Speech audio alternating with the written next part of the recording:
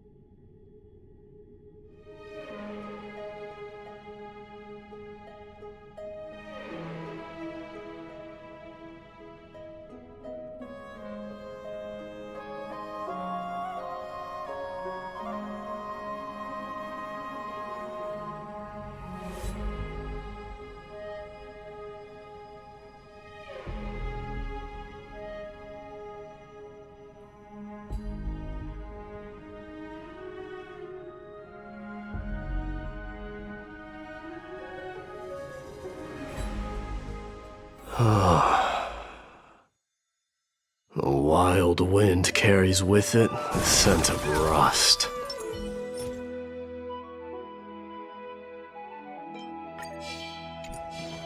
A day of... Let's wait. More and more species.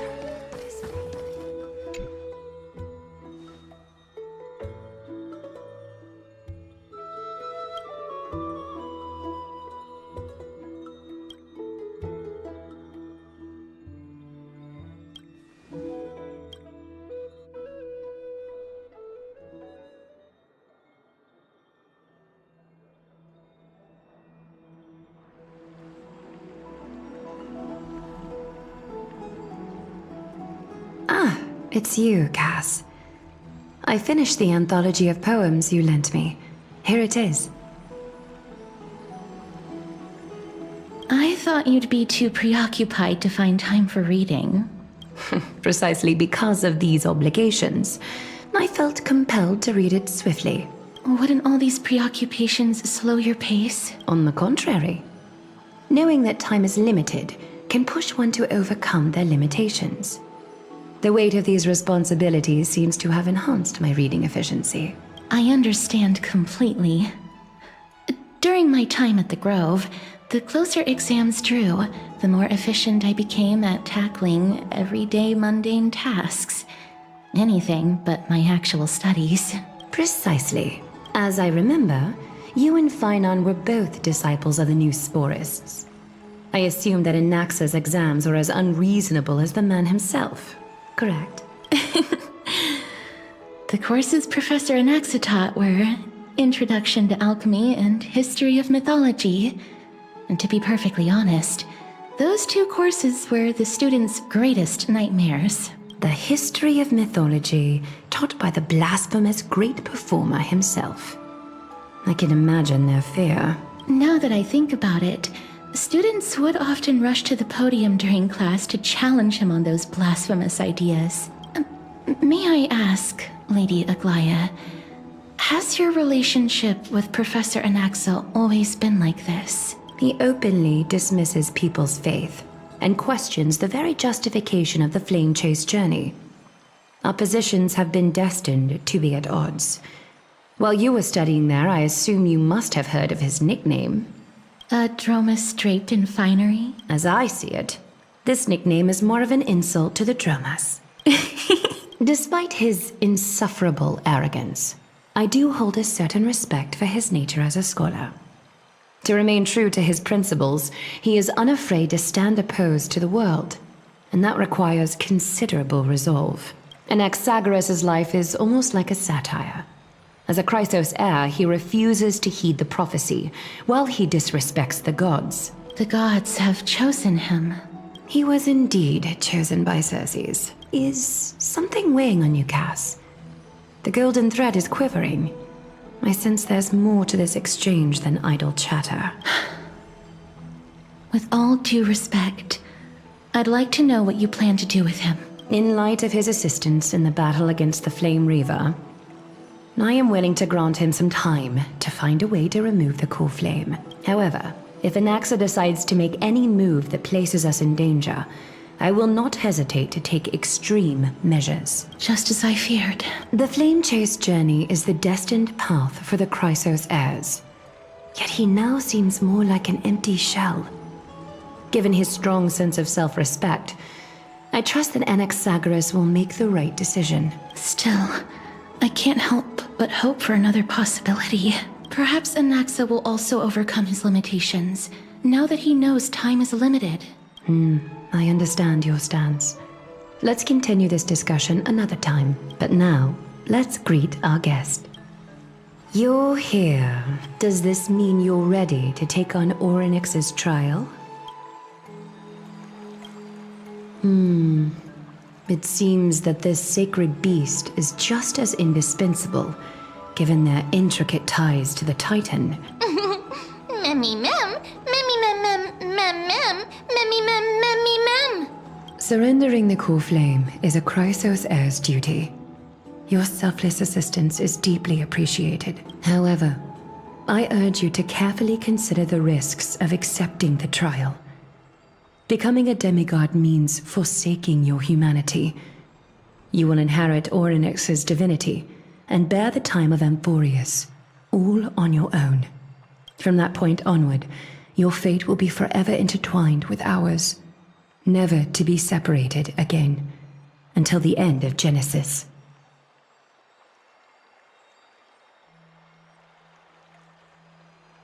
On the contrary, you are the only one who qualifies to attain divinity. Yet, for that very reason, I do not wish to pressure you. It's exceedingly rare to find a capable Chrysos heir. If this path proves unattainable, I am willing to lower my expectations.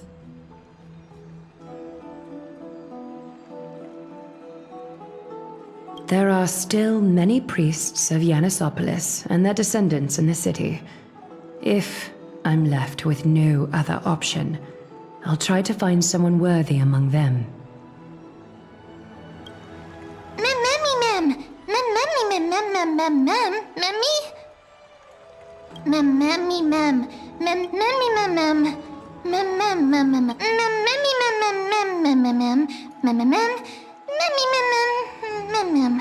It looks like you know that Titan rather well.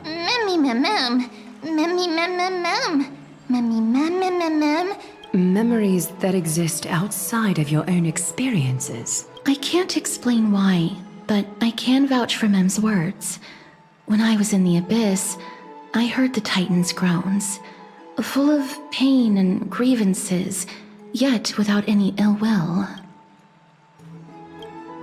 Since you've made your decision, go back to the bath chamber and get some rest. Trinem will call for you when the ceremony is ready. It is difficult for me, as the guide, to absolve myself from blame for things to have progressed to this point. Time and again, you have risen to the occasion for Akima. Merely rewarding you with some honeydew is no longer able to express the extent of our gratitude. When the dust settles, I hope that we'll have the chance to have a long chat regarding your return journey and the curse of the sky. It's about time that we lift the taboo and discuss things openly.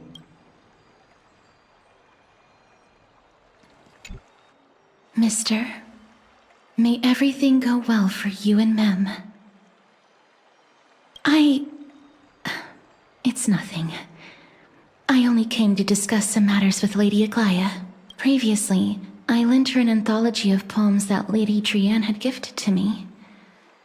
Tracing back, this anthology was something left for Lady Trianne by a bard before their passing. Although personal properties should be cleared out once their owner has passed on, Lady Trianne gave this book to me since she knew how much I liked to read. It just contains an allegory. In a faraway land, in a city known as Styxia, a dragon corrupted by the black tide descended one day, swooping upon the city like death itself. It swallowed the princess of the city whole before it was suppressed. After taking down the evil dragon, the warriors discovered that the princess's life had already met its end. Overwhelmed by grief, the queen hired an alchemist to resurrect the princess using the dragon's flesh and blood. However, having lost memories of her previous life, the resurrected princess turned into an evil dragon herself and wreaked havoc on the city. As a result, the prosperous Styxia met its demise. The author of this book is Archepia, a wandering bard who traveled to many cities. Among the things she left behind are poems, dictionaries, and many tragicomedy scripts. She even clearly underlined and took notes in books that covered myths with her elegant handwriting. While flipping through these books, I felt like I was afforded a glimpse into the life of Archepia. It felt just like I was traveling with someone that I'd never met before. It was as if she had yet to pass on and was still alive. That's right. Writing, drawing, and taking photographs. It seems like human nature to try and leave records of things. Speaking of taking photographs, when I was helping you to take the photo previously, I did not look through the photos in your photo stone out of courtesy. But I'm also very curious about the story of the Rosy Celestial Maiden. Despite having visited many cities in Amphorius, I still understand nothing about the world beyond the sky. If there is an opportunity... Forget it. Let's talk about this in the future. For now, I only hope that you'll be able to complete the trial safely and obtain Orynyx's blessing.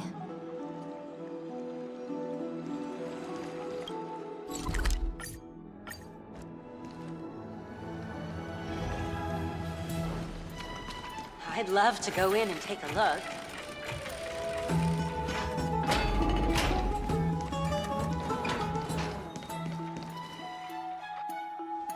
That's right. Oh, partner, you're back, just in time. This is something that the both of you should probably know. Good news? I wouldn't call it that. Some background information for you. The Council of Elders is an authoritative body in Amphorius, made up of different city representatives. They hold legislative power over the Holy City, and are in charge of presiding over the Citizens' Assembly held once every few years. This is the most important social event of Akima. It is highly influential, and can even affect what happens to the Flame Chase journey.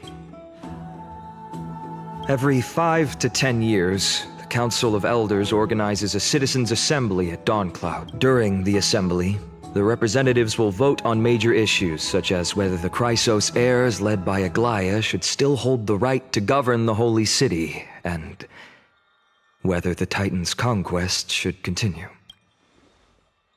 That is correct.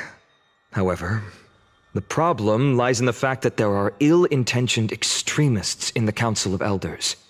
They view the Citizens' Assembly as a way to restrain the Chrysos heirs, and hope to take complete control over the Flame Chase journey. We can refer to them as the opposition. During the assemblies held in the past 100 years, the voices supporting the opposition have been growing stronger in the shadows.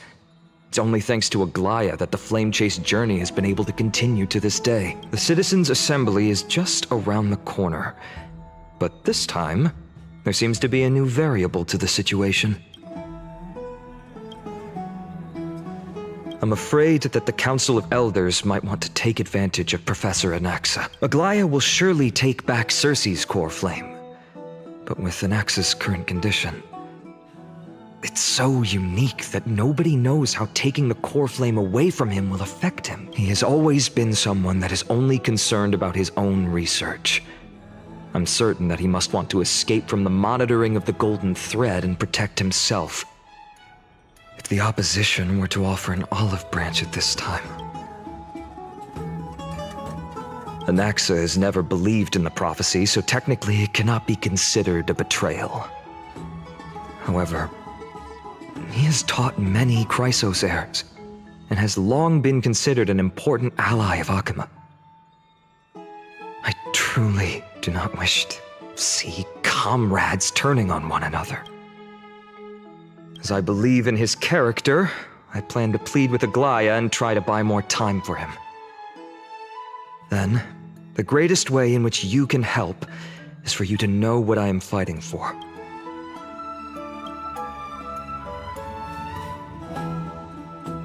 Allow me to apologize for the fact that we always seem to be troubling you. I hope that Orynyx will show more benevolence and be more accommodating. I remember that they seemed quite fond of you back in the Abyss. Go and rest, and oh, right. You can read this scroll if you want to find out more about the Council of Elders and the Citizens' Assembly.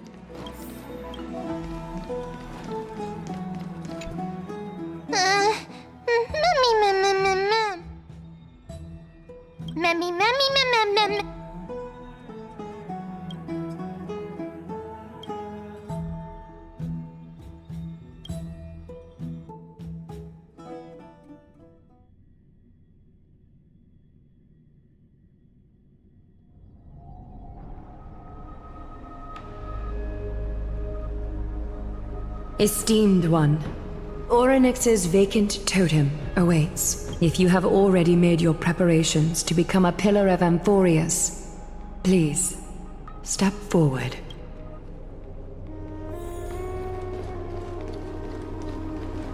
Little Gray and Mem, thank you. Your resolves cannot be questioned.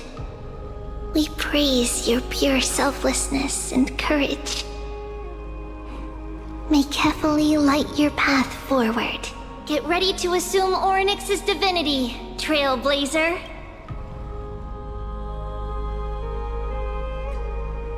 The divine position of Orynyx has already been vacant for some time. We can feel the space of the trial closing. As there isn't much of their soul left, we'll have to complete the ceremony before their soul completely dissipates.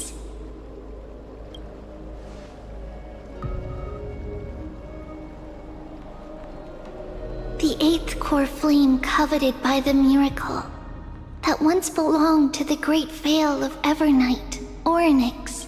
It shall now be returned by the 2 elected heroes of the Chrysos heirs. A traveler who is upright and courageous, and a sacred beast that invokes miracles. Who? Both of you, please, come forward. Recite along with us.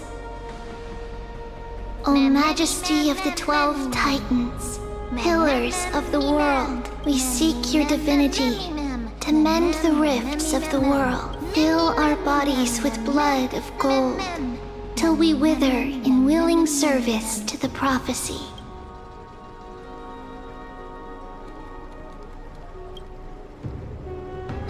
These are just words meant to make the prayer seem more solemn. Please, focus. And surrender the core flame.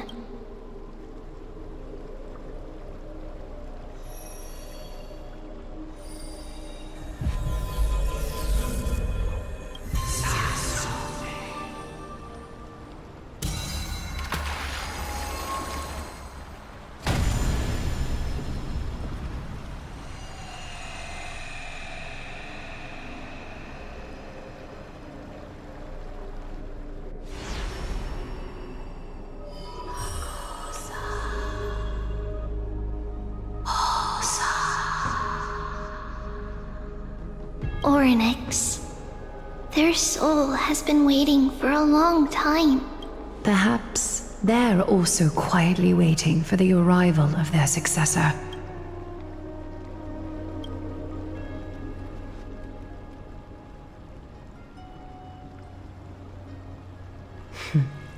The last time I heard this, things didn't turn out that well. Don't worry, Aglaya. He's tougher than I am, right?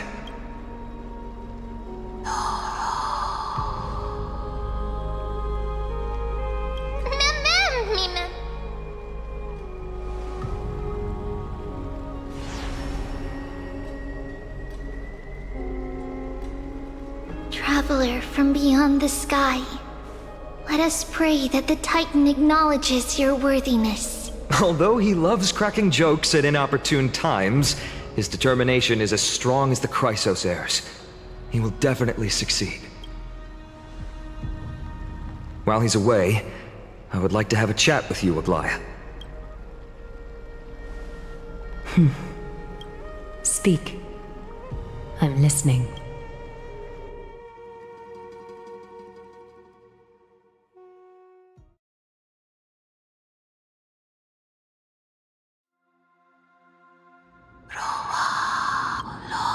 Slap, slap! Wake up!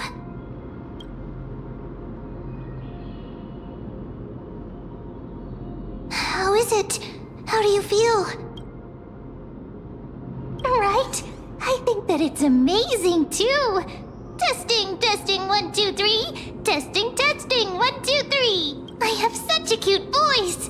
It must be because of all the memories that I collected. They allowed me to grow beyond expectations. Also, listen. The words of the Titan are becoming clearer. Mother, it hurts. Have I finally reached the end? Are the years of isolation coming to an end? Onyx. Oh, how heartbreaking. Ever since the figure draped in the black cloak robbed them of their core flame, they have been relegated to waiting in isolation in such a confined space. We are going to help alleviate their pain, right? Memories broken. Mother, where? Mother? Who are they calling out for?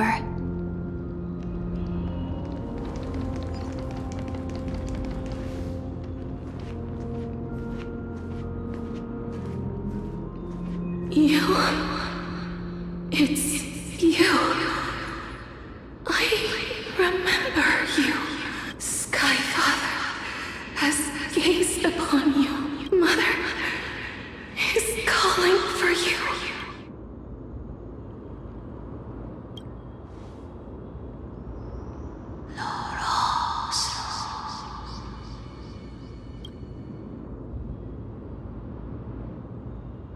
Skyfather has chosen you.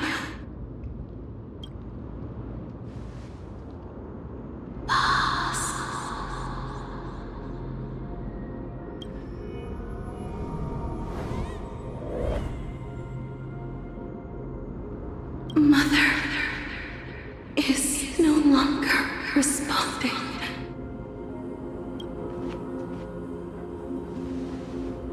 Something important matter. Onyx, listen to me. Aren't you tired? Throughout the long years, you have always been protecting the fate of Amphorius. Each time people draw strength from within their memories, every single ripple falls onto your shoulders. There's no need for you to bear this any longer, Onyx. From today onwards, someone else will bear time on your behalf. This is why we have come. Freedom. I want freedom. Oh, poor child. Everything will be fine. Let us help you. You can have a good rest now.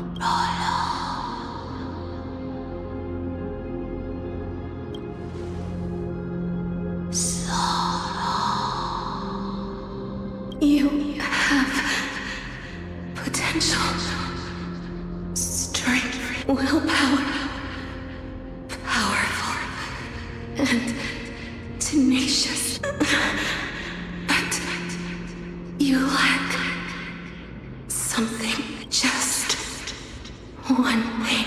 Lacking something? What is it?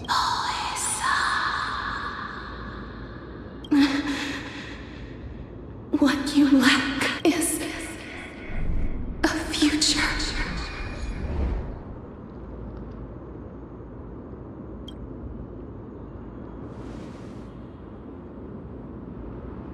Future? Traveler from the sky, you should have dissipated already. The gaze from the Sky Father. Stabilize your form. Because from the moment you crossed the sky, your life was cast away. Right now, you are simply a collection of walking memories. What? How is that possible?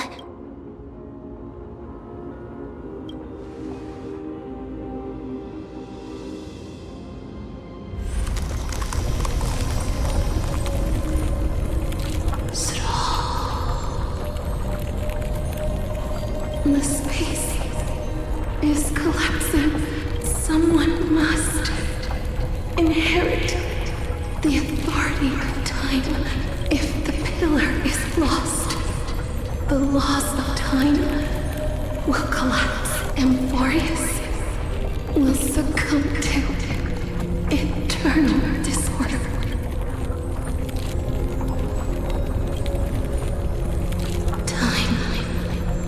Never compromises, never bears grudges, never forgives, never makes a choice. Child of humanity, Titans, Mother, Sky Father, time restrains everything that exists in this world. Orynyx's divinity is dissipating? Is the trial coming to an end? Pathstrider of remembrance, my strength, I shall entrust it to you. The fate of the world.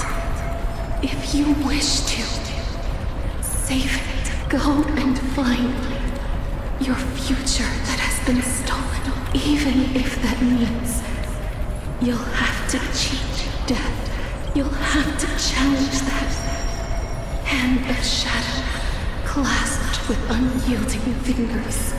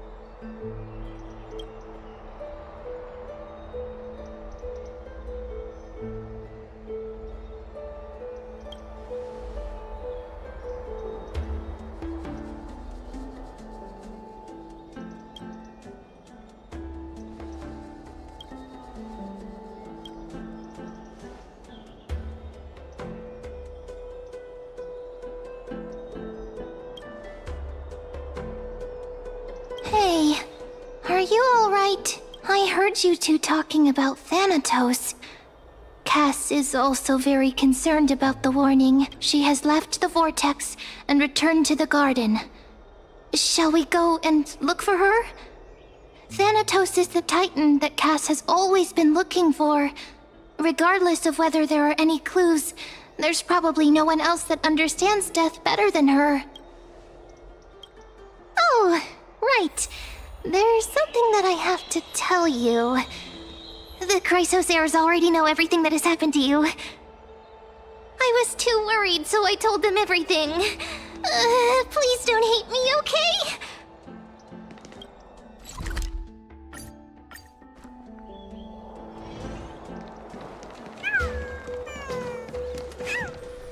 Mister, I'm right here.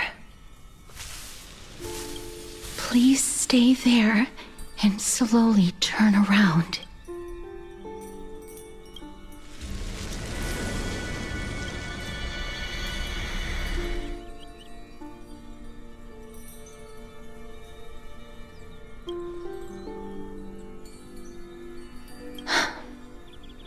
Please pardon me.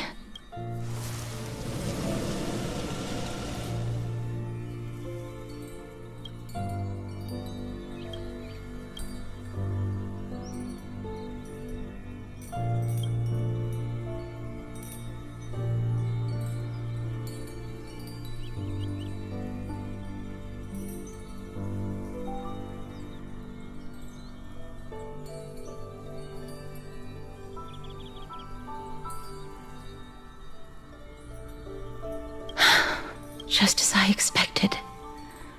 I cannot feel anything. Back at the Grove, I was puzzled as to why you were not affected by my curse. I thought that it might have been the special ability of a traveler from beyond the sky. Never did I expect that this would be the true reason. I'm sorry. I should have noticed that something was amiss earlier.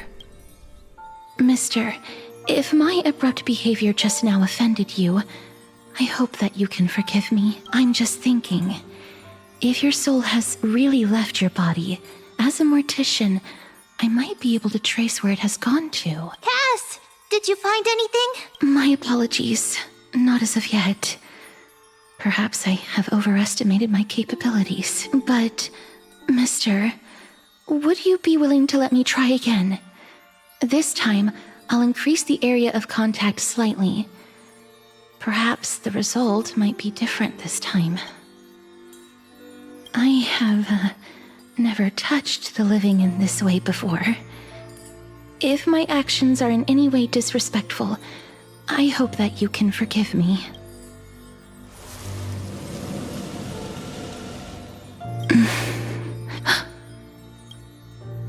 I seem to have caught a glimpse of something. Your soul is currently roaming someplace and cannot find a way to escape, but perhaps it might not be a bad thing. If your soul is still wandering around, it means that we still have time. We have a chance to find it before the fingers of Thanatos sweep everything away. Clues. Just a few more. I need more guidance. The connection has been severed. With my strength, I'm not able to trace it. It was me. I was a little too hasty. Don't worry, mister. Although we currently have no leads, I will do my best to search for the whereabouts of Thanatos, bring back their core flame, and personally return to you the life that you have lost too soon. I know that I'm lacking in confidence, but I hope that you can keep this promise of mine in mind. Before I manage to deliver on this promise, please do your best to hang on. Amphorius needs you. Lady Aglaia and Lord Finon are currently discussing some matters in the paths. They're worried about you too. If possible, please go there and let them know that you're well. Although, I don't actually know whether your current situation can be described as well. Also, please accept this Styxian fable. Reading can help one to focus and relax. I hope that reading this can help tide you through this difficult period. These are disappearing.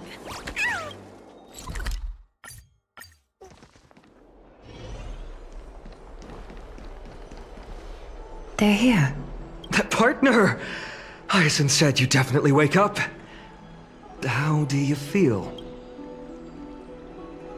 I beg you, please forgive me. You've completed the trial of time.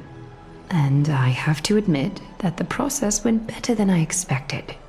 Even in the end, that Titan's heart still showed a soft spot for humankind. However, I never expected that. Two people who have cheated death would appear in Akima at the same time. That's what we have been talking about. Mighty has been in Akima for such a long time, but has no one thought to study his indestructible body? If there were even any minor breakthroughs, we wouldn't be as clueless as we are right now. Many have had this idea, but so far, there have been no results. If it were successful, Thanatos wouldn't have disappeared without a trace. Nevertheless, now is not the time for us to give up. At the very least, we can still see a glimmer of hope, Cypher. If anyone in this world knows the whereabouts of death, it would be her. I'll try and get her to return to Akima, but do be prepared for a less than ideal outcome. Please understand that throughout the history of Amphorius, no one has ever managed to escape the clutches of death. At the end of time, Thanatos silently awaits all.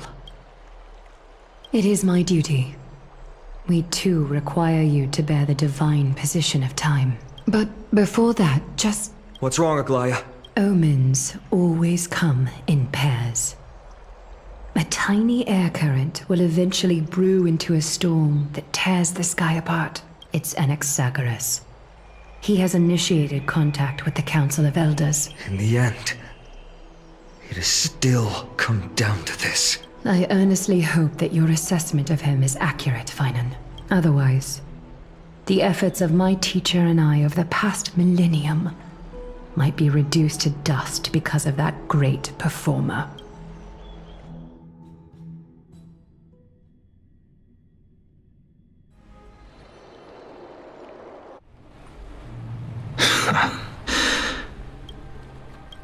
I'm back here again.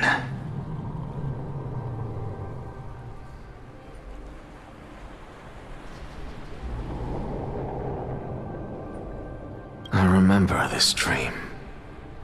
This realm is covered in a silk-like fog, and the land is barren and harsh. The crowd of travelers leaves tracks everywhere. Hey! Excuse me! What is this place? Where in Amphorius are we? The mutters of the traveler are in a language I'm unable to comprehend.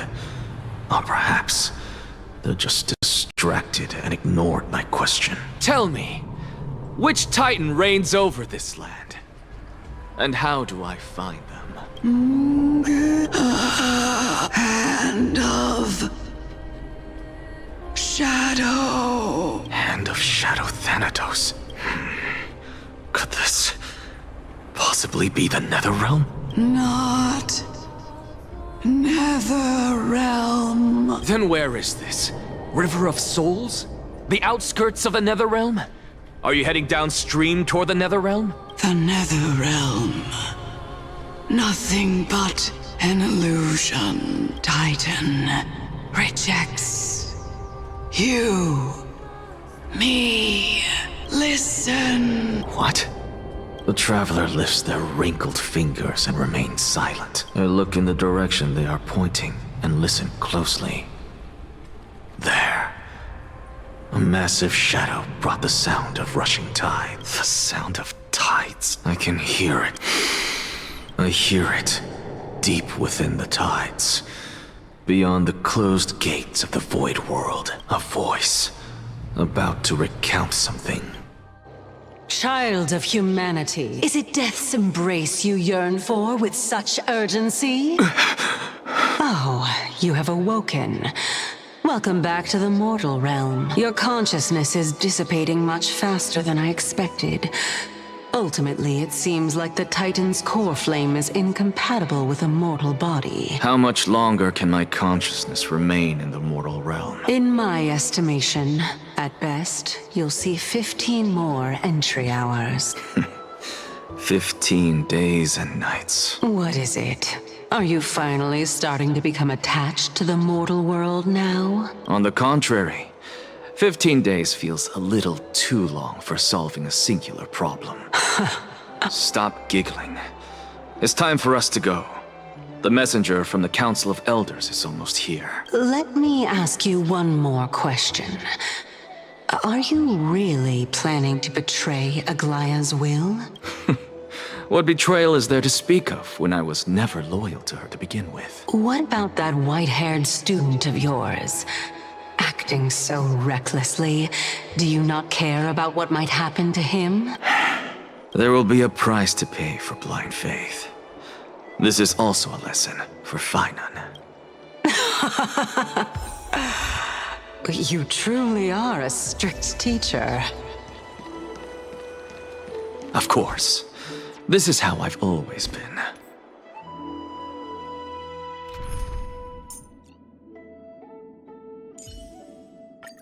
Looks like it's not a bad time for a performance.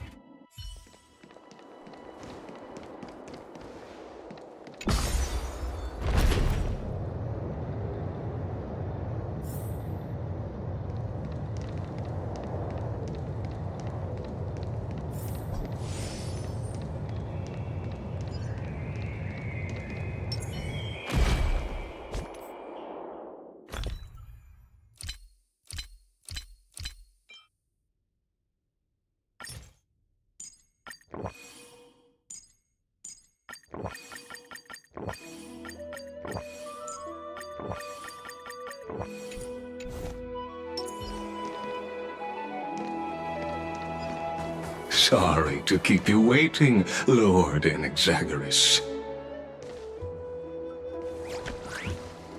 It's been a while, Lord Enexagoras. I greet you on behalf of all the citizens of Akima, and express my deepest regret about what happened at the Grove of Epiphany. It's you. I never expected that you would personally come and meet me. By carefully into Lantern above, I have come as a testament to the justice of the Council of Elders. There are Antikytherans here? They have been a rare sight ever since the Chrysos War. I extend to you my utmost respect, revered Titan. I am Lycurgus, though you may call me Lygus, holding an honorary position within the Council of Elders in Akima, and as the Theoros, I stand to protect the right of all upright citizens to express themselves freely. You can see them too? You know about us. We Antikytherans perceive the world through the amplitude and frequency of souls. Just as I am conscious that Lady Aglaya is secretly listening in on our private meeting from afar. If necessary, Lord Enexagoras, I can sever the golden thread to protect your fundamental rights. The demigod should know better, for such is her station. Spare those poor threads, and just let her listen to my words. They shall serve only to unveil her own folly. May I interpret this as you having a countermeasure? I need not any plan, because she can do nothing other than petty espionage. As the Citizens' Assembly approaches, and with Orynyx's fall, any attempt to capture the core flame within me will only usher chaos and calamity. A truth she undoubtedly comprehends. While I Anaxagoras, serving as the Grove's special envoy to Akima's Citizens' Assembly, have long known the extent of your abilities. Let's forego the formality of asserting authority, Lord Lygus. Lead the way. Very well. Surely Lady Kindness would appreciate such assertiveness in an ally. She's been waiting. Follow me, please. Is there something on your mind, Lord Anaxagoras? Nothing, really. It's just a question that I contemplate every time before I ascend to Dawn Cloud. For the Titans, does the falling equate to death? Ah, a pondering truly deep. Time is on our side. Do you mind sharing your reflections with me? While all living beings must ultimately face their demise, Kefali has yet to meet theirs. Their journey continues unhurriedly along this long path. Are you suggesting that Kefali may not have truly passed? Yes. For dying implies an ongoing process, an action, whereas death signifies a static state, a definitive termination. In contrast to mortals, Titans exist on a grander scale of space and time, thus elongating their passage into death. The notion of their fall is but a misinterpretation born of mortal ignorance. Ah, an intriguing concept, albeit challenging to substantiate. After all, Kefali has maintained a profound silence ever since the era Arasa, while scholars and priests alike have conveyed the message of the gods' imminent fall. Perhaps the gods, in their arrogance, deemed it beneath them to reveal their perspectives to mortals. Could you elaborate on your statement? Circes, the kin of the Sky Father as recounted in myths, now resides within my brain. Were I to inquire, Kefali would have no cause to refuse. Oh. That very well could be true. But what if the world-bearing Titan still chooses to remain silent? In that case, the myths crafted by the people of Amphorius are nothing more than pitiful jests. It's worth a try. I believe, and I'd love to witness the fruits of your theory and the change it may bring to this imperiled world, because I completely concur with you on this aspect. If the Titan has indeed met their end, any response from them would be impossible.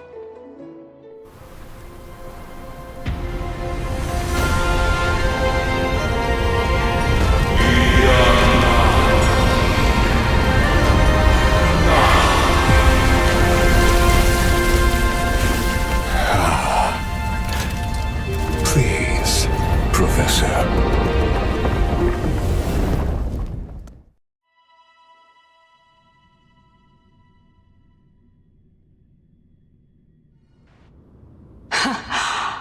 The children of humanity have indeed created a spectacle. Welcome to Dawn Cloud. The atmosphere here carries a greater sense of solemnity than the mundane clamor of the Marmorial Palace, with entry permitted only to the invited. Only esteemed beings grace this place, and among them I've received priests, scholars, warriors, and now we even have the honor to be in the presence of a Titan. Oh, what a joyous occasion. Once deemed a blasphemer, now a surrogate for revered divinity. The honor should rightfully be mine, shouldn't it? I'll notify Kindness and the others of your arrival. Kindly wait for a moment. A soldier will be here to guide you shortly. In the meanwhile, you're welcome to explore the vicinity, but kindly remain within the guard's view. Delaying the crucial meeting is something none of us wish to see, I presume. I'm well aware of Kindness's methods. There's no need to emphasize that. As you wish. Your cooperation is much appreciated. Alas, I had hoped for a brilliant plan from you, but it turns out you just left one cage to enter another. Save your concerns. I know very well what I'm doing. I shall depart to explore the surroundings then. Now that I look around, I wonder if there are any murals bearing my portrait around here. I'm quite intrigued to see how the children of humanity beyond the grove perceive another Titan. Off you go. I won't be joining you.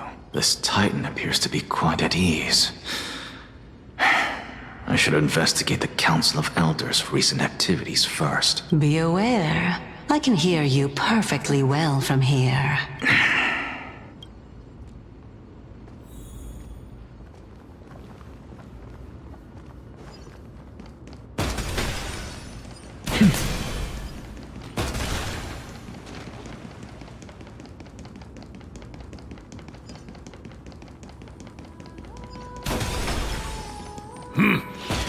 Even blasphemous scholars can come here, it seems. Looks like my presence here is quite unwelcome.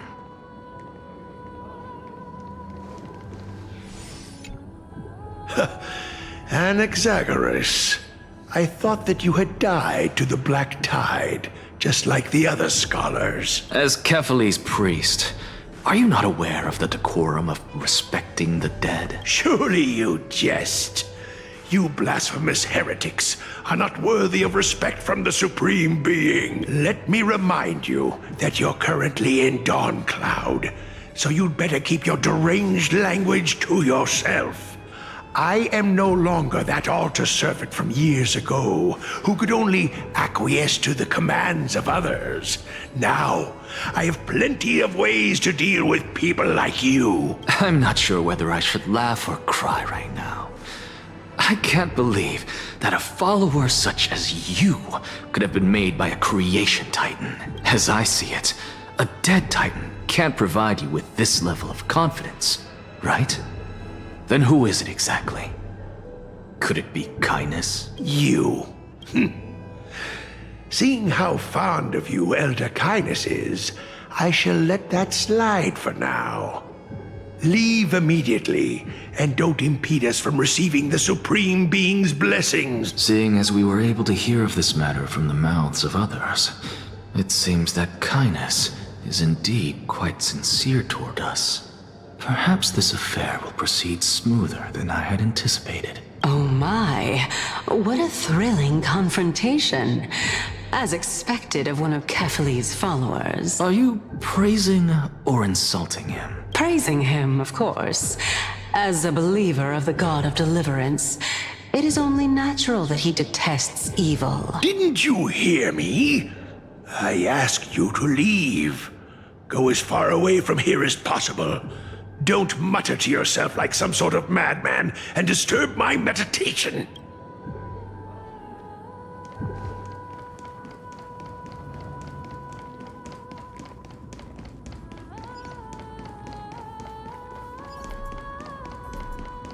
Professor Anaxa! Over here!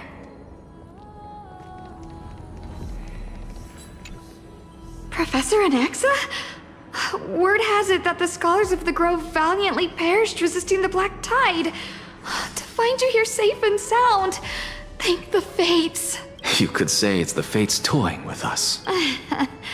It's only the Crimnoans and Idonians who chase glory through death. But your survival is a victory in itself. I'd settle for that gladly. So, are you here to report the incident to the Council?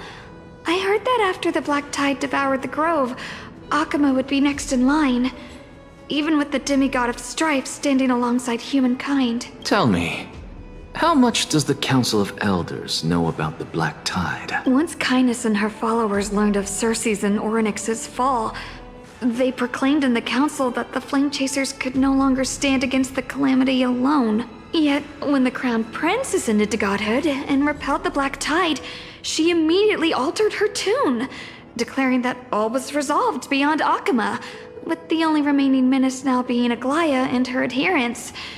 They might well make their move at the upcoming Citizens' Assembly. No surprises there, those shifty opportunists. Thank you for your honesty, virtuous student. Being an opportunist could very well be a facet of wisdom. Shouldn't you be searching for murals of yourself? I've had enough of your prattling. I was really curious to see how you would find the middle ground between both factions. So I came to listen in. But it seems as though this Kindness is much more ruthless than Aglaya. If so, why do you want to work with her? Could it be that perhaps you've decided to readily surrender this hollow shell of yours? Just because you feel like death is fast approaching? I'm afraid you'll be sorely disappointed if that's what you truly think.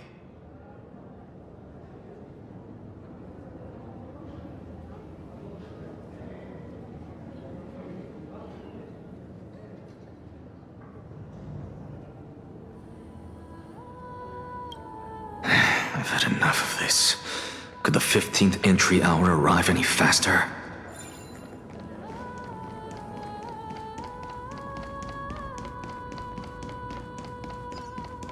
Oh, my. Could it be that the great tree painted in this mural is actually depicting me? Every plant, every tendril, no, even every leaf could be the embodiment of Circe's. As a result, mere mortals who did not know what the Titan actually looked like chose to paint them as a giant tree instead. Their wisdom was portrayed as fruit, to symbolize how they shared their knowledge equally among the masses. Such exquisiteness indeed. This mural is quite abstract. I really can't tell whether you are praising or demeaning yourself. Now I'm quite curious whether the Reason Titan has studied figures of speech before. Of course I find such stylistic devices interesting. For all we know, this could be the answer to the question, what exactly are we? I, for one, am not willing to admit that I could look this ugly. Was this the reason why you failed in your attempt to refine my soul when you were ambushed at the Grove? Since you are aware of this, why did you save me back then? From my perspective, this point alone was enough to separate you from the average person. How do two lunatics coexist in the same brain? Therefore, it seems that your journey to Dawnfloud this time is not just to seek protection. What, then, is the intention behind your actions? The entire plan is stored in my memory. So why don't you look there? Then don't mind if I do. 1 year old? 2 years old? Oh my! Even a member of the preeminent 7 sages must hug his Dromastal to sleep? How interesting. That's enough. How unusual. Your soul is actually trembling. This must mean that behind this toy hides a secret that nobody knows. Since our days are both numbered, I don't mind telling you more about it. This is a present that my sister gave to me. It's a doll that was made to look like our family pet. So there are other members in your family, eh? Are they also living in Akama? Don't you just love to pick through my brain? Go on, continue flipping through my memories. It won't take long. You'll discover the answer when you reach the memories of when I was 5. Oh, the black tide is everywhere. I can't bear to look. When I was young, I couldn't accept this outcome either. Georios, Aquila, Kefali, and you, of course. Although I prayed to every titan that I could think of for help, My efforts were ultimately futile. This...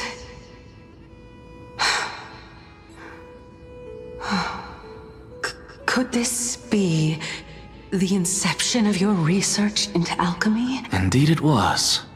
Everything started from that verdant courtyard of yours.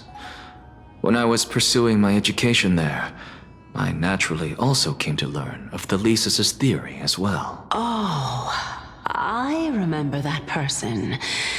He was the one to come up with the concept of souls, right? Not only that, he also believed that life, as well as the composition, movement, and transformation of matter, all stem from souls themselves. This is why I thought that, since all living things stemmed from the same origin, why could I not sacrifice myself in order to resurrect my nearest and dearest? Anaxa, you... I did it, teacher! But this is absolute blasphemy. Regardless of how much freedom the Grove provides, such an act could cause you to be burned at the pyre.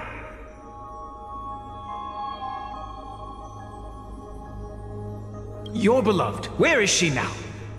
Send her away from the Grove at once, to a place where nobody will ever be able to find her. Otherwise, the both of us will be judged by the Council of the Seven Sages. Calm down, teacher. My sister, she's still not in the mortal realm. Even to this day. What do you mean? It was naive of me to think that I could snatch the deceased from Thanatos' grip by merely sacrificing one eye. Equivalent exchange. All I received for that price was but an opportunity to see her for one final time. Nothing more. Oh, let it go, Anaxa. As one of my best students, I cannot watch you go down the wrong path without doing anything to stop it. Never do something taboo ever again. Don't disappoint the deceased, and never harm yourself. If you can do that, this classroom will still be yours, and you'll have a chance to live out your own life. Since I was able to see her one last time, I have no other desires. You're right, teacher. It's time for me to start a new life. I am sincerely glad for you, child. Now then, what topic would you like to study? I wish to continue Thelesis' research.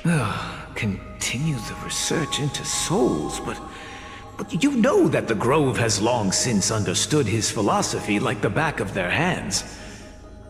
Even if you continue digging into this subject, your efforts will likely be futile.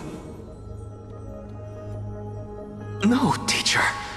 After my fleeting glimpse of the deathly fog, I finally understood a single truth. Since ancient days, our understanding of the souls is but the tip of the iceberg. I may have lost an eye, but my view of the world has become clearer than ever. I have grasped the truth with my bare hands. Watch as I turn this farcical world upside down. Who would have thought such a secret lay concealed beneath that hefty eye patch of yours? However, this story doesn't seem to be connected to your plan. In fact, I'd say that they aren't related at all. The answer lies within the tale. If even you cannot understand it, perhaps you should relinquish the divinity of reason to me. After all, it'd be a waste for you to hold on to it. My story ends here. Now it's time for you to tell me your secret. After all, this is what equivalent exchange means, correct? As expected, you laid a trap for me to step into, unfortunately. Even if I was willing to talk about my past, I may not know more about it than you do. Oh? Are you saying that the renowned Reason Titan is now admitting a lack of wisdom? Your followers are going to be sorely disappointed by this. Child of humanity, remember this. Being cognizant of one's ignorance is the greatest wisdom of all. Now I understand. No wonder you asked me to answer your random, nonsensical questions. Not only that, you're the only one who can shed light on my query. As the saying goes, onlookers see most clearly. Is that so? Lord Anaxa. I saw you muttering to yourself and was wondering whether you were caught in a delirium of reflective thought. I'm sorry to interrupt you, but time is of the essence. I have a message from Lord Lygus. Lady Kindness has met up with the Council of Elders and is awaiting your arrival, so please depart forthwith. It's finally time. Carefully. The one who created the world, and the one who bears the world. If you truly have not met your end, how will you answer the challenges of those who defy you? I didn't expect you to agree to Lady Kindness's invitation. What a wonderful turn of events. To tell you the truth, there are many people who hold grudges against that Lady Goldweaver. Isn't that the dromas draped in finery?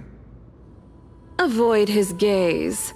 I don't acquaint myself with blasphemers. Don't worry. He's too full of pride to pay us any attention. Your nickname is Dromus as well? You must really like those creatures.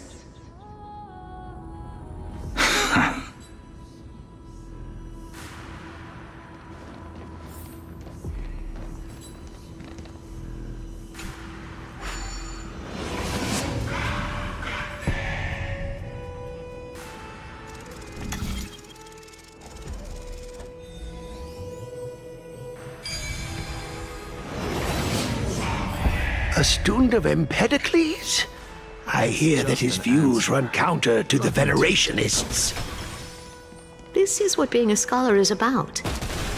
A collision of ideas only occurs when there are differences in beliefs, and it is such collisions that lead to progress. Yet in... Lord Lygus and Lady Kindness are just ahead. I'll take my leave for now.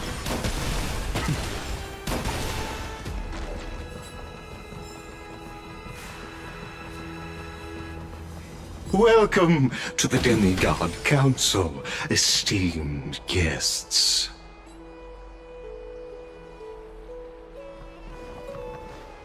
Lord Anaxagoras, I've heard so much about you.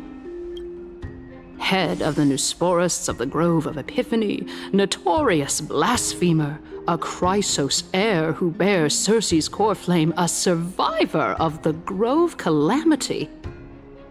Did I miss anything? Well, if so, please be so kind as to enlighten me. Since Lady Kindness is already well acquainted with me, I won't waste any effort introducing myself again. But then again, perhaps the customs are different here. Back in my hometown, there is a form of etiquette known as honoring guests. The host will welcome their guest with warm hospitality by treating them to fine wine and a cozy bed. And yet, ever since I arrived, I have not been welcomed with warm courtesy or ceremonial gifts. Instead, I am met with intense scrutiny. Even more absurd, the host has sharpened their blade and instructed their servants to lie in wait in the shadows. Perhaps you intend to cut open my heart, retrieve the core flame, and then hold a grand feast for all of the guests. Everyone, stand down. Thank you for understanding. I am but a feeble scholar who is not used to the stench of avarice and blood. No need to be humble, my lord. From my perspective, your courage and gumption are worthy of the reputation of the Seven Sages. Your bravery is more than adequate to accomplish our perilous endeavor. So, you wish to start a war? Well, since the Chrysos heirs are calling for war, we will respond in kind. Conflict is inevitable. Since Aglaya endeavors to suppress the virtuous commoners with blood of gold, we will not hesitate to display the rights and metal the citizens of Akama are so entitled to. As to your question of whether peace is still a viable option, well, to that I can only say this. Everything hinges on the next citizens' assembly and whether they have a sudden epiphany amid the clamor of the masses. And since you, as a Chrysos heir, accepted our invitation, you have indeed given us a glimmer of hope. What brazen arrogance. What you're saying right now is worlds apart from what you were saying before you retired your cleaners. I don't deny it. After all, they're responsible for cleaning up any threats, and just a moment ago, you were on the side of the Chrysos heirs. But now that you're an ally of ours, we can continue talking somewhere else. As you know, these walls have ears. I was fortunate enough to have the opportunity to discuss a treatise about the Venerationists with your teacher, Empedocles. Yet, it seems you subscribe to the Nusporists instead, Lord Anaxa. I've heard that this school of thought is one with many detractors. It's normal for ideas to have supporters and dissenters, just like how there are two types of people in this world: geniuses and dimwits.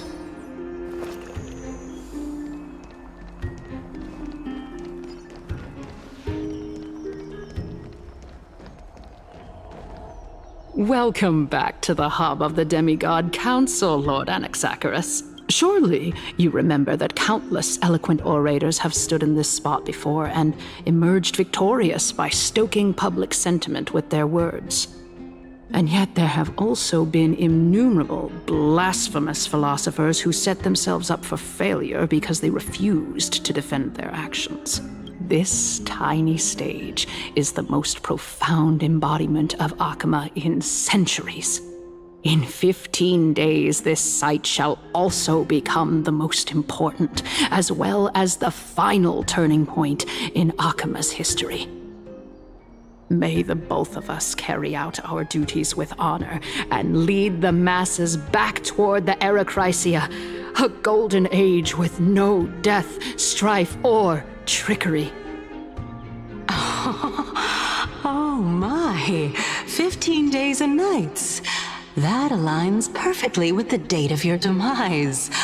Could such a coincidence truly exist? Using death to prove myself fits my intentions perfectly. What strong conviction you have. As expected of the hero who dared to stand up to the Gold Weaver. As expected, she misunderstands you. That's enough, Lady Kindness. Dispense with the niceties. I only accepted your invitation so that I can serve the commoners alongside the members of the Council of Elders. Don't test my patience with such superfluous formalities. Well, you say that now, but surely you also require my aid as well, so that you can stay alive even when being pursued by the Golden Thread? You worry too much. She won't show her hand too freely, as she still needs to garner support from the masses at the Citizens' Assembly. Even someone like me can tell that only a sliver of her humanity remains. Surely you're not asserting that she will definitely act in a rational manner. As you're no doubt aware, Aglaya covets the core flame that I possess, which makes it the bargaining chip that allows me and the rest of you to negotiate with her. However, in return, I'll need the Council of Elders to support me as much as possible. Naturally, this includes the guards as well. You're well aware how valuable Circe's core flame will be in the Erechrysia that you are desperately pursuing. Talk is cheap, so you'd better act prudently as well. I understand. After all, this battle of wits is just a means for each party to acquire what they need. As long as your request is reasonable, the Council of Elders never shortchanges its allies. Since we're both intent on mutual cooperation, let's not mince words and just speak plainly to each other. Let us decide how much we can secure for ourselves and how much we're willing to sacrifice, like true philosophers, with our words and wisdom.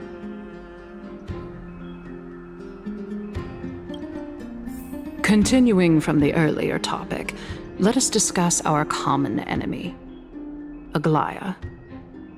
She is the second most experienced Chrysos heir across the whole of Akama, who has gradually lost her humanity to the ravages of time and the ablation of the core flame. A formidable opponent indeed. Admittedly, there is ample reason for her to take your life. Yet your previous reasoning is quite sound. As a seasoned political animal, it's unclear whether she will actually cross that irreversible boundary. Moreover, she still needs you alive so that the Titan's trial can be completed. Is there anyone present who can swear by the sacred vow of Kefali and guarantee that you weren't in league with that woman before coming here? Are you just trying to pull the wool over our eyes and aid her in her savagery? I believe you're aware of Castorus the Executioner. Long before I returned to Akama, Aglaya had already dispatched her to monitor me.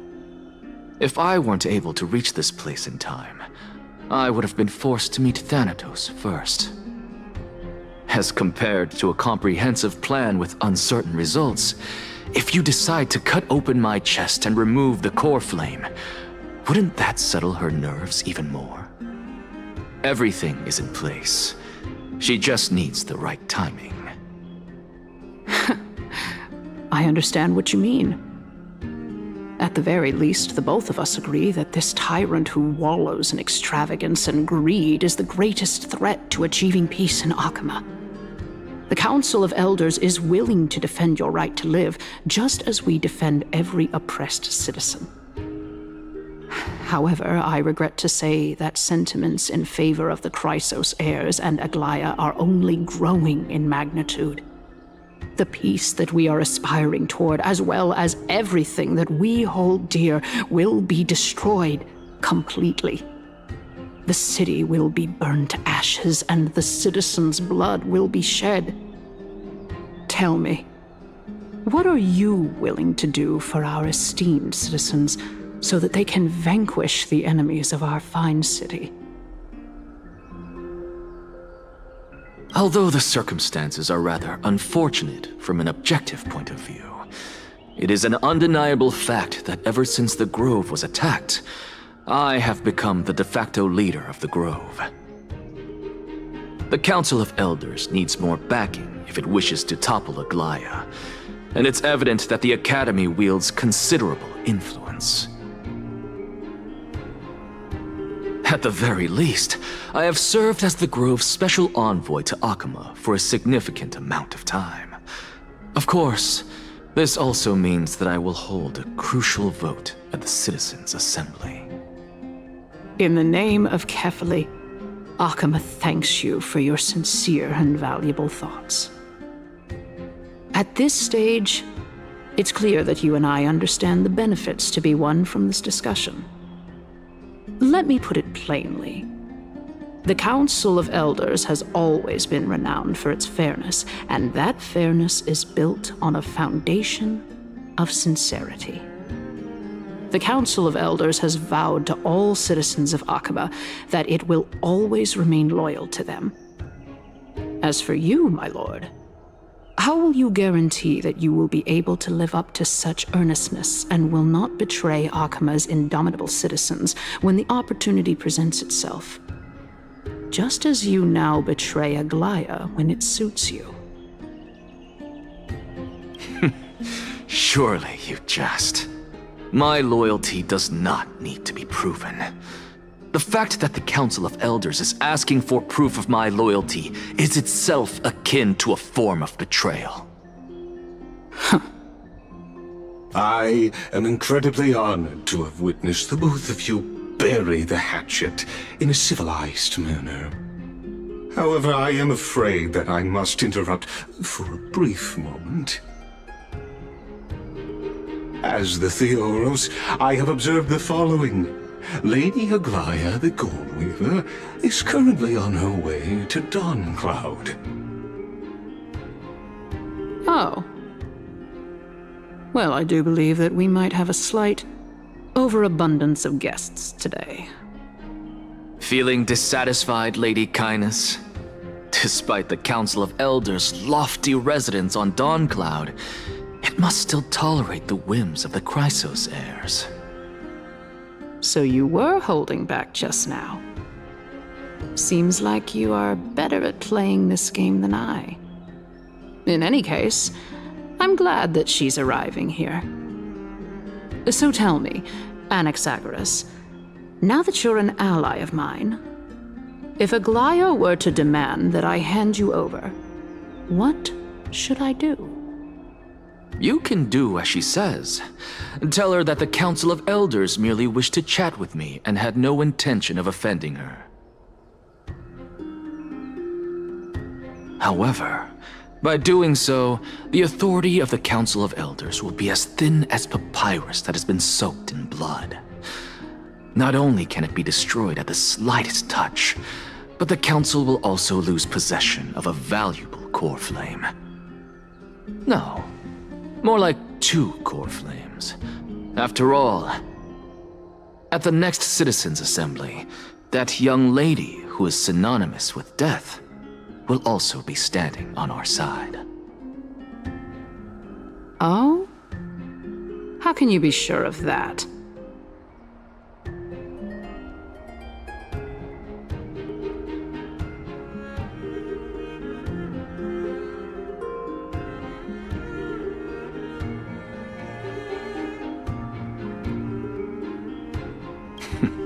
Is that of importance to you? All you need to know is that I have a plan. In my opinion, you should be more worried about the impending threat. If Aglaya can seize me in full view of the masses today, she could also dismiss the entire Council of Elders in one fell swoop tomorrow. If that happens, the discussion that we've just had will turn into an utter joke instead. Is this the outcome that you wish to see, Lady Kindness? Fine. I will handle this matter appropriately. But you do best to remember this. Fool the people and karma will be on your tail. I'll overlook it this time, but don't count on there being a next time. Unless, of course, you crave cruel punishment and consider suffering the perfect state to ponder the true nature of souls. Well, what do you know? That happens to be one of my rare talents.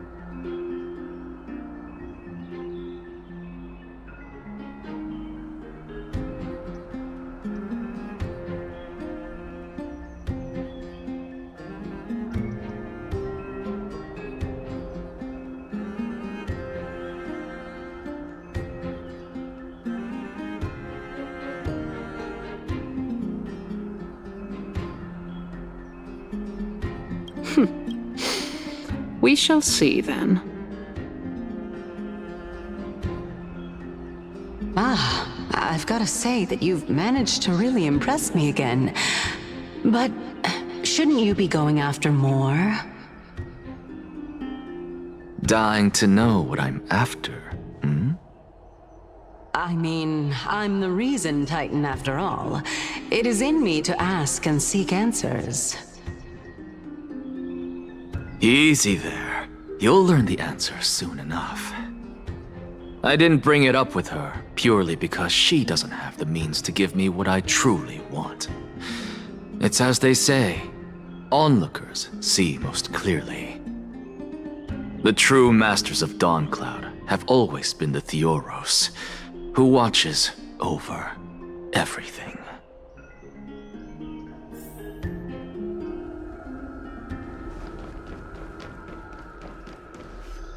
Unexpected visitor. Welcome once again. You know, you could actually skip all the pointless debate and come straight to me to seek an audience with Kefali. I have no reason to refuse you. Do I? You may not, but kindness has. Whoever gets hold of Kefali's core flame will get to rule over Akama. She's wary of me, so naturally I had to gain her trust. I would say that debate was not at all pointless. Very true. In my view, this individual has gone to great lengths to get close to Kefali. He might very well be plotting something nefarious against the Titan. Are you still willing to let him pass, knowing this? Yes, very much so. All living creations are always free to visit Kefali's transcendent vessel. This comes with being the World-Bearer. How convenient it is to be able to hear what they say. It is truly my honor to speak to a venerated Titan in person. Please, go ahead. Let me join you both on this journey. Oh, a bygone myth tells of an occasion where Kefali once answered their followers' questions on the peak of the holy mountain. Their followers have since believed that scaling this Titan cliff is one way of being with the god. Hear that? It's not every day that you get to climb a mountain with Circes. You should sing me a hymn of praise. Titan hymns are beyond me. Watch this magic trick.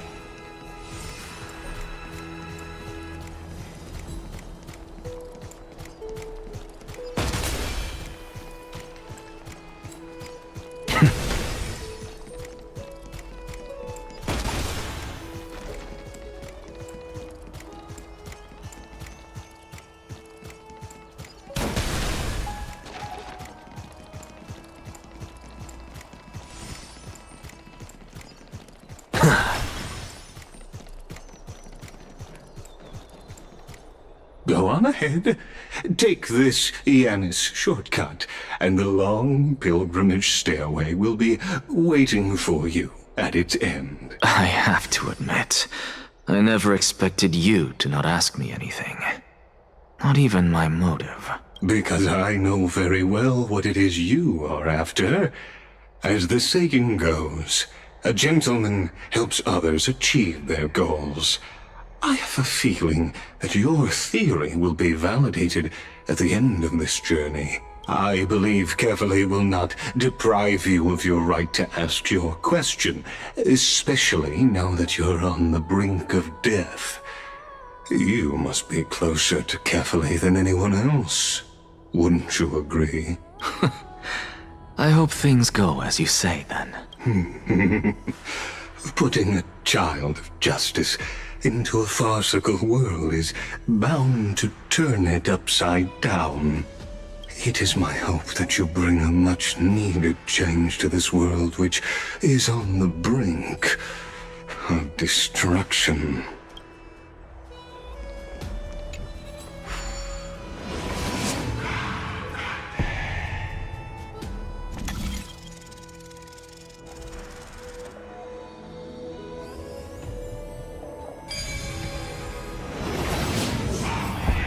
Honestly, this is my first time going up to Dawncloud's peak. What a splendid view. Isn't it about time you recognize the magnificence of us Titans? Well, I don't see how this place is different from those temples in the city. All they have are magnificent facades. And even though I've come this far, I'm still doubtful about getting useful clues from him. I must be getting ahead of myself to be expecting to hear something nice from you. Oh? Haven't you been in my head for some time now? It's high time you get used to how I feel about things. All right, we're just a short hike away from Kefali. No time to waste here. So the intellectual debate from earlier was too draining for you, huh? If Amphorius gets a new lease on life, you should focus on strengthening your body and stop shirking social interactions. Save your concern. The Titan is in sight. Can you make it? Why? Are you going to carry me up if I were to fall now? I know how far I can go, so just hold your tongue and come along. Fine then. I guess I won't say any more. I'll just wait till your soul dissipates completely to gain control over your body. Wait. Who is that? Cersei's? Hey, look at that. Huh? What should I be looking at? Am I hallucinating? Or do we even get to see souls when we're close to dying?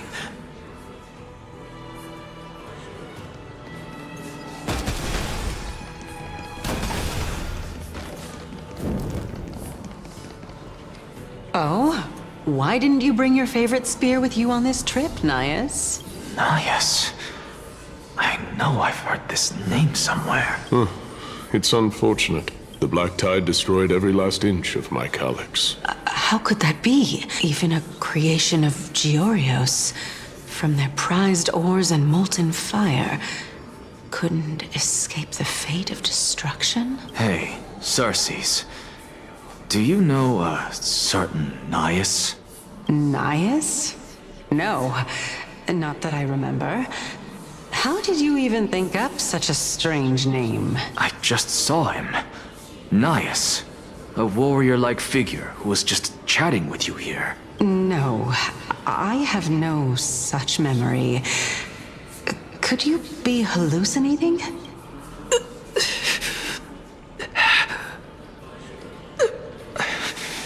This is a departed spirit?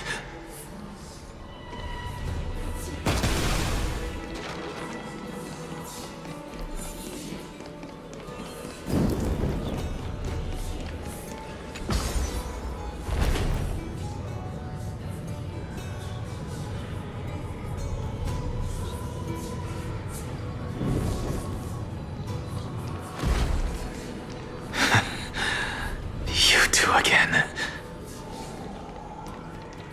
Enough about me.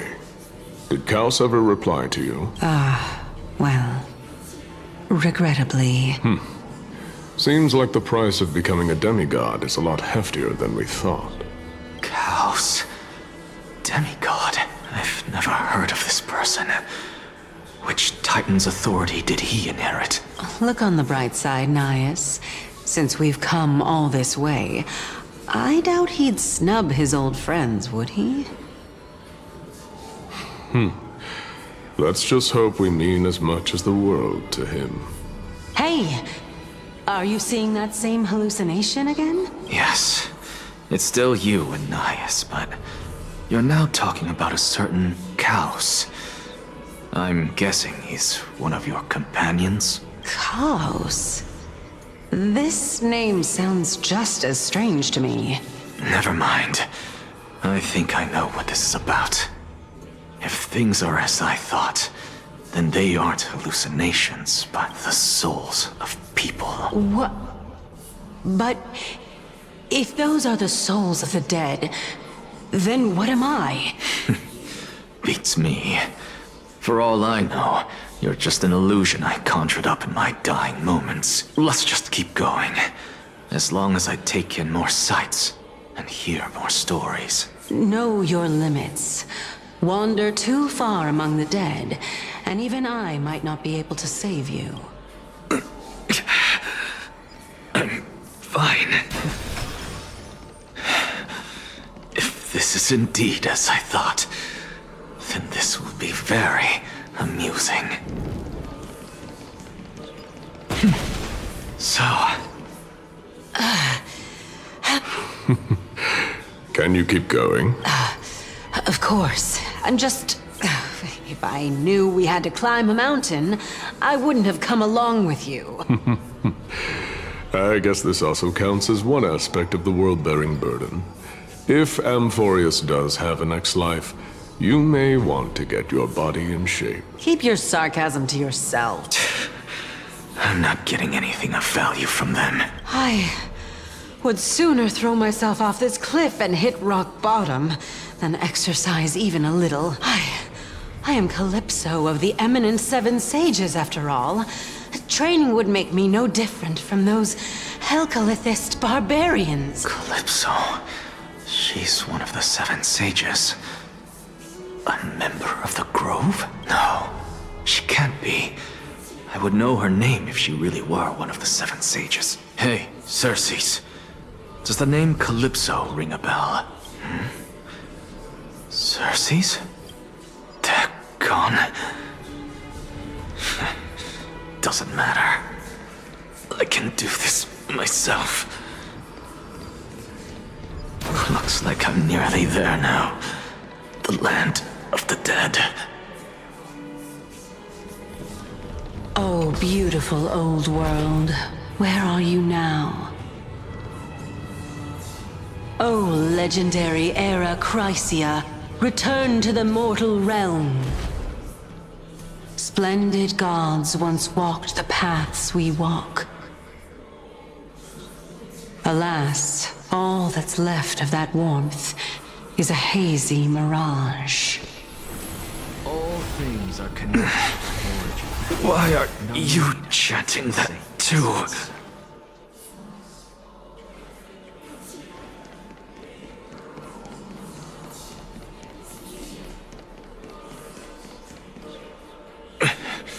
We're here, finally. So, I don't get to ask the Titan my question, but all of you make for a pleasant surprise, nonetheless. Very well then. Let me uncover the truth for myself. Did I still fail to make it in time? So, I'm back here again. I can hear it. I hear it from the depths of the tides, behind the closed doors of the void world. A voice ready to tell me something. This time, the voice is a lot clearer than before. Since we've come this far, let's just wait.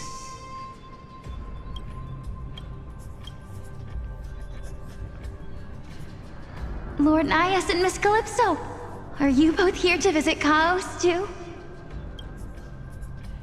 Yes, and we've been waiting for quite some time now. Regrettably, he hasn't answered us. The worst-case scenario is that he's already been overwhelmed and crushed by the world-bearing burden. You're overthinking, Lord Nias. I can still sense Chaos' soul in the area. And besides, we both know Chaos' nature. A deliverer like him wouldn't fall so readily, much less give up on all that he holds dear. Isn't that so? Yes. I have faith in him. That reminds me. Why are you making this trip alone, Polixia? Oh, my sister needs more time to make sure the flowers are fine. Such a pity. Both of you have hearts kinder than anyone else. Yet you are born only to take over Thanatos' divinity. Everything that I see and hear this time has left me shaken to the core. What may seem like a mundane conversation is in truth a once-in-a-lifetime exchange that has revealed the ultimate answer to Circe's question. The conjecture has taken shape and must now be solidified into a theorem. Next, I only need to seek verification from Kefali. By doing so, I can answer Cersei's question and reclaim my body. But no, I will not do that. That isn't important, because another one of my conjectures, one that I have always dreamed of proving, has been proved right this very instant. Fusing a mortal soul with that of a Titan to replace said Titan is not a ludicrous idea after all.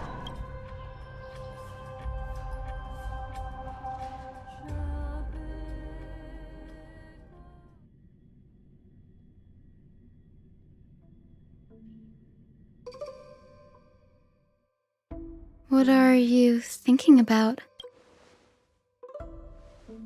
Is that so? You don't look the slightest bit amazed, though. Plus, you seem to be strangely familiar with the city around the Great Tree. Events of the past, huh? I was also a child when I looked up at Cersei's.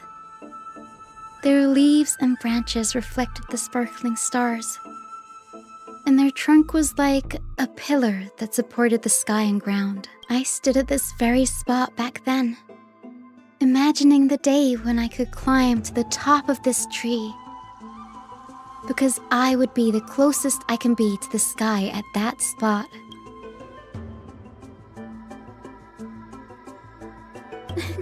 Don't read too much into it. I mean, can mortals even hope to reach Aquila's realm?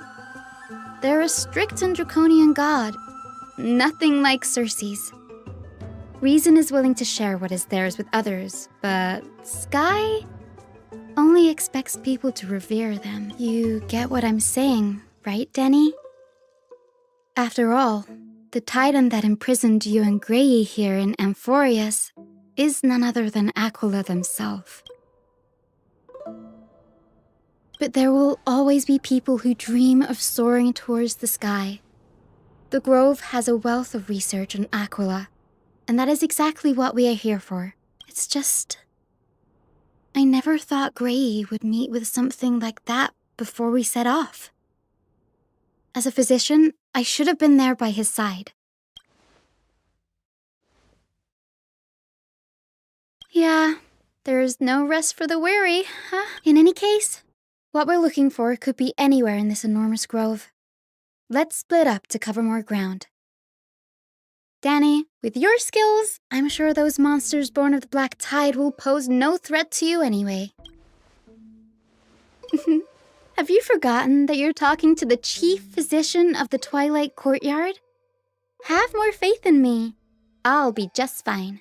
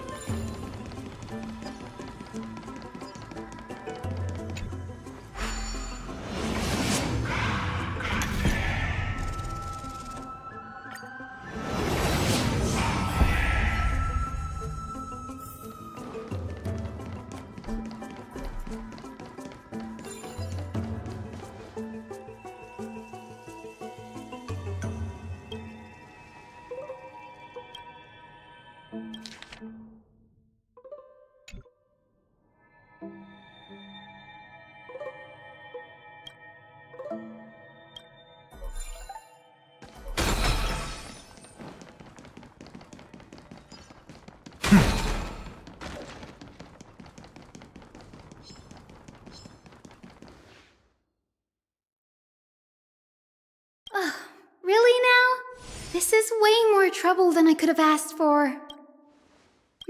Or you could sit back and watch. I'm kidding, Danny. Lend me a hand, pretty please. Alright, now let's get him!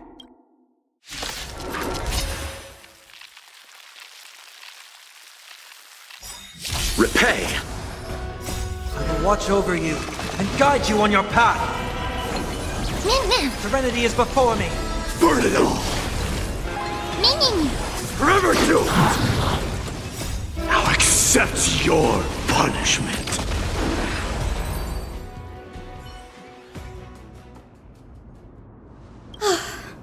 The Black Tide is remarkably quick to detect the light of Amphorius.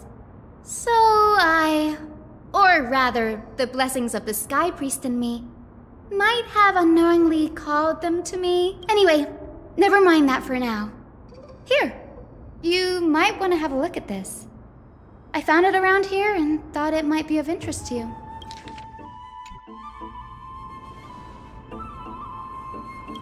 This is new. I didn't know Professor Anaxa was researching the sky. He's never mentioned anything about it. Might is an understatement. Anaxa has never been one to venerate the gods, nor has he ever found it within himself to put any faith in the prophecy. People have come to think of him as a heretic, even in a place as liberal as the Grove. Yet, it is also this very blasphemer that Circe's favors. Fate sure works in mysterious ways. Oh, let me have a look.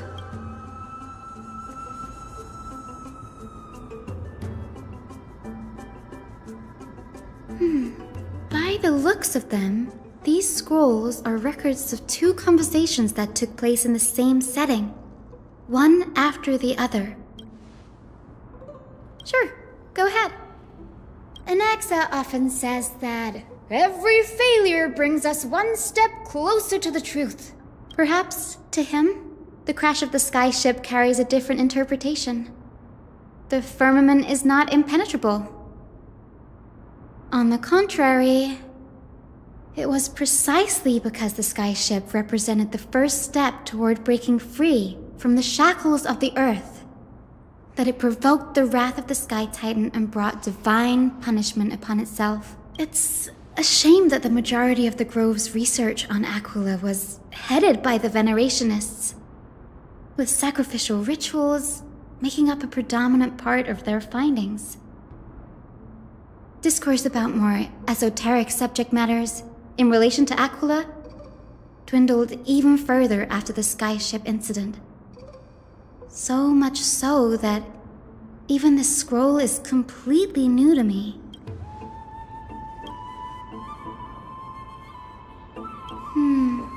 That's what I'd like to know. What are these experiments he's involved in? Even I, the assistant lecturer, know next to nothing about them.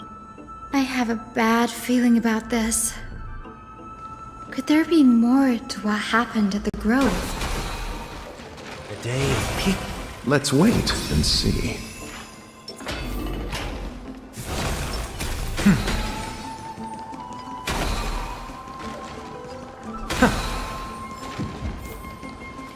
This is the Library of Philia, a place where the Grove stores its collection of tomes. Other than books written by the 7 schools, you can also find philosophical texts, ballads, and religious writings from the Outlands here.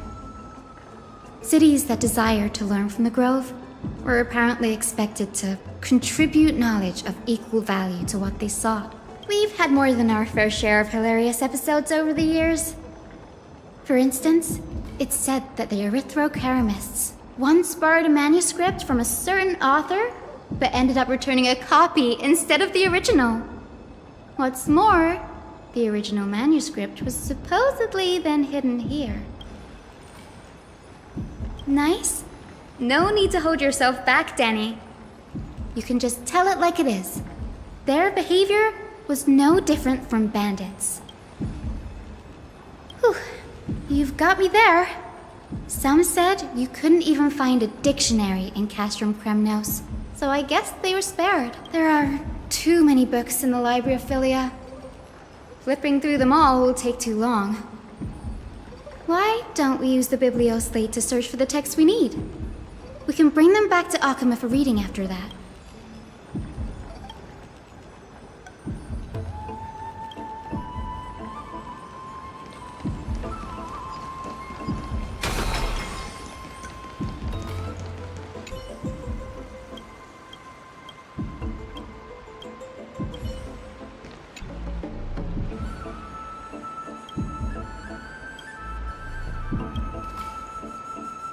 Ugh, it's so dusty in here.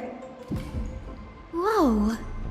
Are these all complaints about him? I can already see what they must have written. Anaxa has no respect for the gods.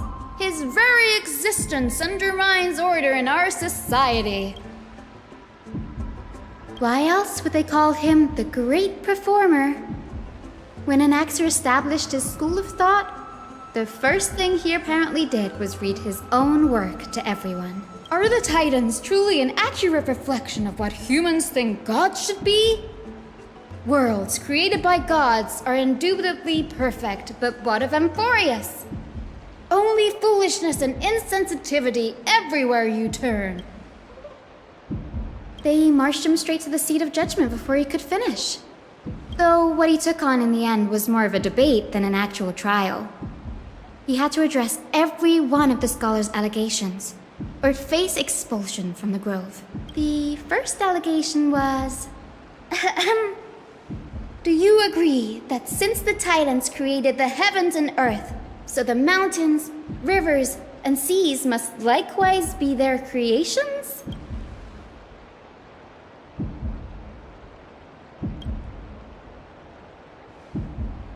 Anaxa would have probably been spared a lot of trouble if he had answered this way.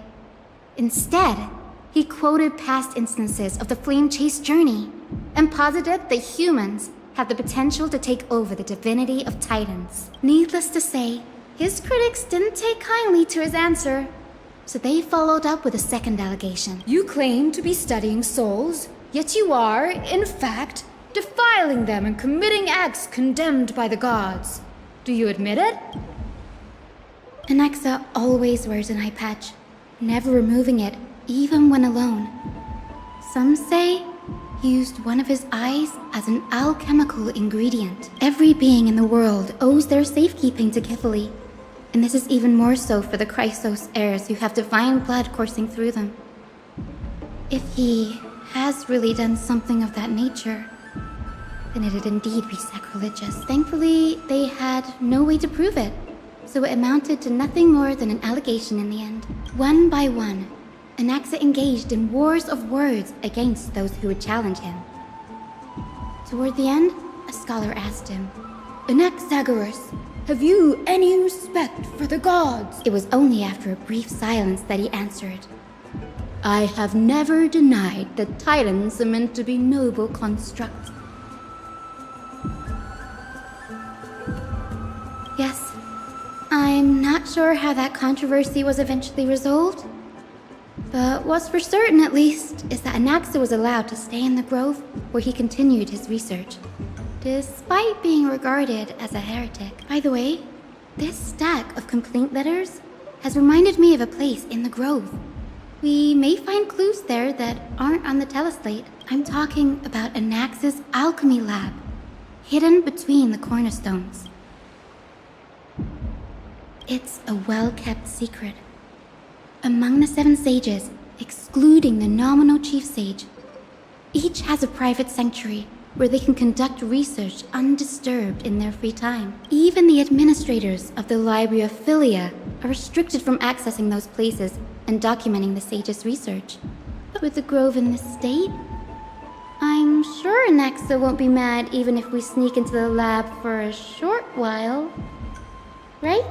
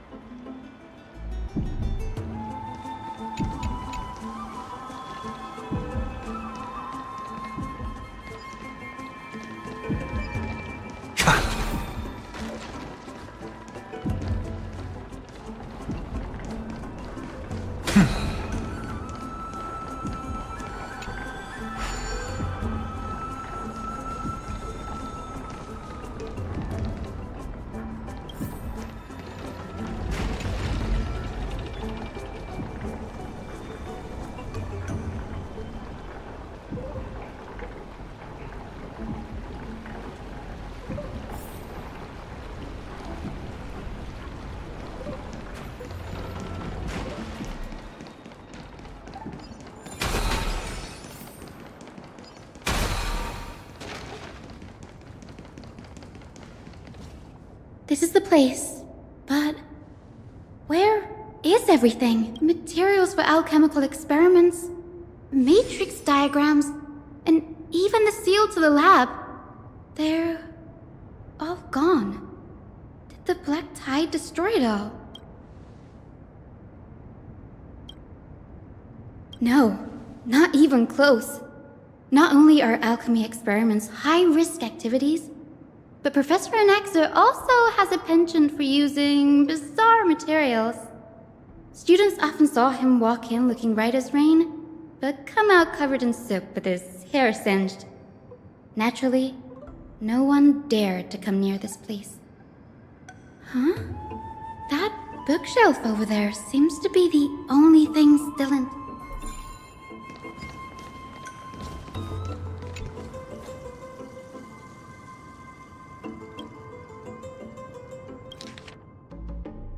What's going on? Anaxa is conducting research on our friends in Alchema and... me?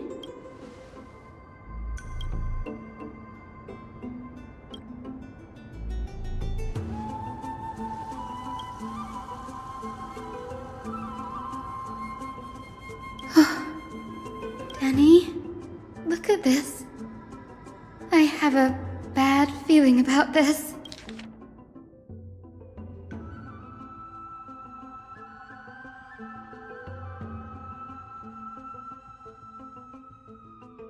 My biggest fear.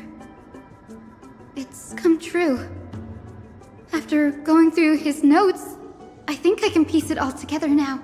Anaxa was carrying out experiments on soul transmutation. Yes, this is what he was secretly conducting research on. Something he had to keep hidden from others. Compared to his public speeches, this is the real blasphemy. Oh, I just thought of something. Do you remember? When the black tide was approaching, the Grove had planned to send Circe's core flame to a safe place. But an accident happened along the way, and Anaxa lost his life in the process. That's right. But what if Professor Anaxa's fusion with the core flame of reason wasn't an accident? Put yourself in his shoes. Knowing that the black tide was closing in and your time was running out, what would... Exactly. When the black tide came, the true reason Anaxa headed to the Luminary Throne was to transmute and fuse himself with the Titan's core flame. No. Judging from how he reacted after the event, the results came as a surprise. Maybe he failed to consider the possibility that Circe's would make a similar decision. The manuscripts detailing all the alchemical formulae have been taken away. His research is still ongoing. Like what? There's only one Titan left in the world now. No. No way.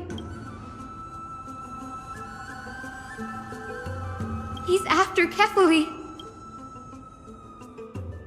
Sir, this sky above us, it's not real, is it? Of course not. This is just an image from a projection device used for educational purposes. A simple trick. The day-night cycle has been lost to this world. So that students like you may still learn about the night sky, astronomers have harnessed the Titan's miraculous power to manipulate the light, projecting the nights of the past here for you.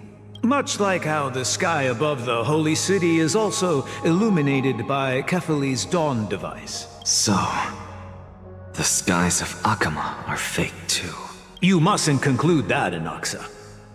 You should know that only a child would expose a trick and be proud of it. Often people know more than they let on. They simply choose to feign ignorance because they have no other choice. And they're just deluding themselves. People believe in Kefali's tale of Genesis, accepting wholesale whatever the priests preach. But we're different. we've already walked out of the firelit cave of ignorance. We have already realized that we live in a world where Titans make the rules. Even when we look at the sky, we're only seeing what they allow us to see. Rather than gazing at this mockery of a night sky fabricated by them for the rest of my life, why shouldn't I be the one to take control of the projection device instead? So much time has passed since you sowed the seeds of doubt in my heart, child. Many a night, I find myself penning down all my theories and wild ideas, only to burn them to ashes when I open my eyes in the day. Why? Because we'll face death by burning if word gets out? As a sage of the Venerationists, my soul has already become inextricably linked to the great tree. Every word I say and every move I make is certain to influence every leaf, every branch, even the tree itself. But above all else, my days are numbered. Instinctively, I have my doubts about the golden blood and the human soul, yet I have no means of verifying them. The golden blood in my veins is woefully thin, and I am loath to waste what little time I have left obsessing over a hypothesis that cannot even be proven in the first place. But I can, sir. I can do it for us. The time is right. Give me all that I need, and I shall accomplish this grand feat on your behalf. You're right. I shall do just that. In the next meeting of the sages, I will spare no efforts fighting for the rights you deserve. Go. Establish your own school of thought. Find out what we are. Become the one who conquers the ultimate truths of the world. Child of humanity, you didn't go to such lengths for an audience with Kefali. Just ask him a few questions. So, you figured it out. If I were as foolish as a Dromus, perhaps I'd throw myself down and prostrate before their greatness, begging for the gods' prophetic wisdom. Well, sorry to disappoint, but I'm no Dromus. Alas, I am a human, standing tall on 2 feet, possessing both intellect and pride. Before such power, does it make any difference whether you're a human or a Dromus? I'm sure you're familiar with the story of the Styxians. When the raging waves threatened to swallow them, they didn't just give up and become sitting ducks. No. They constructed a dam that kept the roaring tide at bay, chaining down the mad Fagusa. They call me a blasphemer, Circes. But that doesn't mean I deny the existence of gods. It's just as I see it. Titans are simply a force that mankind has yet to find a way to tame. Oh? If power that rivals the Titans is what you crave, why not conform to the prophecy and brave the trial? Why stop at harnessing the power of the Titans when I can do so much more? The source of life is what I wish to grasp, to understand what makes up the soul, and to learn what we really are. Thanks to you, I've had the chance to personally verify, in more ways than one, that the soul indeed ceases to exist in death. But where there is death, there is life. And where there is an end, there must also be a beginning. How then is a soul born? That was the only unknown variable left in my calculations. And by the sound of it, you have already formed a conjecture. No, I have already drawn a conclusion. In my journey unto death just now, I finally saw the answer with my own eyes. Professor Anaxa, I'm here. His life hangs by a thread. I must ask you to refrain from taking any unnecessary steps. Of course. I'll bring this to a conclusive end, and give you the answer you so desire. However, in accordance with the principle of equivalent exchange, I must also demand from you what I need. As you wish. Don't you care to know what the price might be? It's a matter of uncovering the truth about the Death Titan and his survival. This may be the only time I can ever save someone's life. There is no need for me to think twice. I see. In that case, let the show begin. Indulge me. Am I correct to say that you intend to prove Thanatos' whereabouts and prove the nature of our existence now? Before I begin, I must confess I had been stuck in a cognitive trap all this time. As unrelated as these two propositions may seem at first glance, they are in fact logical equivalents. They are merely two different ways of telling us about what the soul is at its core. The reason I say this is as I've mentioned earlier. The answer was hidden in my journey unto death. Anaxa, you were in the Netherrealm? Yes, I am but a living dead man now. But that's not important. What truly matters is, I overheard a conversation between heroes. That's not all.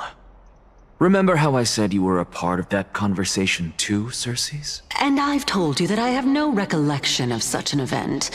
That was likely just an illusion conjured up by the mind of a dying man.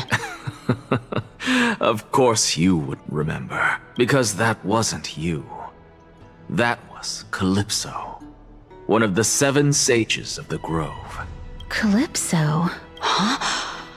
Oh, that's the name I made up on a whim when speaking to this girl. How do you know of it? And surely you jest. Don't you think I, of all people, would know if that were the name of one of the 7 sages under the shade of my tree? Don't you claim to know the Grove's past like the back of your hand? It seems you've lost even the memories seared into your soul. Use your head, Circes. Since all of this took place in the realm of the dead, it stands to reason their likenesses are of souls from the past. The living cannot step foot into that world. So who could they be? Think about Calypso. Why does she share your likeness? Yet you have no idea who she is. The answer is evident, is it not? Those fallen heroes are the mortal incarnations of the Titans before their ascensions to godhood. The gods aren't master creators born out of thin air, and they are no different from humans, because they all evolved from one. Does this answer disappoint you? Yes, because you've answered nothing. If I truly was once human, as you claim, then where do the children of humanity come from? Even on the off chance that you speak the truth, this brings us no closer to grasping Thanatos' whereabouts. How are we to find them? I knew you would say that, but it matters not. I know what I'm doing. Actually, why don't we have this supreme being standing before us tell us everything? You can revive a Titan? Humans cannot return from the dead. Neither can gods. But all we need to do is look at this from a different perspective, and the problem will resolve itself. The solution is simple. Just like what you did to me. If I'm reborn as Kefali, I can rebuild the world and all within it as they once did. Simple, is it not?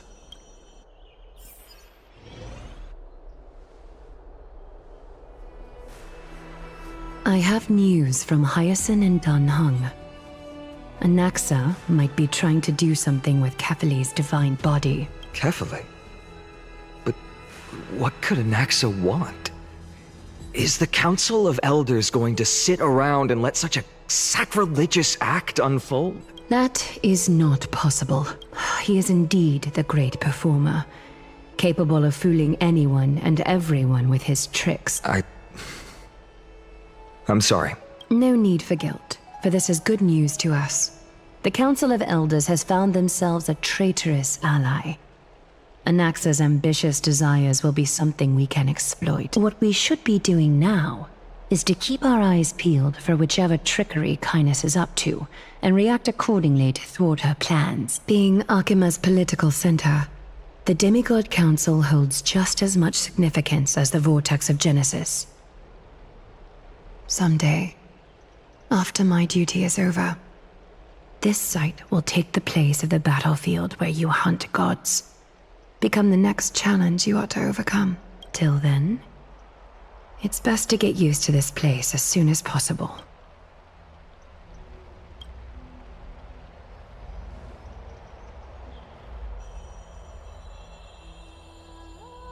Preposterous! The Christos heirs only have their standing because of the Council of Elders! How dare they trample over it! It's been a while. What is that supposed to mean? Is this really the sort of person that the young lord praised as a ferocious warrior? It has indeed been some time, Lord Krateros. What brings you here in such haste? Shh! Keep it down. Be more vigilant. See those duplicitous dogs over there? They do the dirty work for Kainis. I've already ordered my people to hold them back, but we should still lay low. Unless you're itching for a bloody fight to get a workout in. My bad. So, did something happen? Did you hear thunderclaps last night? Thunderclaps are beacon signals of strife. They are a message from the young lord. He threw a spear bearing several words at Akama. Watch out. The Flame Reaver is back. I guessed as much. We didn't actually kill them back at the Kremnos Arena. I figured this is something you would want to know. We Kremnoans never back down from a fight. So if you plan to take that thing down in a battle, reach out to me anytime. You have my gratitude. I will let Aglaya know about this right away. Remind her to be on her toes while you're at it. That vicious Kainis has been unusually active lately. Those lackeys she keeps under cover have been going in and out of the city a lot more frequently these days. Some even seem to be getting Kremnoans to defect to the council. That's... Looks like you can see it for yourself. We should get back.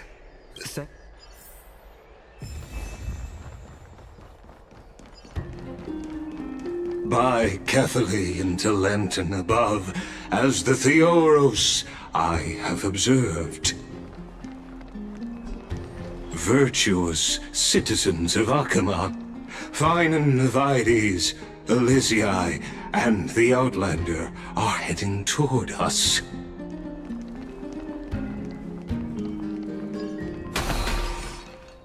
Aglaya, what happened here? I know about the poisonous fangs of that king snake through the golden threads. In the past, I would be confident about keeping her in check, but I admit I am now unable to do so. What do you mean? It is no longer about eloquence or arguments. I have been a demigod for far too long that I hardly have any humanity left. Before I realized it, I have become no different from these hypocrites, no longer capable of relating to the people. This has come a lot sooner than I expected. But perhaps it is time. I need you to step up, Finan, in order for me to retreat behind the scenes. Yes, this is my duty, but... It is far easier for the Council of Elders to fool many than just fool one person. Their so-called more support is no more than a ruse to distribute power using words instead of lances. There is no glory in winning this debate. But that makes having respect for humans so much more priceless. Finan, you are a Chrysos heir without flaw, capable of relating deeply with humans. I appreciate what you've taught me, Aglaya. I hope we'll live up to your expectations and win this debate.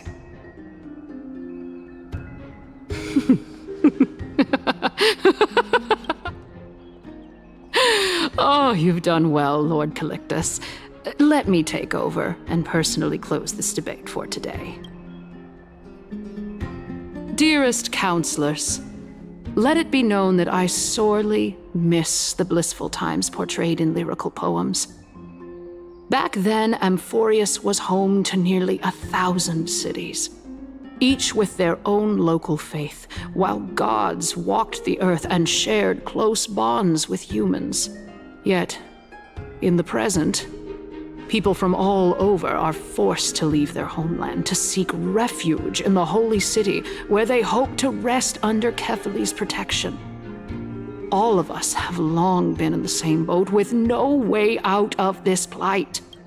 We didn't have a choice in the past, but now the Council of Elders brings to the table a new possibility. All I have left is one question for you. Would you rather strive toward the unheard of Era Nova, or return to the prosperous Era Chrysia of our past? Make your choice now. Which of the two would lead mortals to an ideal future?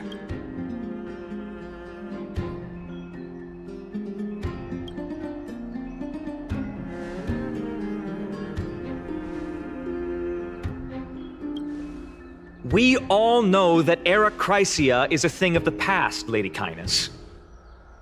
Please, enlighten me.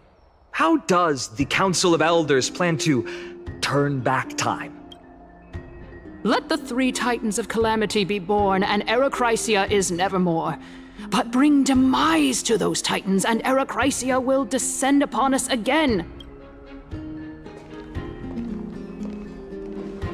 Know that the Council of Elders is never one to make empty promises. Look at who we have on our side. Anaxagoras, one of the Grove's 7 sages, and Castorus, Idonia's goddess of death. With the help of these 2 heroes, I can promise all of you that Era Chrysia will exist once more. Aren't they Chrysos heirs? They're supporting the Council of Elders instead? It's clear from the start that these heroes do not get along well in their group. All the more proof that Aglaia isn't fit to speak on behalf of every Chrysos heir. I am in favor of Era Chrysia. Era Chrysia! Era Chrysia! Castorus? Why are you standing over there? You finally arrived, Naxa. So have you, Cass. Don't worry, Aglaia. Well, I know that you have many queries. Could you continue to converse like how the citizens normally do? Tell me, dear citizens, if we successfully retrieve and return Thanatos' core flame without anyone passing the Death Titan's trial, what would happen next? The answer is simple. We will have a chance to rid the world of death and bring Amphorius back to an era when all beings live forever. We'll usher in a new future that will be entirely different from the flame chase journey. He's one of the 7 sages. Your proposal is much too idealistic. As long as the Black Tide still exists, how can we go back to the old days? Remember what I previously said? Kephales's core flame is guarded by the secret power of the Council of Elders. Plus, Fagusa's water curtain will be able to block out any external perceptions. Tell me, dear citizens, have any of you ever seen even a glimpse of the threat that this person is talking about anywhere within the walls of this majestic holy city? Oh? Could it be that you heard that from the Flame Reaver themselves? Citizens, let's loudly sing the blessed hymn. Oh, beautiful old world, where are you now? Oh, legendary Era Chrysia, return to the mortal realm! After the destruction of the 3 Titans of Calamity, the flame chase journey will have to end. Era Chrysia! Yes! This is bad. The masses are now totally riled up. Anaxa, pray tell. Everything that you've mentioned hinges on the premise that we can find Thanatos' existence, right? Thank you, Lady Aglaya, for still caring about this city. However, dear citizens, we are truly fortunate and blessed. For Castorus, Idonia's goddess of death, will surely find Thanatos under my guidance. What? With that, I solemnly promise that the core flame Lady Castorus brings back will be personally managed by the Council of Elders. Thereafter, if we are able to garner the support of all of you at the Citizens' Assembly, we shall spare no effort in ensuring that the Era Chrysia will return to our world once again. With the balance shattered, the result is clear. Buy carefully into Lenten above, as the Theoros I have observed. Akama has chosen her destiny. The issue up for discussion at this Citizens' Assembly shall be modified to the suspension of the Flame Chase journey. This resolution shall be put up on the Wall of Heroes, such that all citizens are aware of the city's way forward. Aglaya, dear Aglaya, what has caused your heart to soften? You also don't seem to be as quick-witted as before. Wag your tongue as much as you like. Since the Flame Chase journey has been preordained by the prophecy, our failure has never been on the cards. Well then, I guess we'll find out if that's true at the Citizens' Assembly.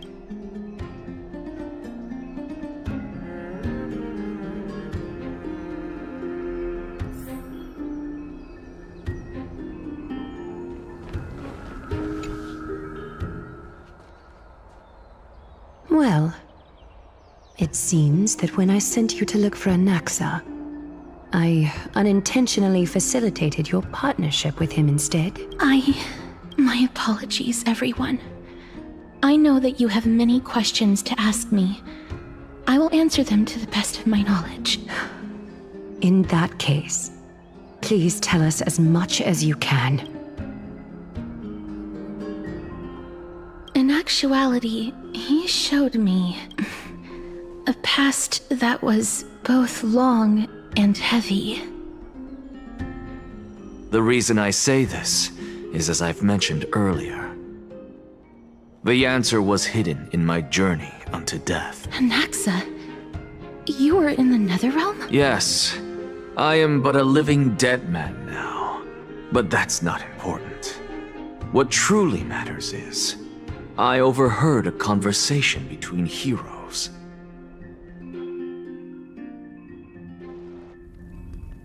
Have you heard of this tale before? A tale about the ocean god's treasured pearl.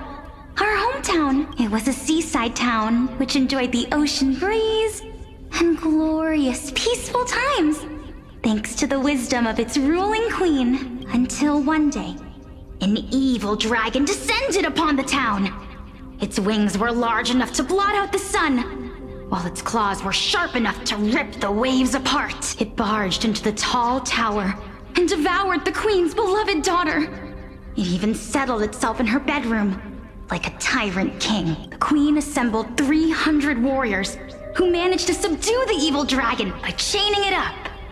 However, when the queen slit open the dragon's belly, she realized that the princess had long since been digested, and all that was left of her was a pile of bones. Devastated, the queen wept for several days. It was then that a devious, smooth-talking scholar arrived at the palace and suggested that the princess could be revived through the use of dragon bone and dragon blood. That liar called this process the secret art of alchemy. The princess was reborn! The queen was overjoyed, blissfully unaware that the evil dragon's soul still lurked within the princess's body. As revenge, the evil dragon swallowed the poor queen, the glib liar, the courageous warriors, and all of the town's innocent civilians in a single gulp. Worse still, the souls of the deceased refused entry to the Netherrealm because they were filled with regret. Forced to roam the mortal realm, these resentful souls ultimately converged into a river of souls that would not retreat for a long time. The terrifying death had consumed all. Thereafter, our hometown fell into ruin as well. Until... Until? Actually, I don't know what happened next either. Oh my... It seems that you still like to whet people's appetites even after all this time, Pelixia. So, according to your story, this is how I used to look? It's practically a mirror image, and yet, what exactly is this? A miracle that I created with alchemy. As for what it is and how I was able to accomplish it, I'll keep the answers to myself for now. Oh my goodness, is this cliffhanger really necessary? Quiet, Titan. Continue to enjoy this splendid play, and the truth will naturally reveal itself. Dragon, huh?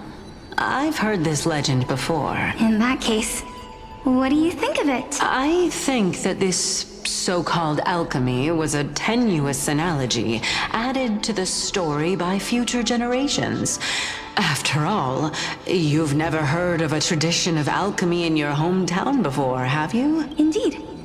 Before I left home to pursue my education, I never even knew that anybody was looking into this area of study. Therefore, we can just treat this tale as a fable told to young children. A fable, you say?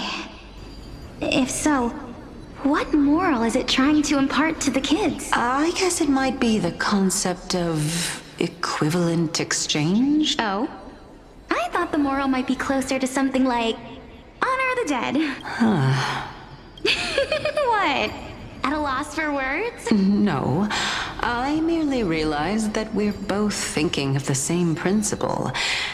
If life is priceless, then there is hardly anything else in this world that is of equal weight to it, right? Indeed. As expected of the wisest scholar in the land. You flatter me.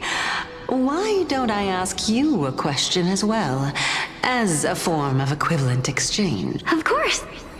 What is your question? If I imparted my knowledge of the art of alchemy to you, would you use it to resurrect someone you love? What?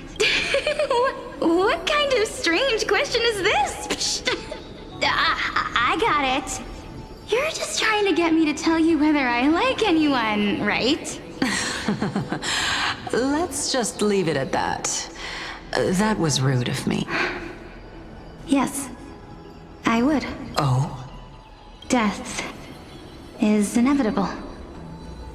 In the days to come, I'm certain that someone whom I cherish deeply will leave me for good. If such a mighty power really existed, I think I would use it without hesitation. After all, you, me, and the rest will all have to face that fateful moment eventually. My time is finally here. However, perhaps because of my firm belief in the immeasurable value of life, I am unable to complete the trial.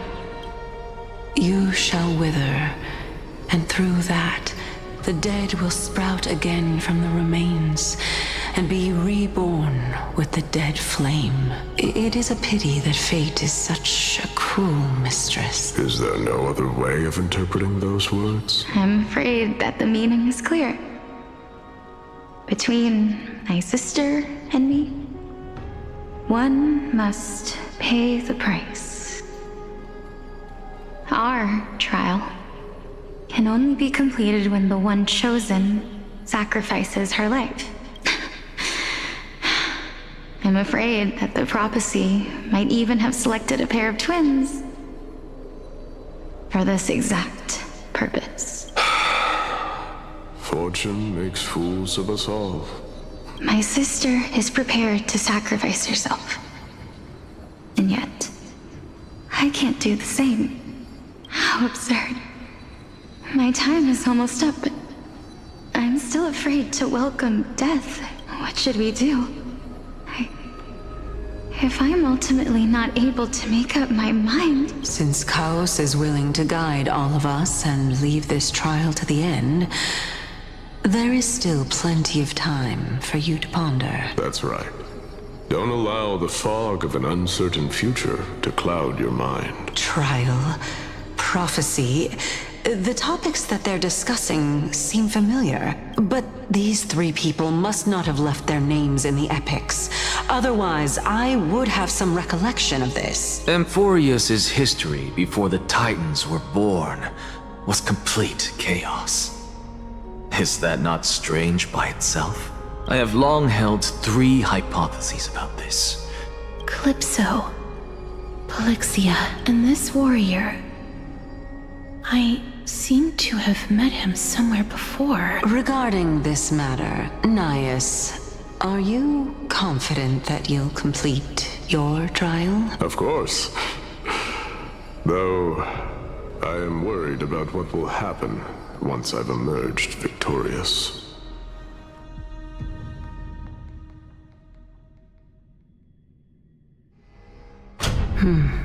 Looks like you have made up your mind. Yes, this is the safest course of action. Completely separating courage, honor, tenacity, sacrifice, and reason. You really know how to make things difficult.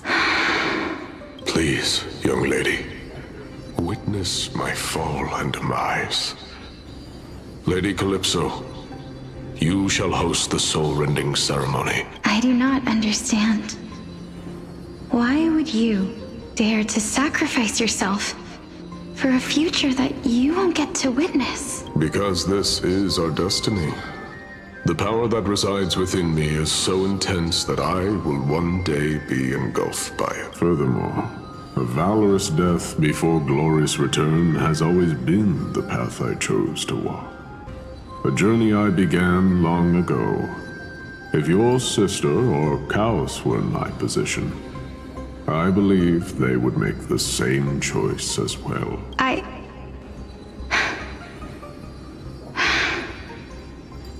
I'm not that brave. I don't know how I'm supposed to face such a serious affair. Despite being Death's chosen one, it seems you still don't know how to face it. Let's chat, young lady. Perhaps I shouldn't end my journey so hastily. Since there's still time, I'm not worried about letting fate wait a little longer. Of course. This warrior is Lord Nias. As the embodiment of Nikador's divinity, he entrusted his life to us and allowed humankind to end his madness. That means that what I'm currently seeing before my eyes is, in fact... Looks like one hypothesis of mine has already been proven true.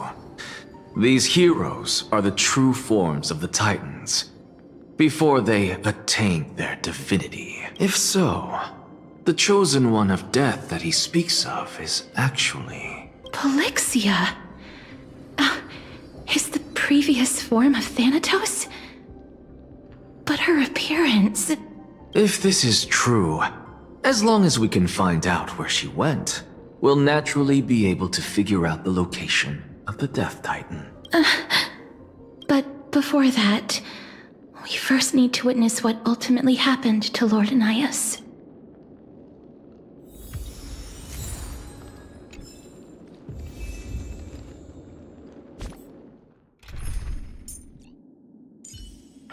Do not worry.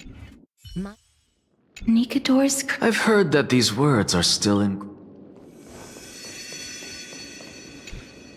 Honor, courage, tenacity, sacrifice. And finally, the only thing that remains his reason. Cheer up, young lady. There is no need to shed tears over a glorious death. All farewells in this world are sorrowful, Lord Nias. No, young lady. As a warrior, I have witnessed too many bitter deaths. But now, all I feel is peace. I did not know until this moment that mortals could live their lives in such a way. Although only a sliver of your soul remains, you remain so optimistic. Or maybe the truth is that you aren't able to feel sorrow anymore. To be honest, I don't know either. But I am certain of one thing. This is not an acceptance of death nor apathy toward it. It's not even a feeling of despair.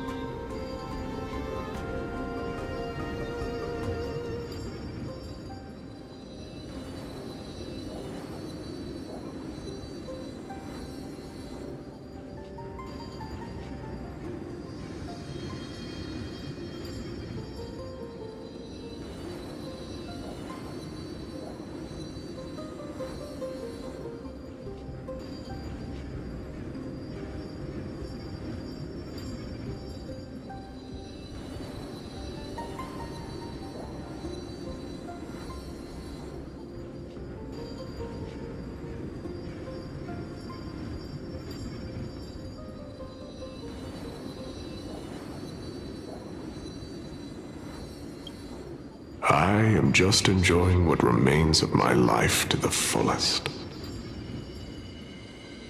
Enjoying? Indeed.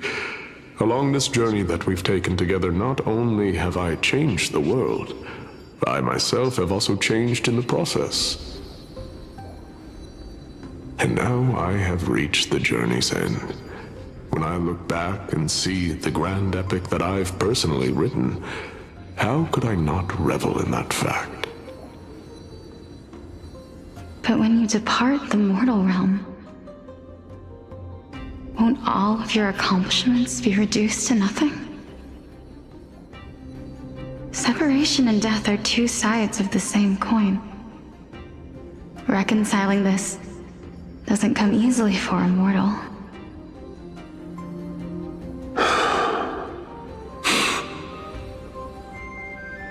Finally, let me recount to you a story of mine, young lady. The first time I returned from the battlefield, I felt extremely hollow. The calamity had devoured everybody on the battlefield but me. When I returned to the city alone, the citizens held a banquet for me that was far from pleasant. I felt as though I was still on the battlefield, and the person who had returned was nothing but an empty shell. It was late into the night by the time the banquet ended. My head still reeling, I returned alone to the barracks. On the way back, I encountered someone. It was a crazed scholar looking at the night sky and muttering to himself by the side of the road. Although I tripped over him and fell, I wasn't angry in the slightest. And maybe because I saw myself in him, I inexplicably asked him a question. Do you think that it'd be better if we just died on the roadside like a couple of stray dogs? To my surprise, he shrugged his shoulders and sighed. How does someone who is currently experiencing death, dying and living, afford the same amount of bliss? Now please go away and don't block my starlight. Are you trying to say that there is no difference between living and dying? For they are both journeys that lead toward death? That's exactly what life is, and death is, but a scale to measure how valuable the journey was. Journeys and epics are only glorious and magnificent because all things eventually fade to dust. Therefore, young lady, don't detest your fate. Instead, willingly and respectfully embrace it. The embodiment of strife telling me about the majesty of the world. Indeed. I believe that when the fated moment eventually arrives, you will be able to understand my words. It is time for me to knock on death's door. I will set up a long table at the end of the road and humbly await your arrival. When that moment finally comes, let us drink and be merry then.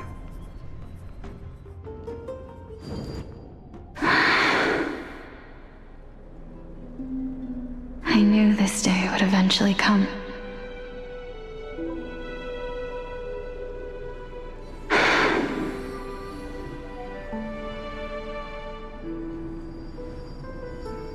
Are the both of you ready? Polixia. I'm here. What? This... This is quite interesting indeed. Is this... Polixia's sister? Is it... me? Now, it's time for us to fulfill our promises. Are you afraid? What are you afraid of? That I won't be able to do it. You shall wither, and through that, the dead will sprout again from the remains, and be reborn with the dead flame. As foretold in the prophecy, and according to our vows, once it all ends, we must face our fated moment head-on. Even if it was prophesized, do we have no say in the matter? It's so unfair. Why are we the only ones who are forced into mutual destruction? Let me do it, sister. Let me be death's sacrifice. I was never long for this world anyway. But you're different. I was the one who wasted your life after all.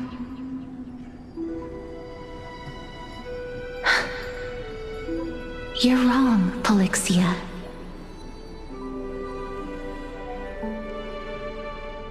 I don't think that my life was wasted. Just the opposite. When I finally arrived at this destination and looked back at the journey I took, I discovered that flowers had long since bloomed along the path I walked. It was you who sowed the seeds for this sea of flowers, one that is more beautiful than the promised land at the end of the world. Besides, I have lived a fulfilling life. Even though I was fated for sacrifice, none of the things that I've experienced will dissipate. Instead, they'll forever live on as memories inside your head. Will they not? How could my memories of you ever compare to the actual you? Well then, tell me, what exactly are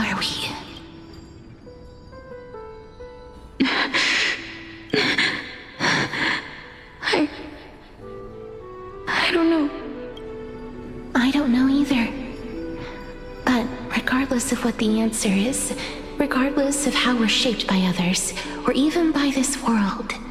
Ever since we were born, the fact that we existed was predestined, and nothing could erase it. This is why I will always, always be by your side. We're twins, after all. All right, my dear Polixia. It's time to extract my heart and light the flame of death. After that, use it to plant the first bud in the prophesied new world.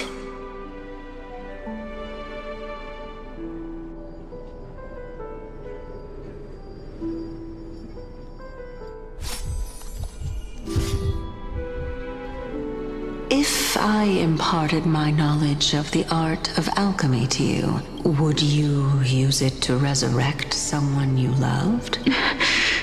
Death is inevitable. In the days to come, I am certain that someone whom I cherish deeply will leave me for good. If such a mighty power really existed, I think I would use it without hesitation. Even now, my answer remains the same. This is why, sister, I promise you, in the prophesied new world, I shall plant the first bud on your behalf. Go now. Return to the ocean god's treasured pearl, our hometown. I shall open wide the entrance to the Netherrealm and grant you a second life. The living beings on this earth shall respond to my call and lead you to the sacred daylight. Remember, do not look back on the land of the dead, and do not stop moving. In the new world promised by the prophecy, march toward your new life. As for the price of our equivalent exchange, let me be the one to pay it. Everybody, we've come to the end. Unfortunately, I am not compatible with the Supreme Being, so I was unable to completely fuse their soul into my own body. However, being able to glean all this from them is exciting enough. I'm certain of this now. Before the Titans that we are well acquainted with were born, a group of heroes roamed the land. These heroes followed a prophecy and took possession of divine authorities one by one, until they eventually became the pantheon of the new world, just like the flame chase journey of today. Amphorius's history is cyclical in nature. Huh. What a startling revelation. This means that the demigods, who bear the core flames, will also become the new Titans at the world's end, thereby shaping a new world? I believe that this is the truth behind the Era Nova, as mentioned in the prophecy. This is utterly unbelievable. Besides, those twins in the past, even if they really are Thanatos, their whereabouts are still unknown even today. Are their whereabouts truly unknown? Didn't Polixia mention that seaside town, the birthplace of alchemy and the tale of the dragon? In our world, there exists a city which perfectly matches that description. Styxia. But the people there worship Vagusa and bear no relation to Thanatos. I have also never been to that place, as in the time of Idonia, it had long turned into underwater ruins. Take this. This is... the Nusporist masterpiece, the Philosopher's Stone. It was made by transmuting all of the sages' wisdom into a single entity, with their flesh and blood as its foundation. Remember, I've mentioned before that the art of alchemy is all about conversion, tempering, and ascension. This process also applies to the pursuit of truth. Regardless of how unbelievable this sounds, The truths of the world have been refined from the impurities. Think about the story of the dragon. This stone will lead you to your real hometown, allowing you to reform the door to the Netherrealm and discover Thanatos' fate. You still look as confident in your victory as ever. But what if your conjecture is wrong? Simple. I shall merely admit to the entire world that my experiment was a failure. However, my line of thinking will not fail because I have already planted the seeds of doubt into the hearts of the masses. Actions speak louder than words, Castoris. With the assembly about to begin, don't forget the promise you've made. I've already searched for so long. I'm willing to try one more time. While we converse, his life is also slowly slipping away. But before I leave, I have another question. What exactly did we witness just now? That was the world imprinted in Kefali's soul. If we are to prove its existence, you must take the final step. Go. Do not disappoint me. I understand. Hey, child of humanity. Don't get antsy. I still remember the question you posed to me. As a scholar, I do not wish to offer up ambiguous conclusions. Let's discuss this topic again when she manages to find the evidence. I merely wanted to ask, was that stone transmuted from your heart? If so, rebirth is no longer an option for you. Why not? When I was a child, I lost someone dear to me. When I was a teenager, I lost my faith. A while back, although you saved my life, I also lost my soul in the process. Now I'm merely forsaking my body. What's the big deal? Why are you always finding ways to die? Isn't it good to be alive? This is but a necessary sacrifice on my path to transform into the purest of them all.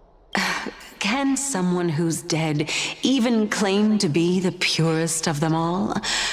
Furthermore, if your hypothesis is proven correct, does it not just confirm that the myths are true, and thereby invalidate all your theories?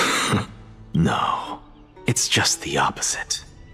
If my hypothesis is correct, it means that I can actually ascend to godhood and reshape this absurd world that you all have created.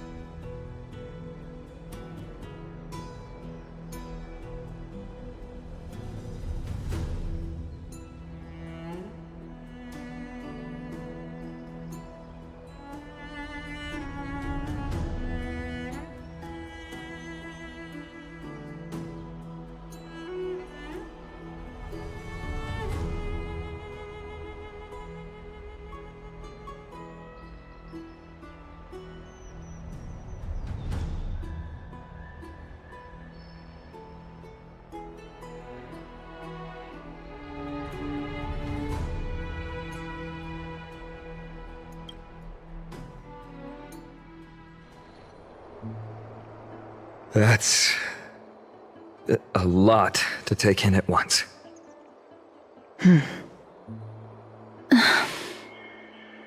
Lady Aglaia, please, let me explain. Go on. You know that the core flame of death has always been the greatest unknown regarding the Era Nova, which is why both you and Kindness desire to gain the power to control that core flame in the approaching Citizens' Assembly. Professor Anaxa has come to a consensus with Kindness. They want to suspend the trial once Thanatos' core flame is reclaimed, hoping thus to eradicate death from this world. If they're successful, then the flame chase journey will cease, and Akama can enjoy everlasting peace. But I know this runs counter to your wishes. So long as we do not usher in Era Nova, the Black Tide will never be eradicated. Even with Lord Mighty on the front line, and the Black Tide not posing an immediate risk, the danger nevertheless remains. Honestly, it's difficult for me to assess the pros and cons in this decision. But someone must bring the core flame before we can begin negotiations over it. The Titan could be very near. I cannot let this chance slip by. Besides, someone has to make this trip to bring back Mr. Soul. Well said. You already had every reason to seek an audience with Thanatos. It's that great performer who has weaponized your wishes and placed us in this difficult situation. A world without death. Do you desire that too? If fate dictates that my path must oppose yours, I will do all I can to resist it and protect what I aspire to achieve. Lord Mighty showed me that without taking the first step, all talk of what follows is moot.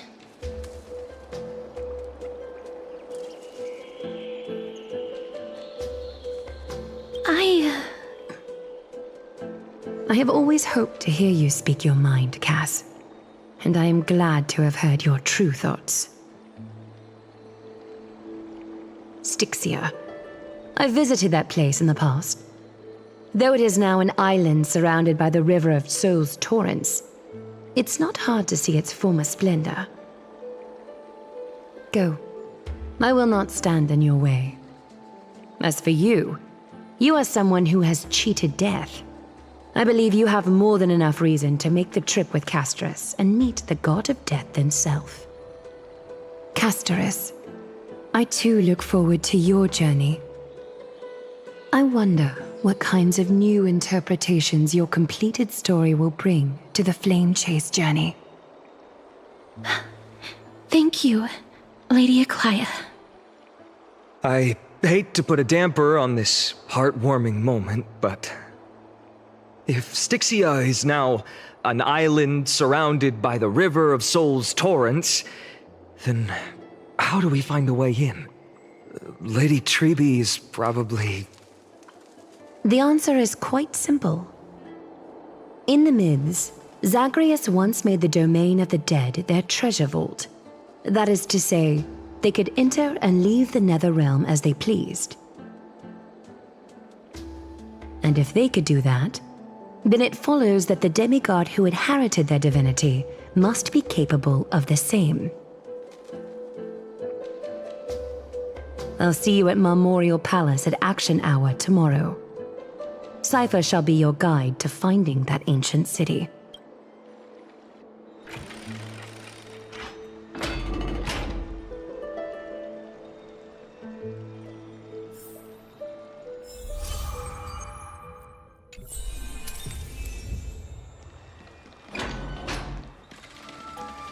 Hey, friend! Is the debate finally over? Did you win?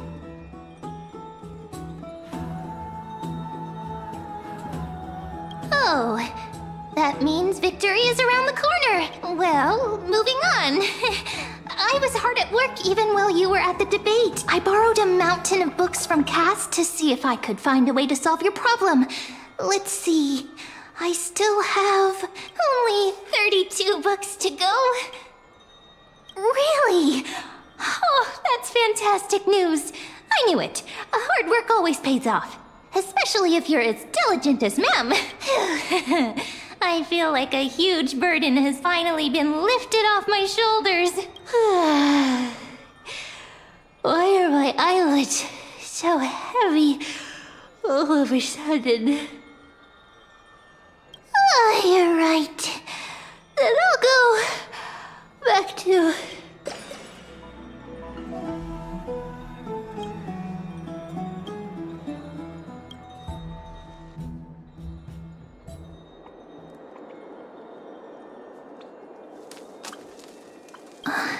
Cass? What a surprise. Lady Treby. Is something troubling you? I just wanted to speak to Lady Trian for a bit before I set off. No matter how breathtakingly beautiful Styxia once was, the place is now the domain of the departed. There is no telling what we'll encounter there. I don't want to have any regrets.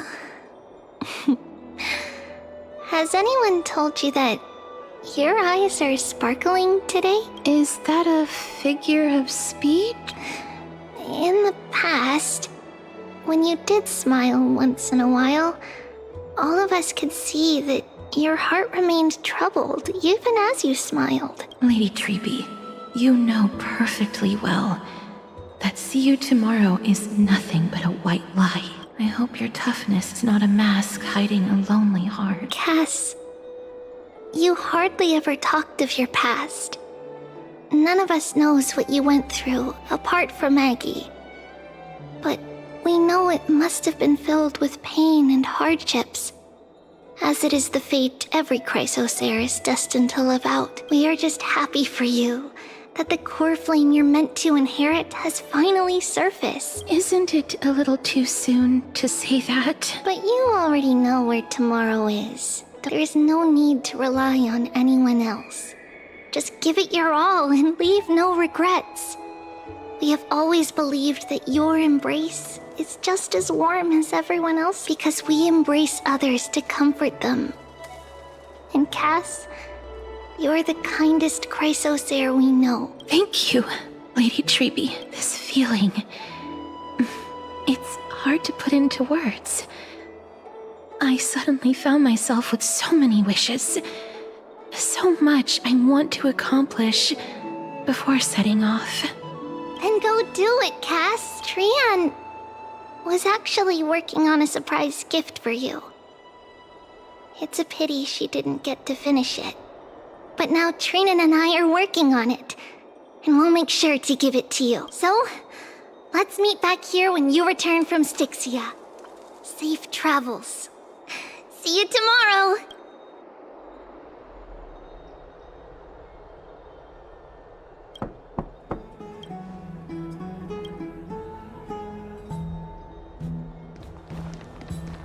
It's me.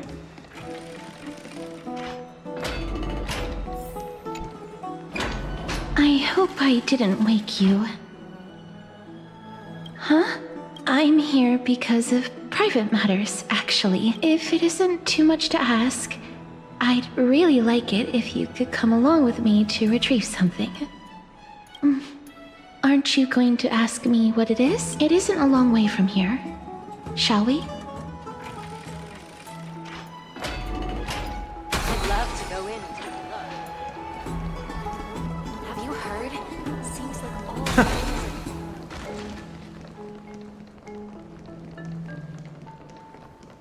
Faith can dispel the black tide.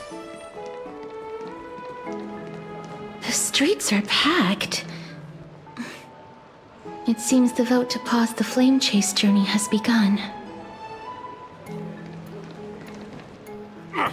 I want to vote! Tell me how I can vote! Take your ceramic shard, engraved with the Kefali rune, select the Council of Elders in your heart, and pray silently until the shard registers your choice. Then toss it into the Dolium. The Council of Elders? More like the Council of Buffoons! The Black Tide took my hometown long ago! Who are they kidding with bringing back Eracrysia? It's all a sham to create their own Eracrysia in Akama! The Titans are just. So long as we do not overstep our bounds again, we will not incur divine wrath. Oh, please. The time when these deranged Titans should have vacated their spot to the demigods is long overdue. You'll see soon enough, you old fogey. And I pray that Talanton smacks some sense into you with their scales. We shall see how this turns out. That was quite a spectacle. I suppose peaceful is technically correct if no actual violence happened. To this day, I still find it almost unreal that Akama is the only place illuminated by light amidst the crumbling ruins of Emporius. and its people are even holding votes to reconcile differing opinions. This peaceful sight is making me forget that this is the end times. Before coming here, I had lived for many years in Idonia, a city of rime and frost. The people there were devotees of Thanatos, and were well known for their unique burial rites and traditions. Traditions that I played a major role in. Yes. You now know me as the Mortician of Akama, but back in those days, I was Idonia's Maiden of War. I was trudging across the frosty plains on my own when the Idonians found me. They saw the curse in me as a blessing from Thanatos, and believed that my hands could correct the Arachrysia's mistake and lead them to meet the great god of death. They provided me shelter, but in return, I was expected to grant merciful deaths to war captives, prisoners bound for execution, and heroes alike. Is that how you see it too? No matter how kind or cruel the means, nothing can change the essence of death. Taking away someone's life is never worthy of religious worship.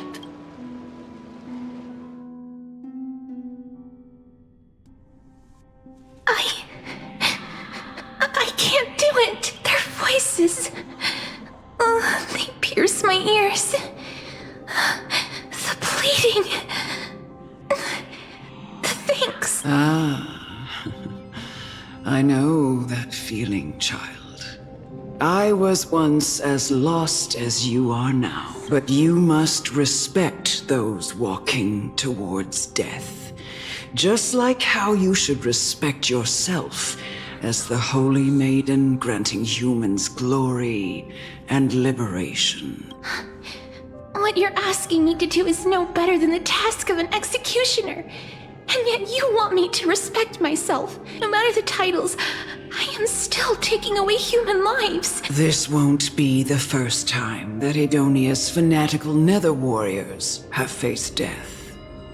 On the contrary, recruits new to the battlefield often run away from their first fight. Death is the mightiest and gravest power in this world. The fact that you can wield it means you are deserving of respect. That's such a twisted reason. Then let me tell you.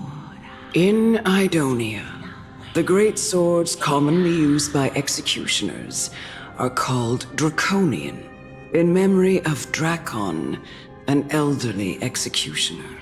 The sword has 3 air holes along its body. If the sword is swung down swiftly and accurately, the holes would make no sound, and the executed would also depart this world quickly and painlessly. But should the executioner have any hesitation, the holes would produce a piercing whistle. On that cue, the screams of the executed are sure to follow. Every executioner after Drakon is to hone their sword skills every day in preparation of future executions. Every swing of their blade must be more resolute than the last, for failing to do so will bring pain. Pain for the dying, as well as pain for themselves. No. I can never get used to this. You misunderstand, child.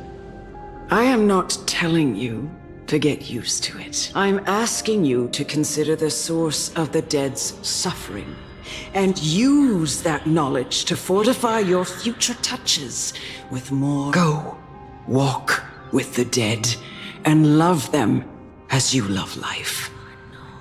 Then you'll no longer hear those noises. Please, don't kill me. I don't want to die. No!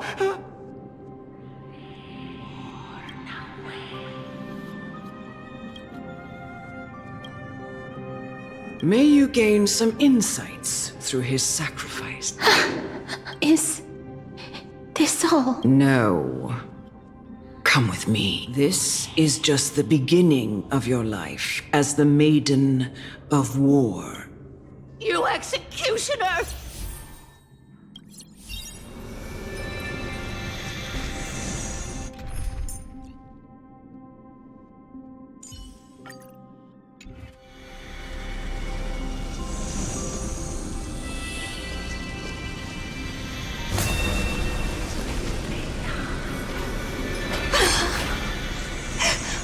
Holy Maiden! Go.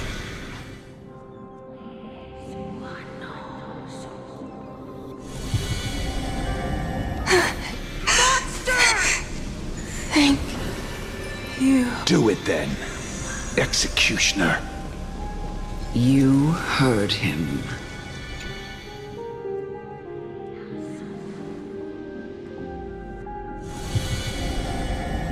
I curse you. Why? To live in eternal pain. Please, grant me release. You know.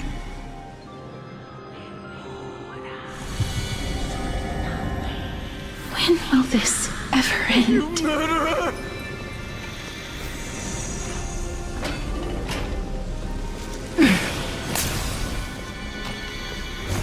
Emerge from your cocoon. Come. Fulfill your duty. What are you trying to do with me? I have aged. The time has come for me to heed the summons of Thanatos and journey to their domain, the final resting place of every Idonian. You're not that old yet. You still have many years ahead of you. No. I'm already dead, for I have come to fear my declining health and impending death. Castoris. Will you give me one last chance to charge towards fear and prove that I am no coward? I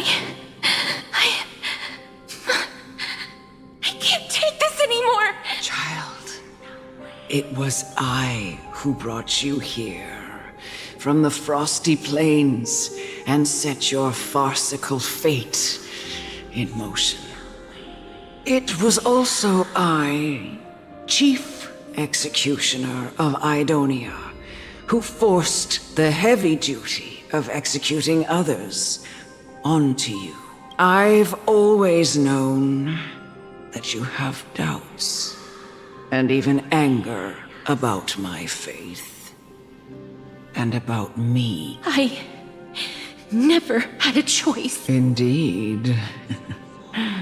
We essentially abducted you. Yet you can end any sinful life with just a touch of your fingers. Shouldn't it be easy for you to escape from here? I'll never do that. It doesn't matter how lightly the Idonians take death, or how readily they accept it. I simply can't do it. I knew I was right about you.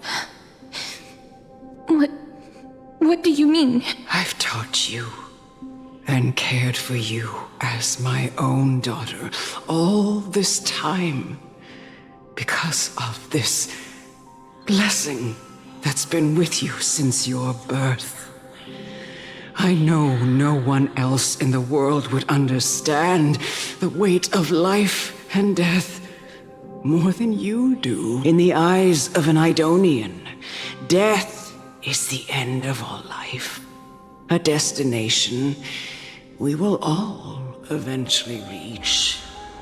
Humans should not resist it, but learn how to face it. You can only live your life to the fullest after understanding this principle And when you do, even if you eventually leave Idonia's protection,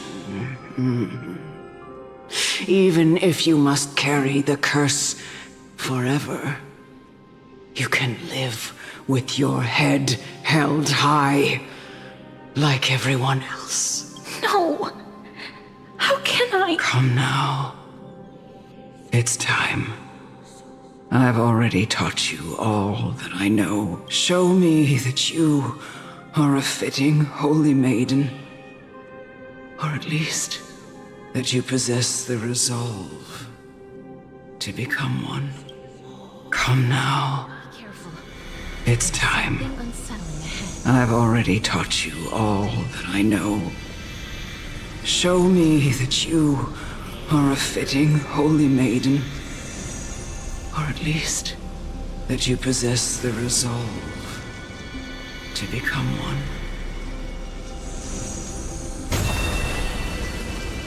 Emerge from your cocoon!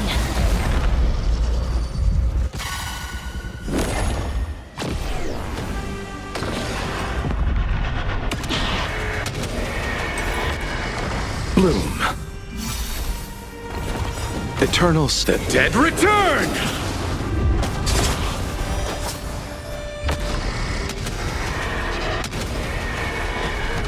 May death protect us! Life is not so fragile. Wilt hear. I'll overcome the thorns. Torment and doubt, farewell. Please cherish this time. This mortal will watch over you and guide you on your path. As you wish. Through my blood, burn it all! You chose the wrong enemy. I've heard the call. Embrace a new life. Serenity is before me. Return to dust.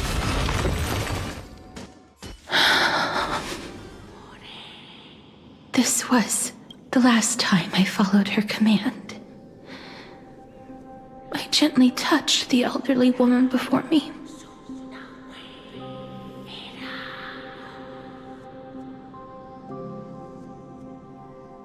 The executioner, who had seen too much death, died the same way as everyone else.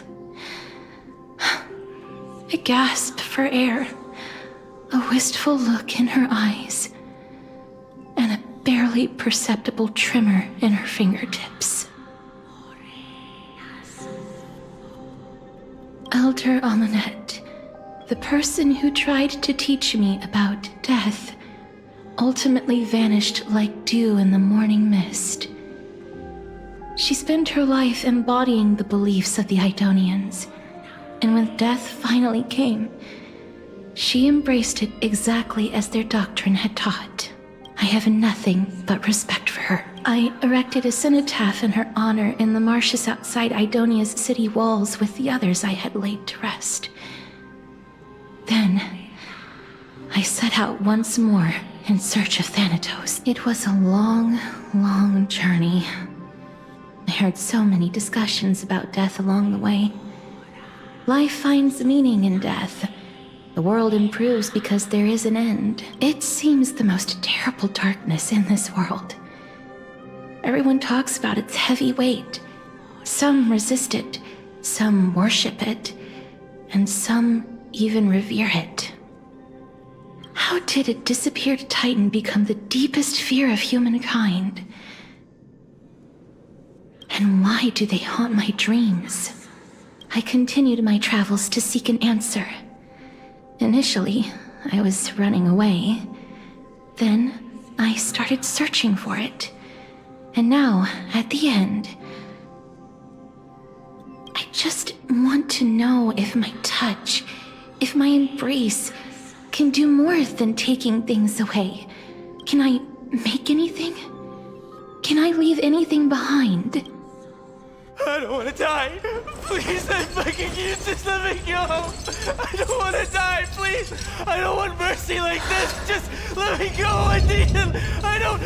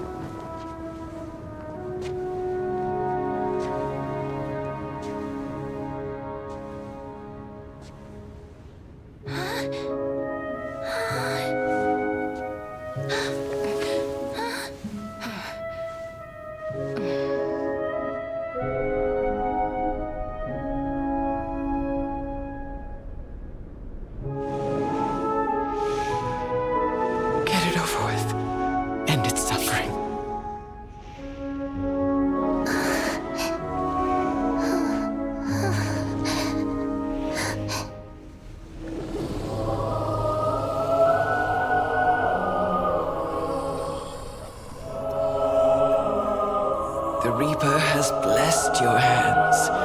Only you can grant them peace.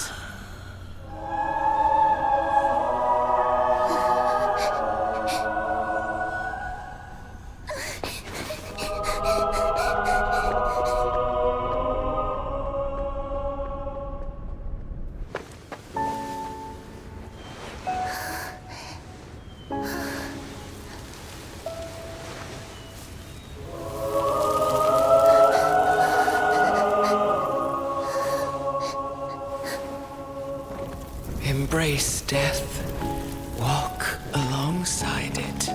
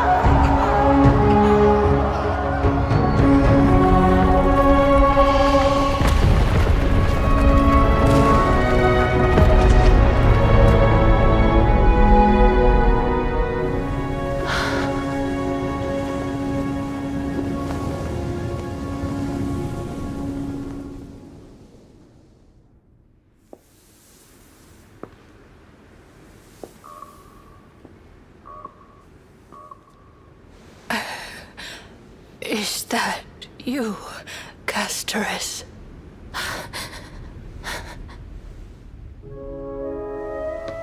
All of them have gone, heeding death's summon, crossing into their domain.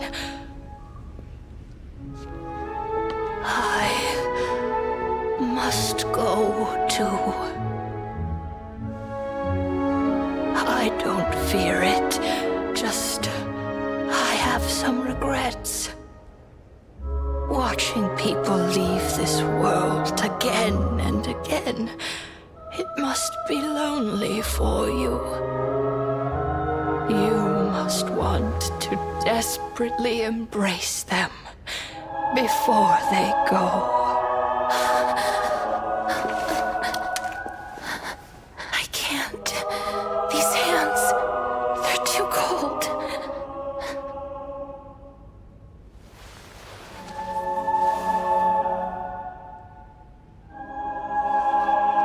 But Big Sister Castorus, your hands are so warm. Just like anyone else's. So go on. Don't hold back. Give me a warm hug.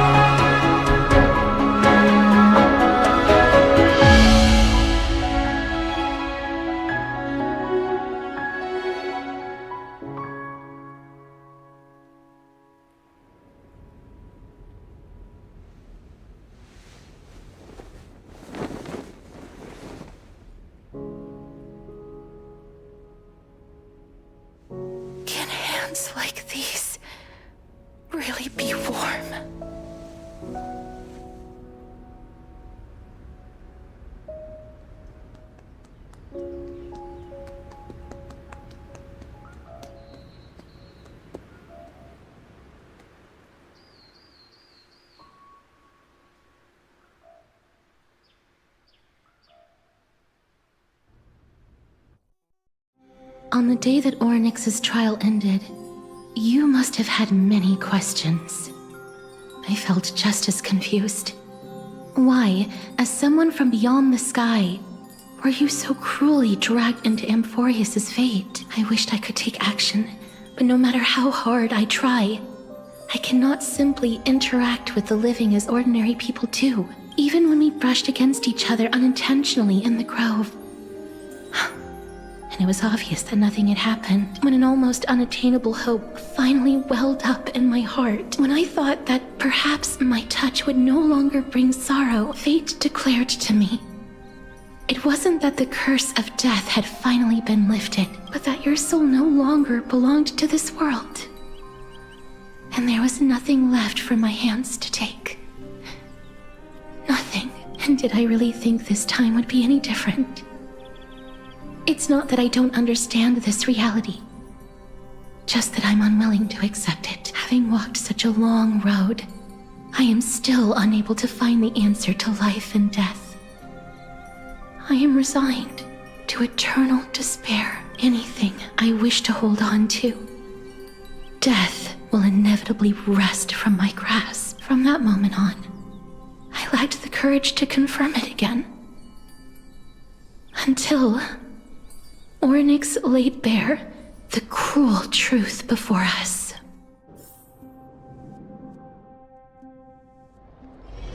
But now, perhaps I might have one last chance. Long ago, Trinan read a prophecy to me.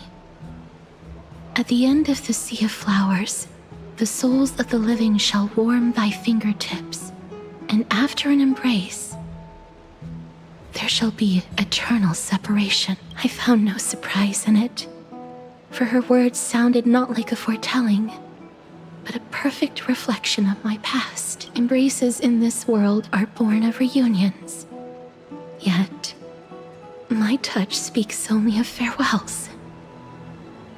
In that moment, I had no doubt that this destiny would weave itself through the entirety of my life, and yet things have taken a turn for the better. Now that I can finally have an audience with Thanatos, perhaps I can rewrite the meaning of that fated prophecy. I have no reason not to give it my all for your sake and for my own. With that, I won't have any regrets.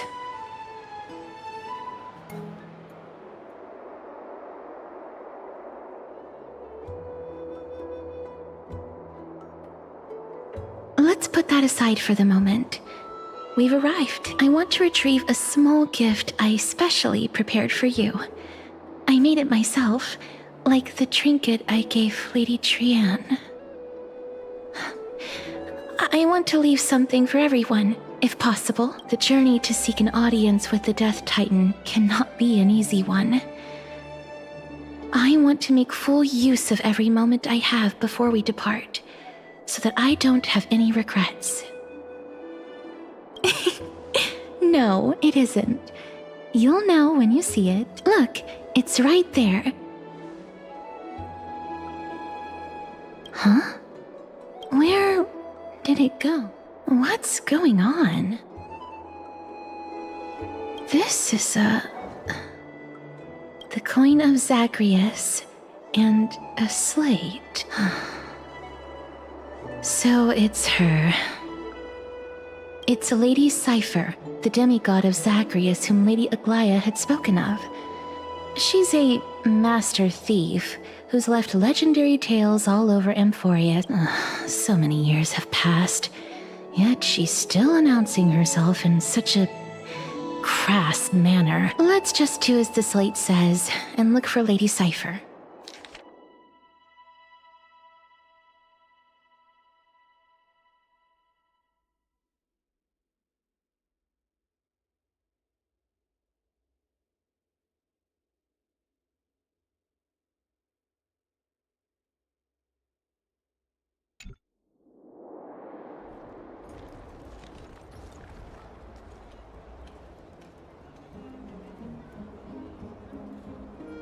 Look, it's right there.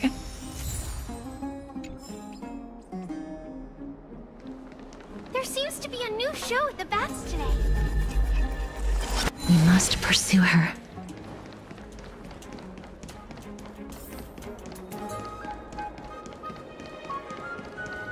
Huh? This is a trick she left for us.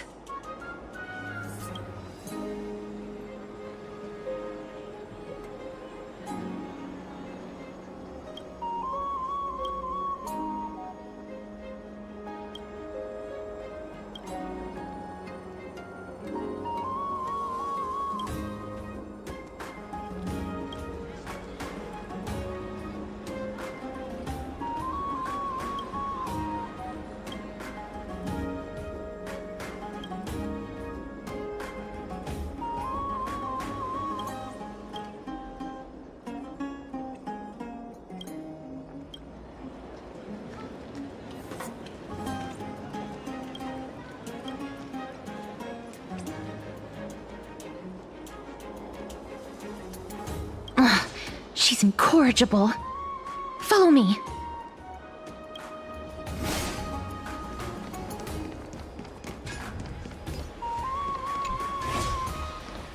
Never save for tomorrow what you can eat today.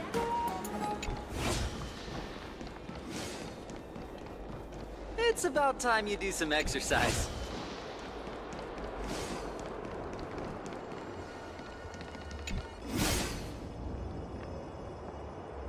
Exactly the kind of thing she would do.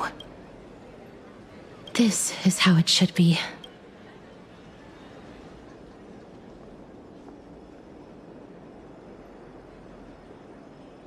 We must pursue her.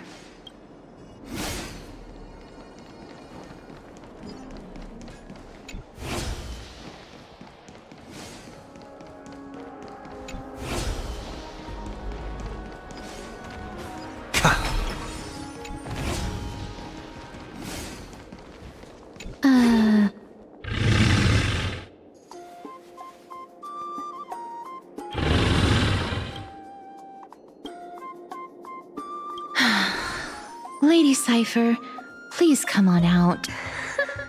You're still careless as ever. Shouldn't you keep such a precious gift near your bosom? Since you know it's a gift for someone else, please give it back to me. Stop hiding among the people and letting the wind carry your voice. Now, since I know it's a gift, that just means I need to milk its worth. The children of the wind never stay for long in one place. Unless your offer is tempting enough to still the wind. What say you? Name your price. I'll give you however much you want. What's wrong? No wonder they call you Princess Homebody. Why don't you two come over to my place? It'll make a better venue for proper business discussions. You can find where I live through the winds I've sown. Piece of cake. I can do that even if I can only sense your soul. Alright, I'll see you there. Oh, by the way, everyone cool with me collecting a deposit before we reach an agreement, right? Now, come this way.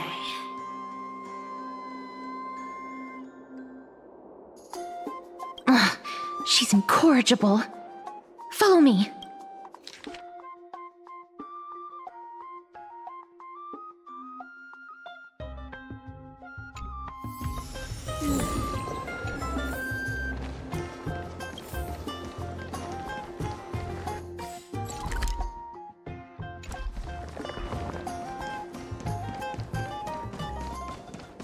A day of... Let's wait and see.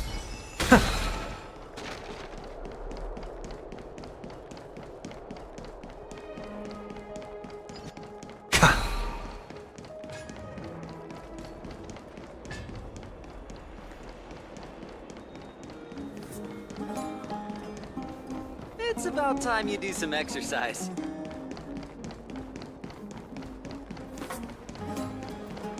Does it really work?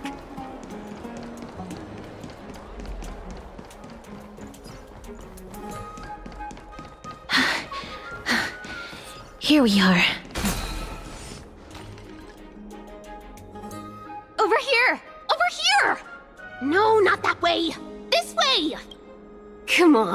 If I really wanted to hide, you'd never find me. So relax, you two. No need to get your hackles up. I'm not that scary, am I? Meow.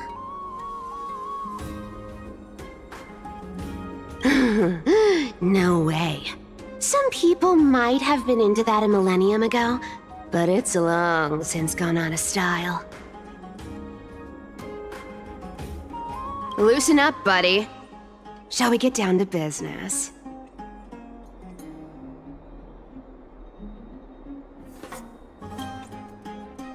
Give me the jewelry piece first, or everything's off the table.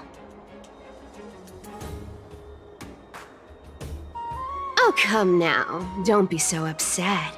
Relax. Relax. Look, isn't the view here just great? You can see what everyone is doing and where they're going, and they won't even know you're here. Now that we've broken the ice, let's get to the point.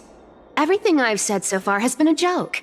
I'm inviting you two here for 3 things. 1, the seamstress found me and wants me to take you to Styxia to look for the Death Titan. 2, the Council of Elders also found me and wants me to make sure the core flame of Thanatos ends up in their hands. And last, but not least, I'm telling you that I'm not interested in doing either of those things. Don't go look for the Death Titan. The end.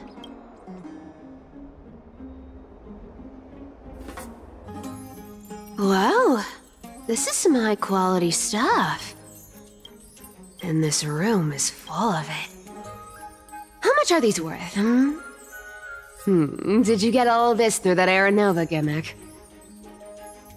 Some of it is family fortune, while the rest came from my business as a dressmaster. Don't liken the flame chase work to your shady dealings. Wow. I should have busted down your door instead of going around like a thief. Well, spill. Why are you giving me so much money? Payment for doing work. You're worth this much. Did you forget my stance to all this? I thought I made myself very clear. You wish to run away. Run away from your responsibilities, from the prophecy, and from your destiny. You shall walk with greed and die over petty change. I understand this prophecy weighs on you immensely. That is why I have never reproached the demigod of trickery for running away. But I need you right now, so don't turn me down. You know, maybe the gods got your tongue with their golden threads, Aglaya. I'm not hearing any sincerity in your words. Give me a reason why you're bowing your noble head to me. We lost Trian. Oh. The divine power of passages is running out. I need another demigod to escort Castoris and help her fulfill her lifelong wish. Oh, I get it now. You're sending Castoris to her death. And you want me to die with her. This is Castoris' own request. I have never seen her so determined. She brought this up herself? You're not pulling my leg. She's also made up her mind to leave her confused past behind.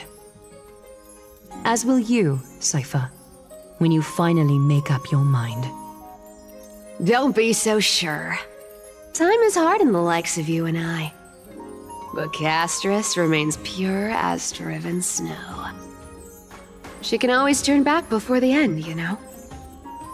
Maybe she'll remember Trian's sacrifice. Maybe she'll remember the countless martyred Chrysos heirs. Maybe she'll remember you, with your one foot in the grave. I ain't as optimistic as you about what she'll want to do. Tell you what, why don't I take this room of treasures as a security deposit, and we make a bet? Go on. I bet she'll change her mind and turn back. Now, if I lose, I'll do what you want me to do. Return this deposit to you, plus giving you another room full of treasures. How does that sound? You sound like you have all the confidence in the world. In that case, let's make a pact with those conditions. I hope you're prepared to lose it all. In conclusion, I want to win. So I hope you two can give up on going to Styxia. I'll give all the treasures in that room to you. And you can split it between yourselves, however you want. What do you think? Tempting, right? I decline. If we don't find the Death Titan, his soul will... Oh? I can't go into the details, but we have to go to Styxia. I really don't get how. Princess, homebuddy, you keep talking about needing to find Thanatos, about getting rid of your curse, and you don't care about anything else. But did you ever live for your own pleasure? Even for just one day? What are you trying to say? I'm saying, contrary to your beliefs, Aglaia didn't take you in just so you can die for her Aranova. The flame chase journey walks hand in hand with sacrifices. Isn't that why you're always running away from Lady Aglaia? Fine. Never mind. We all have our own problems. I ain't gonna say anything anymore. It's not like I was gonna honor that bet anyway. But listen to me. Styxia is no tourist destination. Sure, the treasures buried in there are 10, no, 50 times richer than Aglaia's vault. Yet, I've never been there. And I never plan to. Because even a demigod can't be sure they can walk out of that place alive. And now I'm supposed to escort you to Styxia. Sure. Pay up.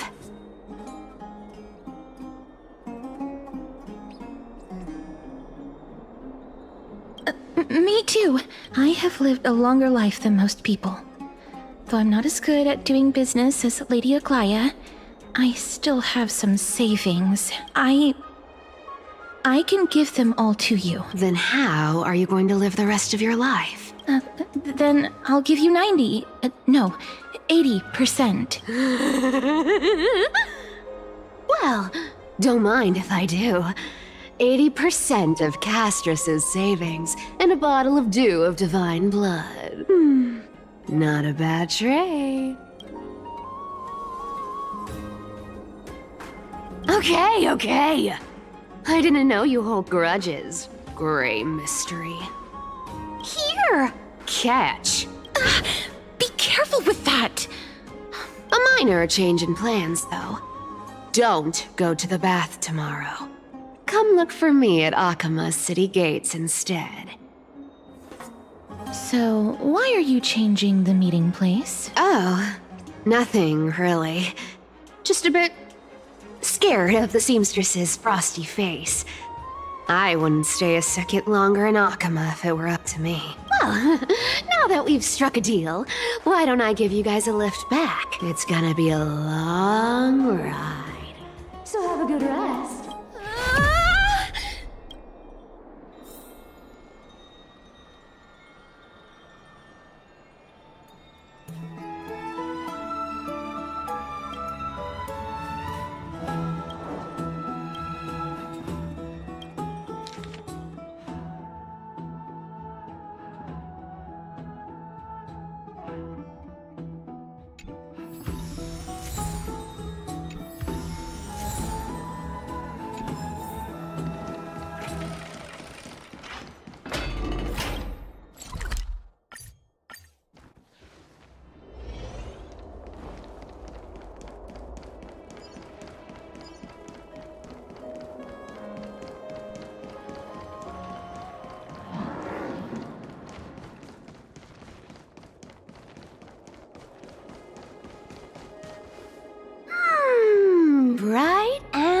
honey. Just the weather for farewells. You're here? Totally. The trio team is the best set up to reach the finals. No need, I already told her. She's fine with it. You sure know how to put me in a spot, Castorus. I need to travel with you, but I can't touch you. What a bother. Sorry. Aw, I was just teasing. Don't take it to heart. Did you know that the legends say you have to put an obol into the mouth of the dead or over their eyes if you want them to successfully cross the River of Souls and enter the Netherrealm?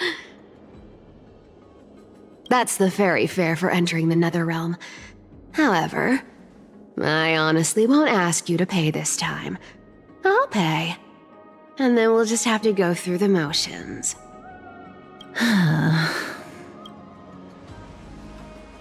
Hey! I'm just trying to make this journey feel more special, okay? Don't read too much into it. Alright, pass me the coin. It's time to get the gods' powers going. A fleet-footed trip to the Netherrealm, here we come. Oh, one last thing before we go. I gotta give you this piece of advice, especially to you, Princess Homebody. You can't catch the wind by waiting. You only live once, so make the most of every moment you have. Get ready, be steady.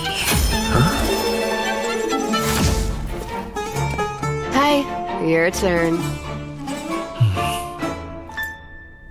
Don't be nervous. After all, it'll be gone in the blink of an eye.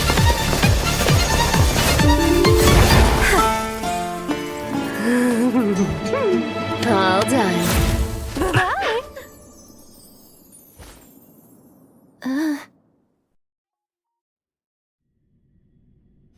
Are you feeling all right?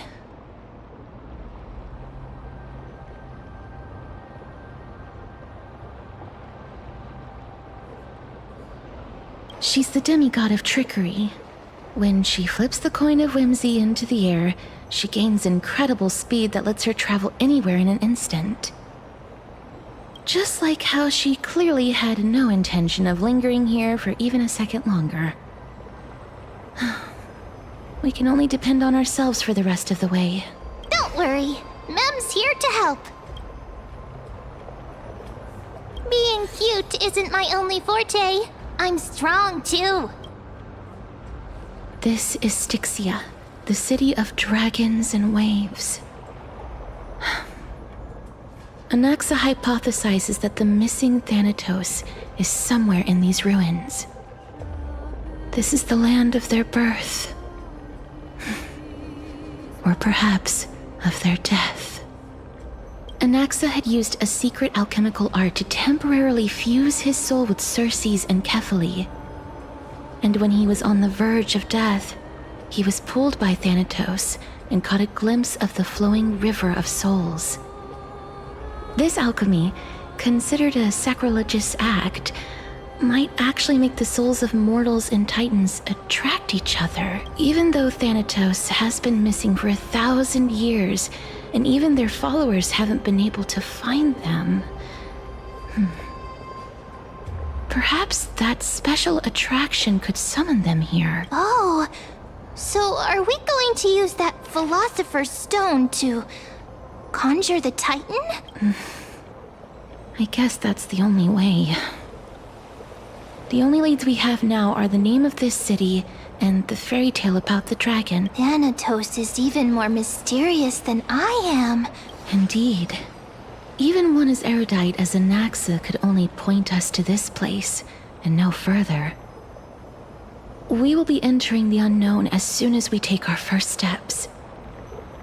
But that won't be the first time in my long journeys. I believe that, rather than standing still, taking action is by far the better option. Perhaps fate might take pity on us today and show some compassion. A day of peaceful... Go back whence you came. Go back. Ahead lies the realm of the dead.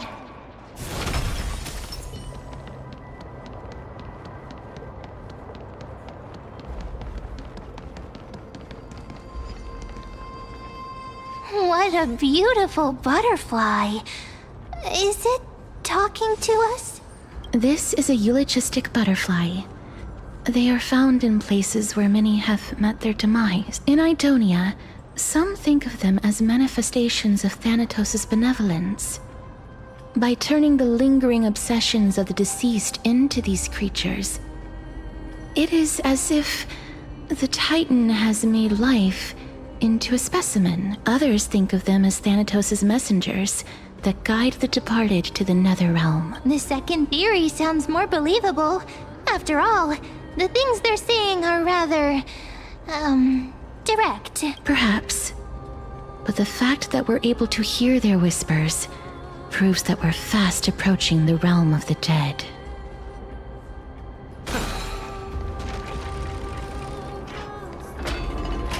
These shadowy figures. Are they illusions reflected by the River of Souls?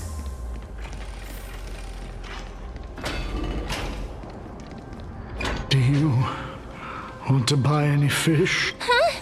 He can see us? Wait. More living people. I'm not selling my fish to living people. You lot are too shameless. Buying fish without paying. If I ever see her again, I will... Could it be that you're all dead souls that never achieved rest? The nether realm does not exist. Titan rejects you. Me. So, do you want to buy any fish? But there aren't any fish nearby. Are the fish gone? The people are gone too. I can only keep selling fish. Apologies. I don't have much in the way of savings, but perhaps there's another way for me to release you from your suffering. Please relax. May you fall asleep peacefully amid a gentle field of flowers. This. I knew it. These people aren't illusions. They're the souls of the deceased. They're supposed to reach the end of the west wind by floating down the River of Souls. Yet, they have floundered upon the shoals of the stream, unable to move forward. Did Thanatos reject them? Or perhaps they didn't really die at all? I have no idea. This circumstance is completely unprecedented. Hang on. Didn't he say more living people? So that means he's seen other members of the living apart from us? Could it be that these souls are stuck here due to someone's deceit? If something is done out of goodwill, are you really gonna call it deceit? Goodwill? I can't see anything good out of... Wait a minute. Lady Cypher? That's me. Could it be that you are the living being that those souls met? I couldn't take their behavior anymore. So I stole some things here and made up some lies there. Just trying to give them something to look forward to, you know? It's because of vile living creatures like you that we're being misunderstood by all of them. What else am I supposed to do? You can see the mess this place is in. These poor souls are denied by the Nether Realm. So now they're stuck in a few brief moments of their life. unable to move forward or back. Did you see those two blacksmiths on the way? They've been here for as long as the sun's been around, wailing over and over about casting a shield. Styxia is so freaky. Then why have you come back, Lady Cypher? Hey, I'm not here to aid your adventure. I hate water more than anything else in this world. Especially that stinky river of souls. But, I just discovered some stuff before I left. And I reckon you should know about it. It's about that boy who defied death. I found traces of him here. Lord Mighty? Oh, right! That's his name. Well, now you know. As for whether that info is actually useful, that's for you lot to figure out. So long, Princess Homebody. So long, Grey Mystery. Huh? She disappeared just like that? Lady Cypher has always been a free spirit. In any case, she has brought us some valuable information. If Lord Mighty is also somewhere along the river shoals right now, then he will certainly become our signpost. After all, he's different from those wandering souls. He will find his way, even in the realm of the dead. Don't worry. It's time for me to shine. Ornyx's rune of recollection is nearby. Use prayers to return the river to before it got flooded.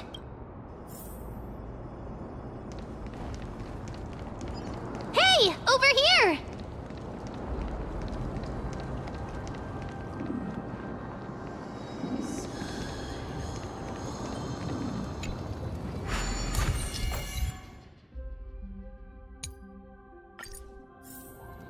Ornyx's miracle has appeared. Amazing! It's like we're inside a giant bubble. Even the river got parted.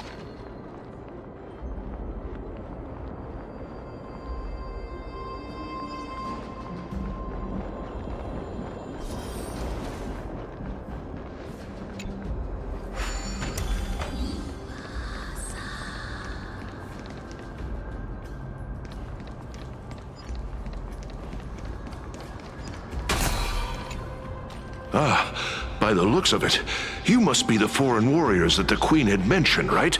Since the current campaign requires the utmost care, I wasn't able to make time to welcome all of you. Please, forgive me. Foreign warriors? A priestess, a warrior, and a divine beast. You look identical to the blessed saviors that the Queen described. What? A campaign? Who are you campaigning against? Nobody knows. As of now, of the scouts that went ahead, only one has managed to return. He says that the land ahead is a forbidden land that should not be approached, as it is the doorway between the netherworld and the mortal realm. As for the rest of the scouts, they've completely lost their souls and are decaying by the day. While there is still dissension within the city, the scholars agree that this calamity was so unprecedented that it needed to be given a new designation. An unprecedented calamity. Could it be? It seems that you have indeed heard about this. Well, death is just one of the possibilities. It's too early to come to a definitive conclusion. A world that has never seen death. Looks like these people lived in the era Chrysia before the Calamity Titans descended upon the land. May I ask, where is the scout who managed to come back? So he returned to Styxia. He only had enough left in him to last no more than half a day. However, it was his intel that convinced us to rally together. He said that he witnessed the demonic specter of an evil dragon at that treacherous land. The apparition opened its giant maw and devoured everything in sight, and thus brought Styxia that thing called death. Styxia. An evil dragon that brings death. It all sounds rather familiar. Wait, wasn't this part of that fable? Sir, could I ask how the Queen and Princess are doing? The Queen?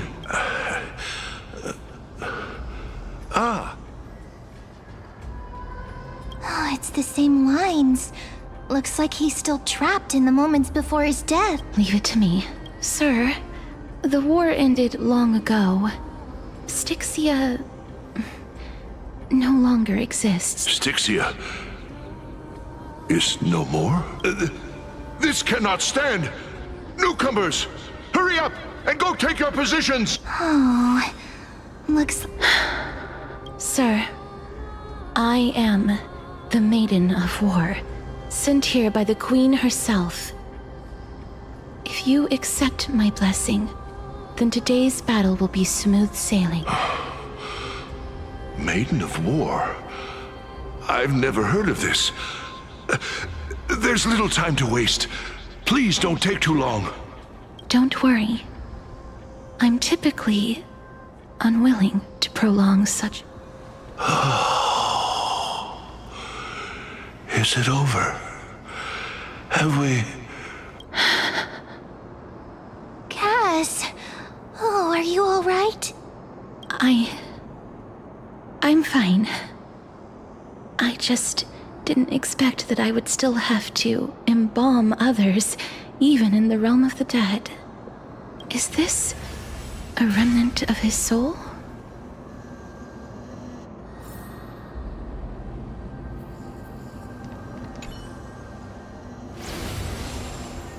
Well then, why should I place my trust in you, holy maiden from afar? Wait, this is... I don't quite understand what you're trying to say. Since the prophecy has already pronounced your name as Chrysos' heir of death, Akima ought to treat you as an esteemed guest. However, you seem to have no intentions of concealing your involvement with the Council of Elders, while most likely being aware of my issues against them. I cannot deny your claim. It was the Council that offered this room to me, and they had only one request. They want the curse of death to be completely subjugated to your will. I was agreeable to that request. But why? I am unable to rid myself of this innate curse. However, from this day onward, I shall use it according to your will. I will never make any superfluous moves on my own. I see. So that is how they plan to control the Flame Chase journey. They have shifted the heavy responsibility of granting death over to me. If I ever become obsessed with executing people, they will then have ample reason to terminate the Chrysos heir's journey. And yet, you seem to... not mind. This is quite surprising to me. That's because the fate that we were born with is a burden far heavier than that of an individual's life. I've woven many unforeseen events into the tapestry of fate. This is but one instance. Tidy up your precious garments and come with me. Akima welcomes you, Castoris.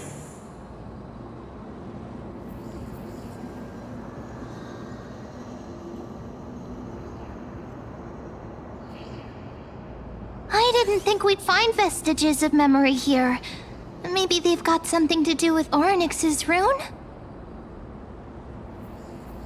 Perhaps, but I do not need a reminder from them. This memory is one that I will never forget.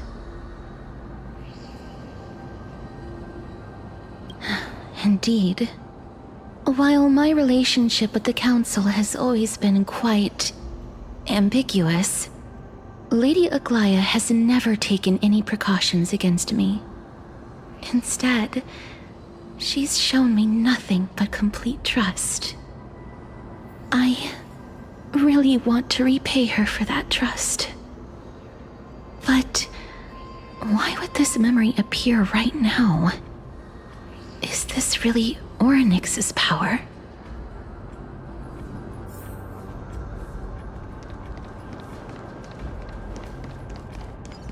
Could these dead monsters actually be... If Lady Cypher is to be believed, This could be the handiwork of Lord Mighty. He's still fighting against the Black Tide, even in the Netherrealm.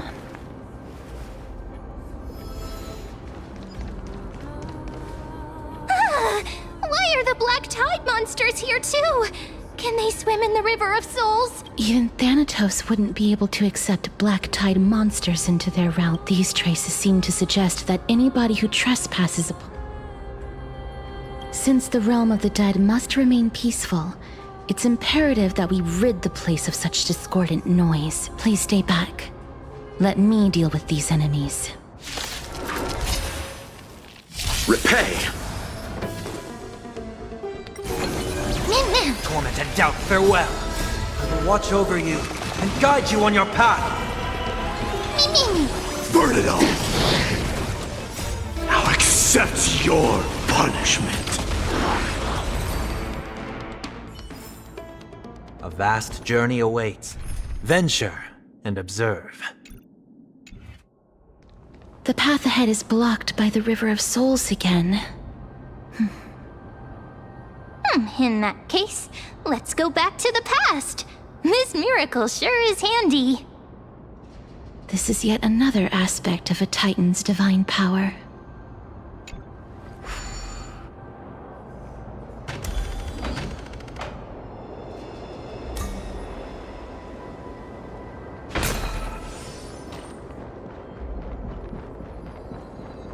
If Dan Heng was around, he'd definitely be able to raise the waters of the River of Souls into the sky.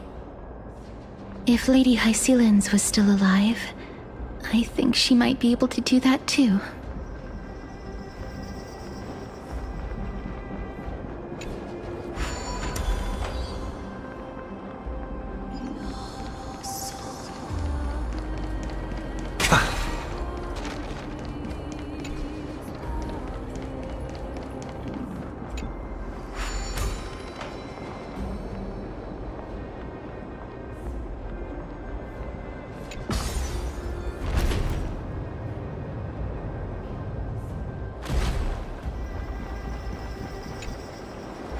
You seem to be able to discern both the past and the future.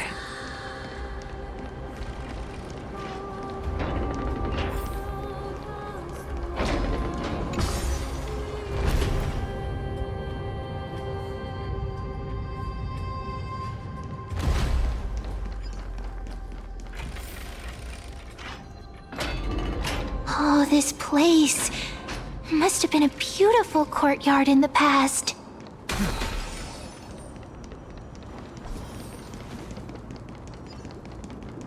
A day of peace. Let's wait and see.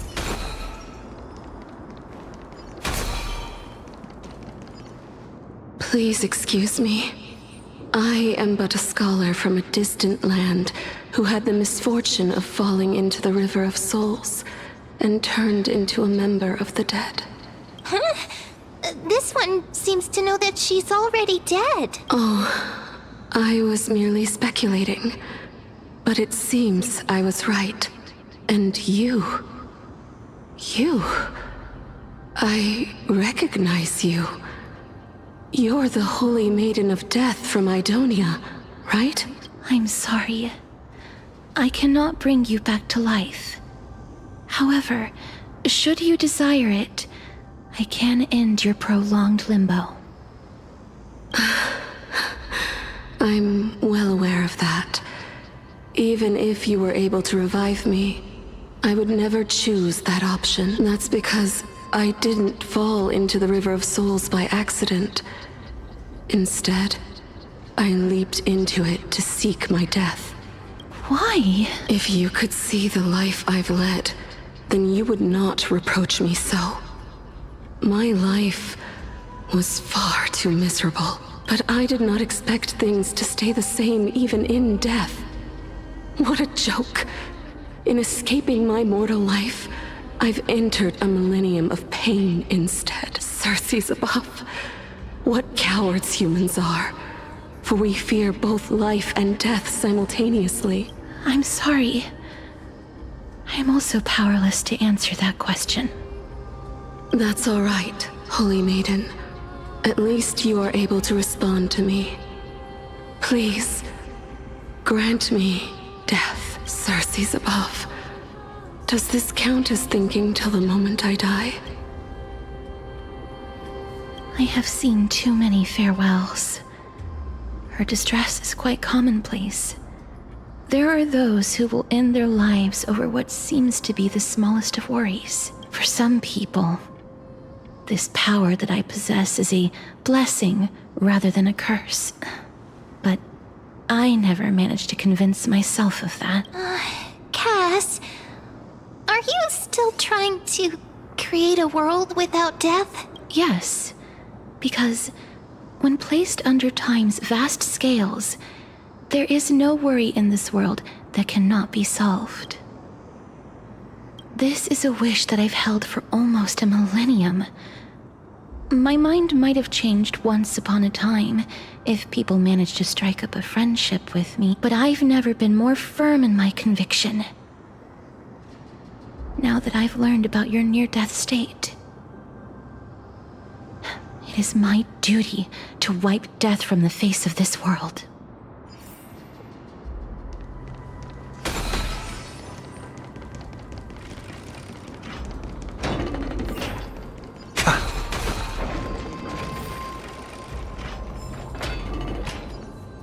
Wow! This place is so spacious. Is this the kingdom's vault? That's fine and all, but we need to lay down some rules. We're not gonna return to the past to steal things. Do we need to enter that doorway to climb even higher? There seems to be a person. Oh, more like a soul guarding it. But how should we get up there?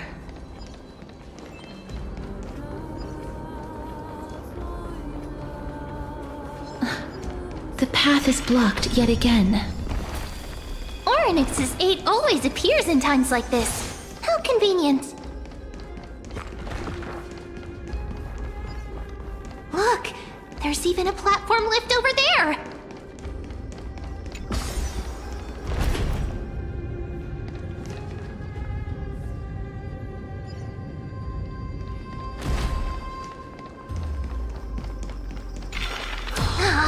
A chest of the past has been left behind, but none of its treasures remain inside.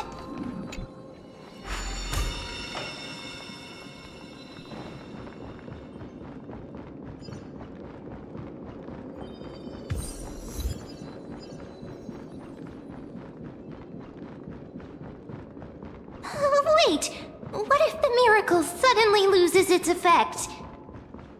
Mem, do you really want me to answer that?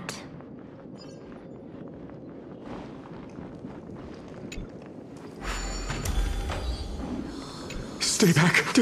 Don't come near me. Huh? Why does he look so panicked?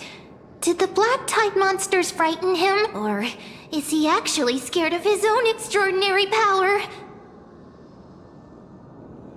There's no need to be alarmed. We're just passing by the area. See? None of us look threatening. You have a point. Although, while this might once have been the royal vault, it's since been plundered empty. So please, go away right this— You've misunderstood us. We simply heard your shouts as we were passing by, then decided to come over to find out what happened. My goodness. Did I really yell out loud? How rude of me. I'm sorry to have bothered you. I merely saw a warrior. While that spirit didn't harm me, his blows really packed it. Wait a minute. You seem to be quite different from him. Are you actually alive? How can you walk around here while alive? It's a long story. We're here to seek an audience with Thanatos. Thanatos? Who's that? Is it possible that he's also living in the era before death descended? Death? Could it be that you are here to defeat the evil dragon Pollux? Pollux? Is that the embodiment of No. According to the warriors under the Centurion's command, that evil dragon has been dead for quite a while. The curse that condemns people to death didn't originate from it, but they saw a girl within the dragon's embrace, and she is the true Reaper.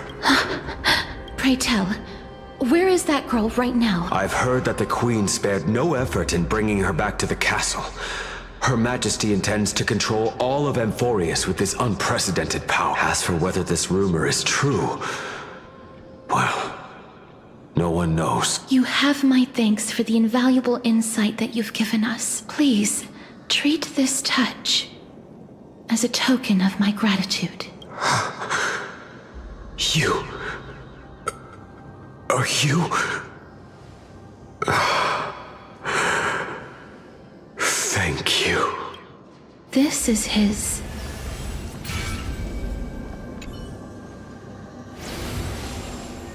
Then you granted him death? That isn't like you. You would have refused even if I commanded you to do so. I don't know. I did it out of sympathy, believing that I wouldn't be racked with agony, but... Sympathy?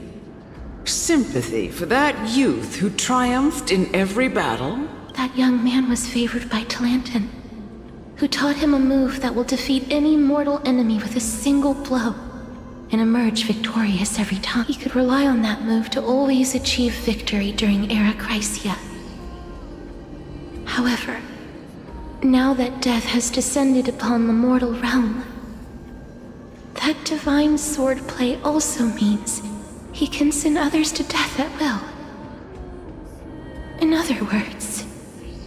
You feel that he's similar to you? Yes. Since he can never be inferior to others in martial combat, death would be the inevitable outcome every time he strikes. That's why he approached me and pleaded. Pleaded for me to put an end to all of this. You are perhaps feeling lost from making your peace with death in so abrupt a manner. I have not made peace with death. I've seen the people of Idonia stand tall and proud in the face of death. Even before the fated finale arrived, they were already content with the lives that they'd lived. They had such proud expressions. Expressions that made me believe death would be an insult to these mortals. If the concept is truly a power that a god had carelessly cast down upon the world, perhaps death's authority was never meant to exist in this world. Just like how I shouldn't exist. I won't refute your beliefs for now, but would you be interested in listening to a story of mine? It's a fairy tale from foreign lands, told by the person who brought you to me in that ice field long ago. A tale told by the Queen of Styxia. What? Wait a minute. That means the girl born in the dragon's embrace, the personification of death these souls talked about. That's you, Cass? I've already had an inkling for a while now. But I honestly have no memories of Styxia. My memories only begin after Aminet brought me to Idonia.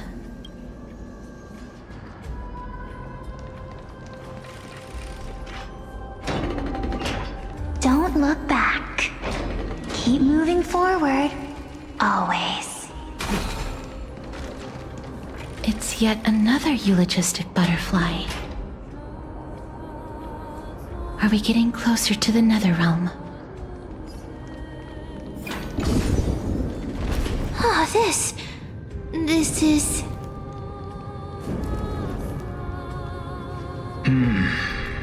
Living ones?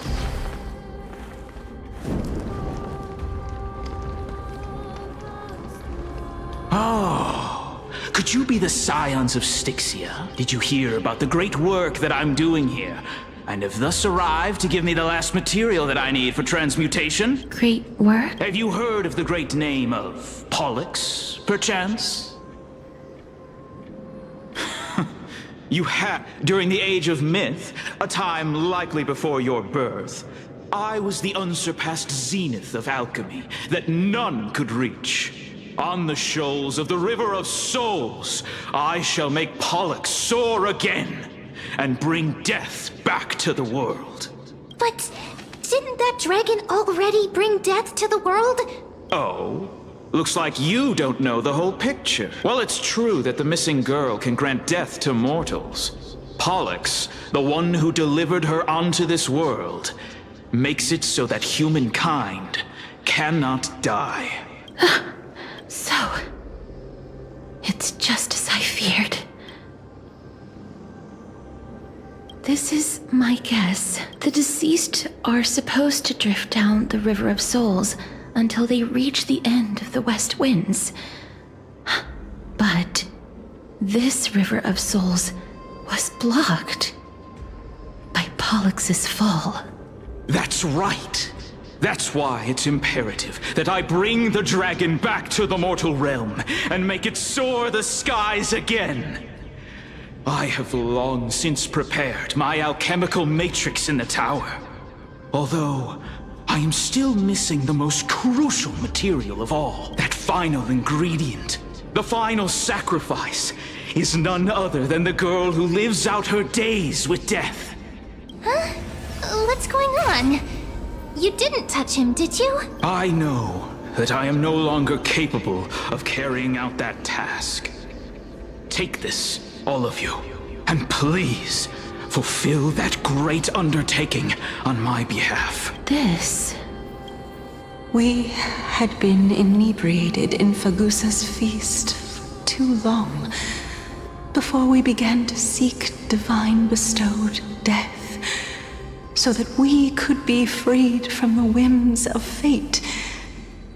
However, that brought doom upon us. Instead of summoning a supreme god, we encountered a monster that cut off the River of Souls. That detestable dragon Pollux denied all the dead from the gates of the nether realm. Unable to rest in peace, these departed spirits engulfed Styxia like a roaring tide. As a result, my city and its people no longer exist. That child is the only person whom I managed to save. Born within the evil dragon's abdomen, she has possessed the talent of death since her birth. She must have been granted to us by the gods as a chance for us to atone for our sins. Please, you must nurture her to adulthood and prevent her from experiencing all of the suffering that we went through. I promise that I will care for her as a mother, that I will protect her from the evils of death. By Fagusa above, thank you for your kindness as her mother. Please bless this child with a name. Before I am swept away by the River of Souls, please, let me know how I should address her in my next life. Oh, like how a transient raven butterfly, a fleeting papilio castor, perches on the twig of death. Castorus. That shall be her name. That's where my name comes from? The sound's back. What is making that ruckus? Living ones, don't waste your time bickering. The Netherrealm's wrath is falling upon you. Black Tide Creations. When did they, mister? Please fight them with caution. Be careful not to suffer the same fate as those Black Tide creatures! Everyone, hide behind me!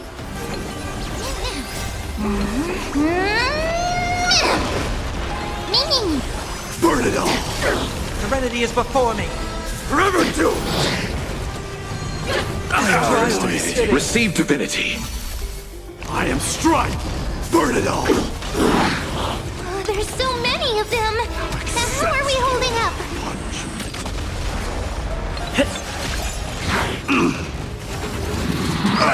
Tormented doubt, farewell.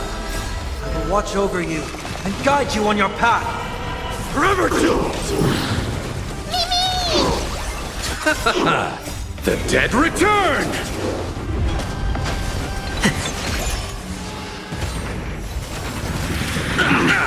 Conquer all lands! Here.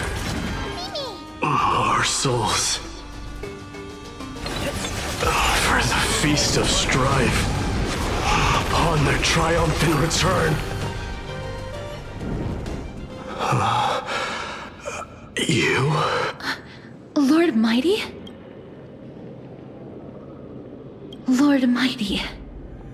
You've been through some tough battles once again. That black tide is endless.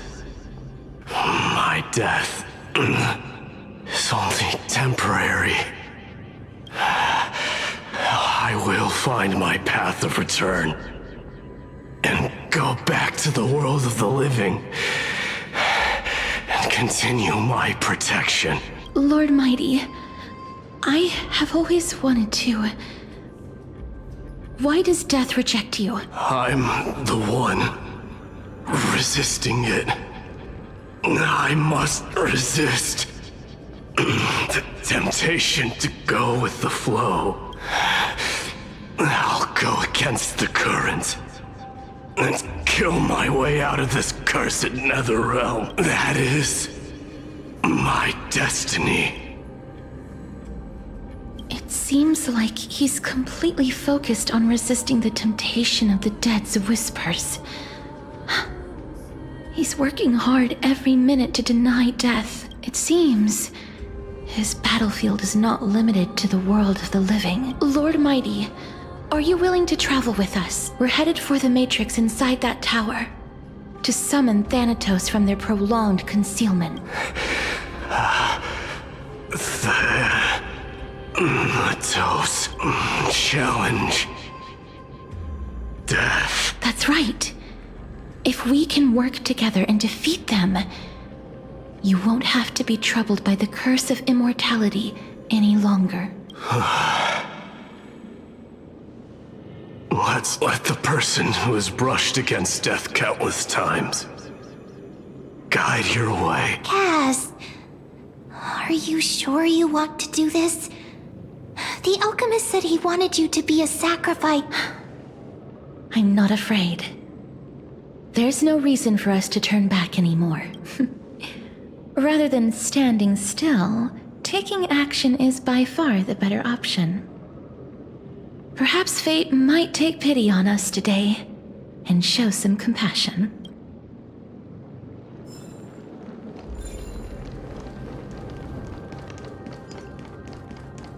A day of... Let's wait and see.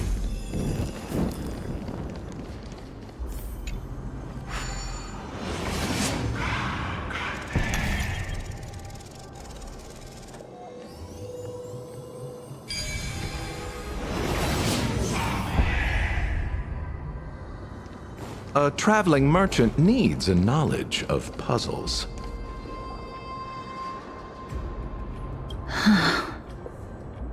This is going to be difficult. I'm familiar with this kind of mechanism, but I've never repaired broken chains. If I was more powerful, I would be able to carry one person with each limb and fly the four of us to the other side. The Rune of Recollection is here, but I can't find a miracle orb anywhere. Oh, could it be in that collapsed tower in the distance? It's still up to me to step up in a crisis. Wait here. I'll go check things out.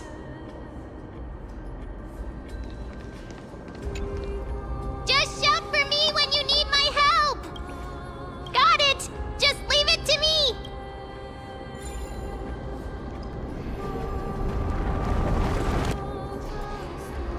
Mem did it! The pink squirrel is very smart. the miracle's range is limited. Please come a little closer. Aren't I a good fit for Orynyx's priest? Of course. You're the most competent priest ever.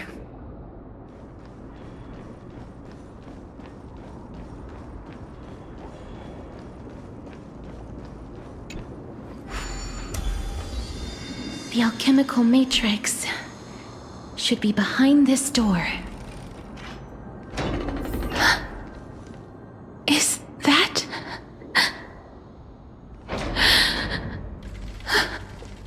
Wow, there are so many of you! It's little Cass and little Grape. Oh, there's also little D and the big puppy! Trian? Aren't you... Get what? I'm getting even more confused. This is the first time I've encountered a deceased friend while going upstream in the River of Souls. It really works like this. Just like the other departed spirits we've encountered along the way. I'm also unable to sense the aura of the living on Lady Trian. Yup, you're right. Trian already knows that she'll not be able to return to everyone's side. But Trian believed that little Cass would eventually return to the Netherrealm. So, Trian has been standing here, at this spot closest to the world of the living, and waiting for little Cass. Oh, it must have been very tough for you. But according to what Trian said, we're almost at the entrance of the Netherrealm. Trian promised Trevi and Trinan that when little Cass got here, Trian would get the gift ready and be the first person to run over and welcome you. So, little Cass, don't cry.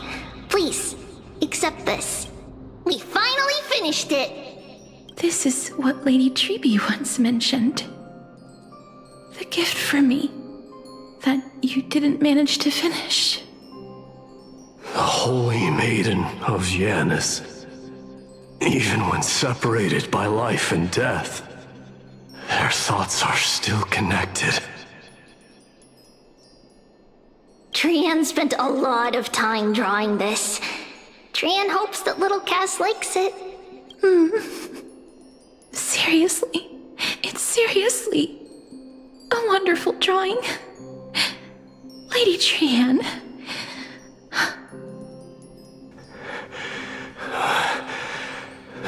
This is our flame chase journey. Little Cass, we don't know what your journey was like before. Trevi has always said that it must have been a very harsh and frightening journey. But little Cass no longer has anything to fear now, because everyone is here with you in this flame chase journey! That's right. Only now, when I see Lady Trian's gift, do I realize that I've already obtained so many things I would never have dared to dream of since I embarked on the flame chase journey. It's the first time I've gained so many companions. The first time I picked up the hobbies of crafting and photography. The first time I had dinner with someone else. The first time I went to the market to buy the Chimera doll I'd liked for a very long time and hugged it to sleep. The first time I wore a dress personally made by Lady Aglaya.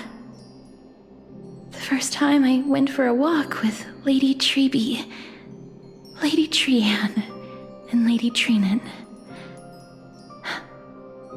The first time I enjoyed the night breeze and looked up at the stars with Miss Hyacinth. The first time I took care of Dromasis with the Trailblazer. Looking back at all these experiences I never thought were possible, it feels as though the scales of my life had shrunk from centuries and decades down to minutes and seconds. And all of them are so precious. I took countless photos in the past, but they're all black and white landscapes. I don't have a single one with friends. If I had known, I would have taken more pictures.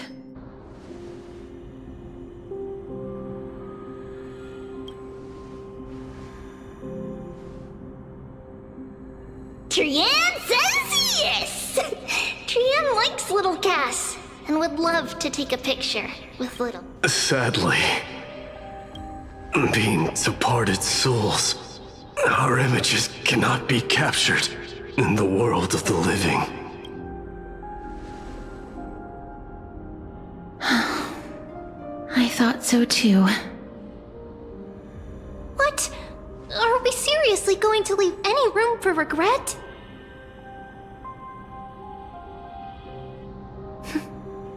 There won't be any regrets. This vivid drawing surpasses any photograph from the world of the living.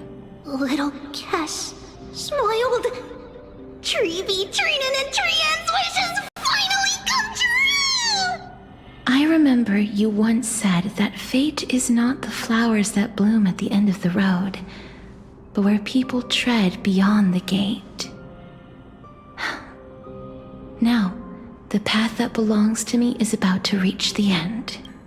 Thank you for bringing me the final key. Key?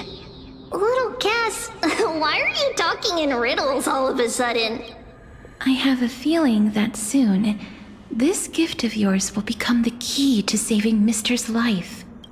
Wow, that's amazing! Then keep smiling and carry on bravely! Little Cass, Little Gray, everyone, see you tomorrow!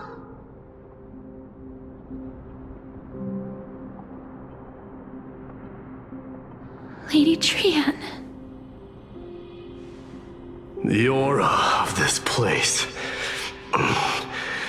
We have indeed reached the end of the stream of souls. If I go any further, I might lose myself. I must leave now, for the black tide still wreaks havoc in the realm of the living.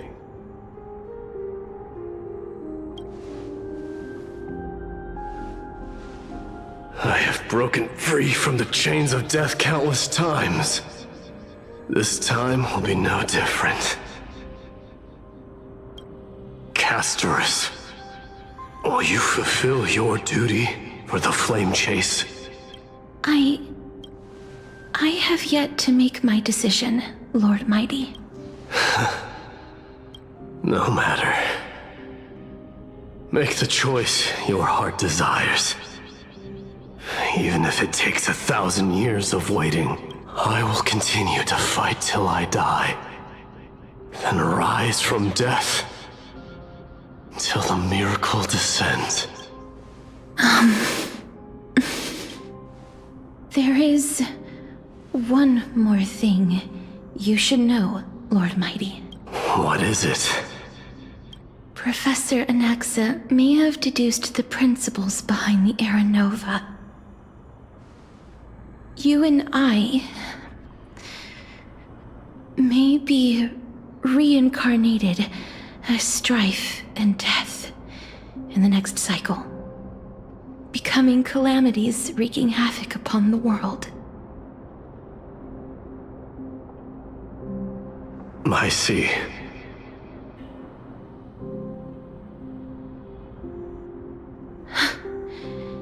Is that all? Are you going to accept such a fate without complaints? Do you have a strategy to shatter the shackles of our fate? I haven't found it yet. Perhaps I never will. Then, cease wasting your thoughts on futile matters. Control what little you can. And when fate's inescapable grasp comes, resist it with the strength of your mighty will. Thank you, Lord Mighty. I will find the right decision.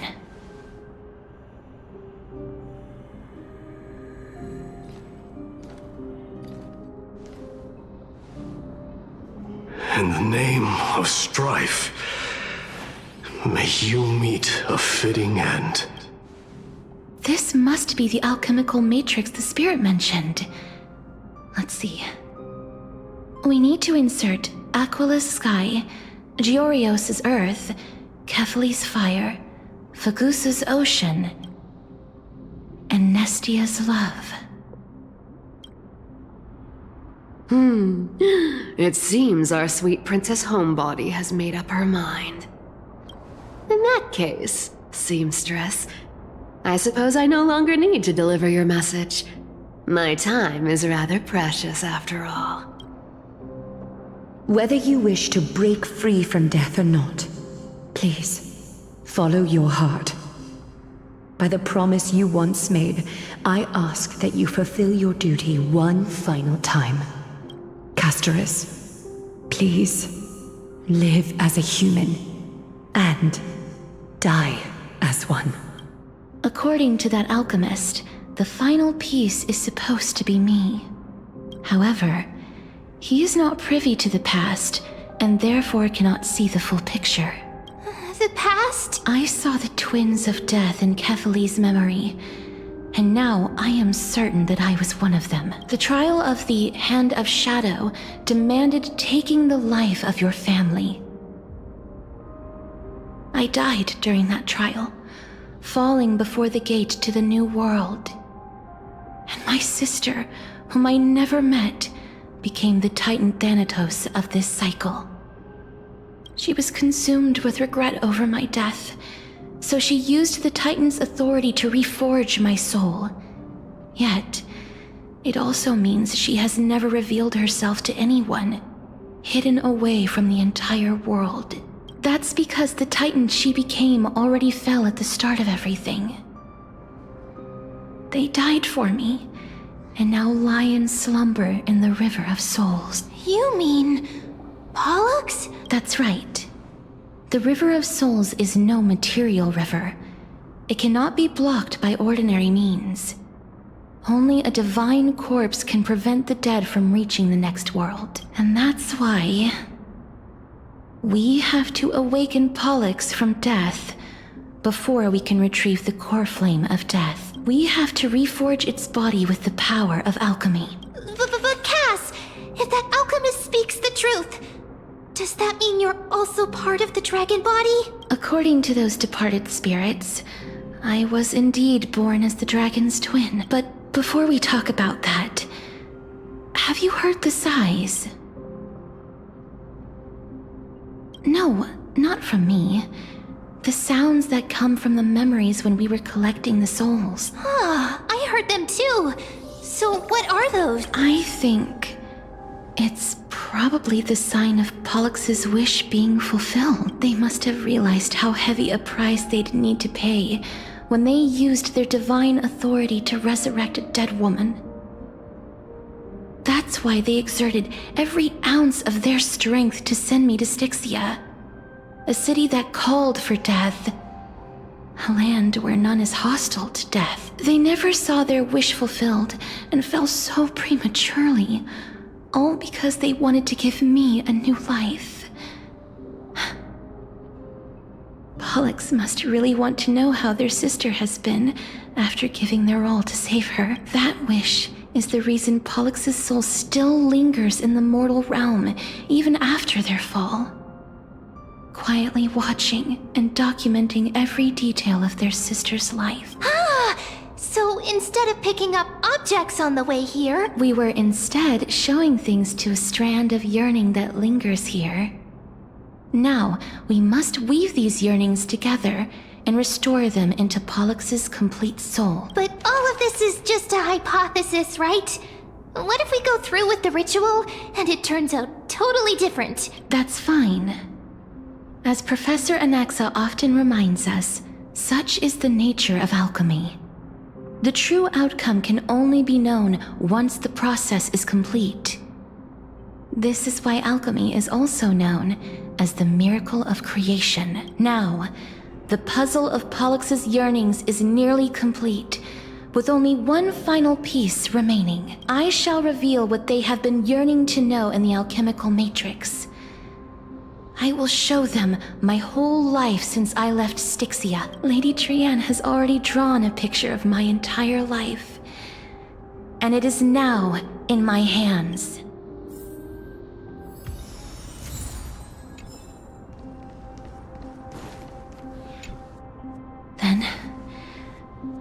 the ritual begin.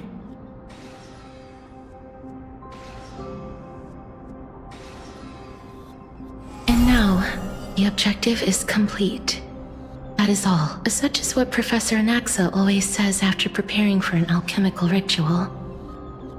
And now, Pollux, I shall lift you from the river of souls and reforge your soul. Perhaps you will be disturbed by this, and your body may become horrifying to behold. But if even the slightest trace of your soul remains, the soul that once ferried me to this side of the shore, then please, look at me. I wish to thank you in person. I have obtained everything you sacrificed your divinity for. Lady Almanette. Did she recognize you? Oh, she must be the first soul we can communicate with here. I'm afraid she is just another spirit trapped here, like the rest of them. The only difference is that I was there when she died. Please, go on. I'm listening. Are you about to tell the story of Styxia? Yes.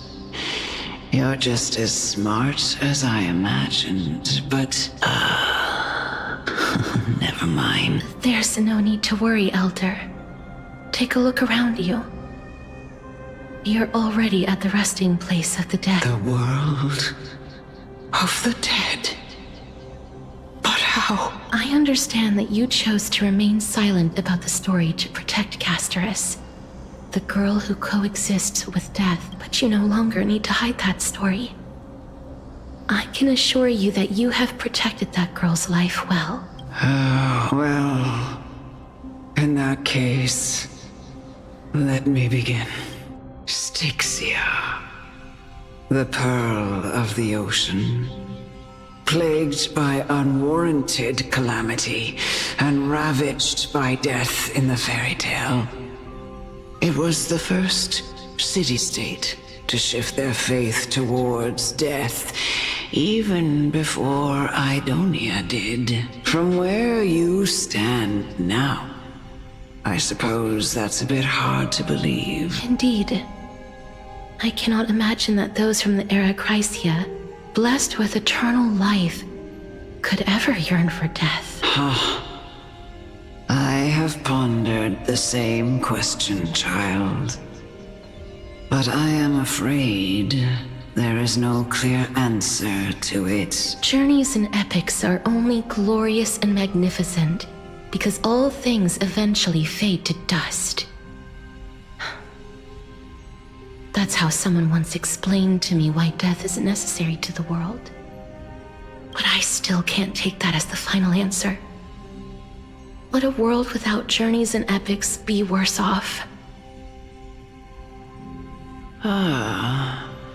I take it the one who spoke this line was a general, or perhaps a warrior. I, however, did find some inspiration in these words. Would you like to hear my thoughts, Casterus? Please enlighten me, Lady Almanette. Though I have already made up my mind on how to handle the authority and core flame of death. Your words might truly guide me toward the path forward. You and I are neither warriors nor generals. Therefore, journeys and epics cannot truly resonate with us. But what if I reframe it like this? What if love is not a trait bestowed upon mortals by Nestia, but a blessing from death? Love. No one ever invented the word cherish in the era when life was eternal.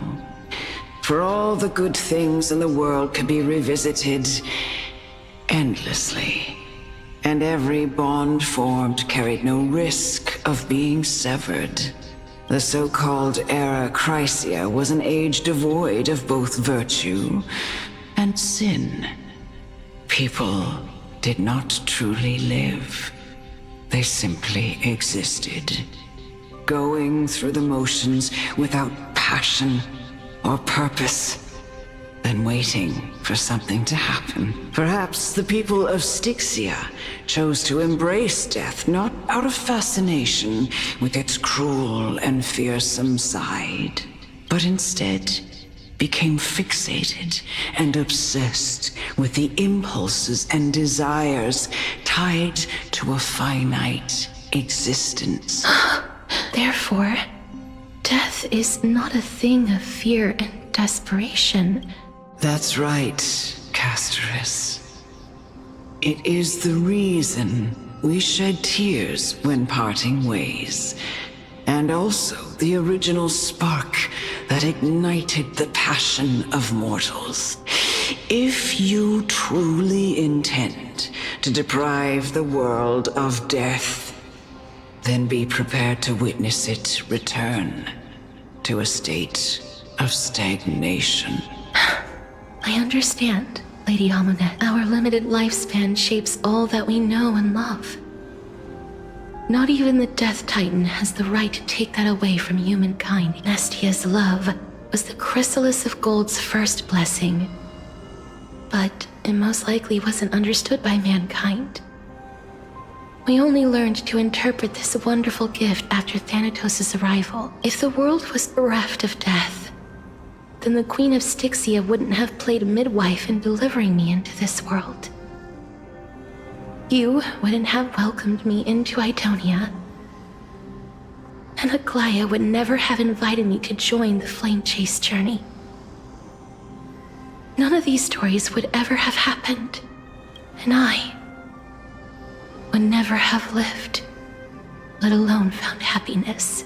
Thank you, Mother. I will use all the love I've experienced in this long life to complete the final miracle. My teacher, Anaxagoras, grant me the wisdom of all things. I call upon thee, the stripped dead dragon's corpse.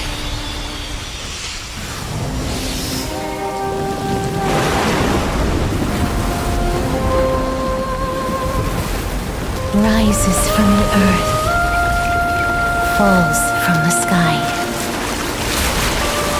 As above, so below. This is the greatest power of all powers, unstoppable in this world.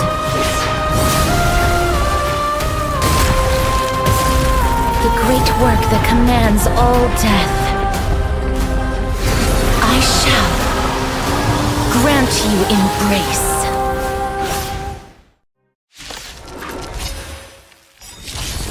That which is seized must be repaid.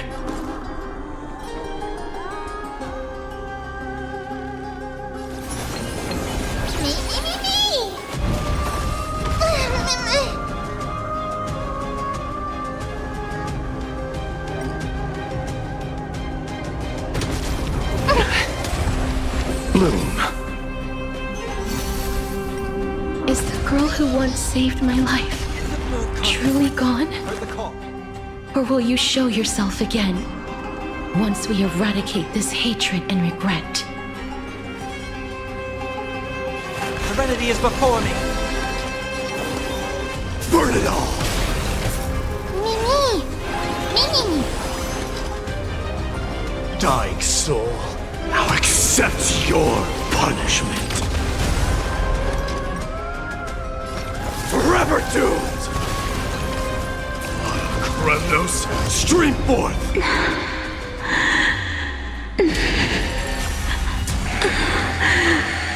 And I know you're anxious. Shh. Don't be afraid. Forever doomed!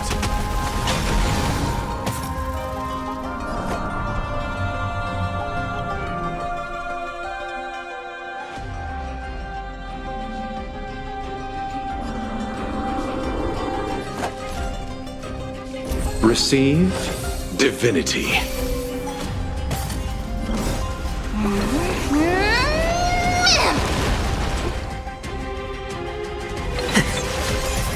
I'll overcome the thorns, torment and doubt farewell.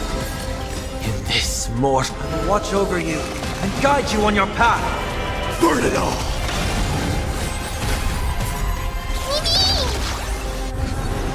There's no more need to weep in grief. I will grant you peace. I'll see you off.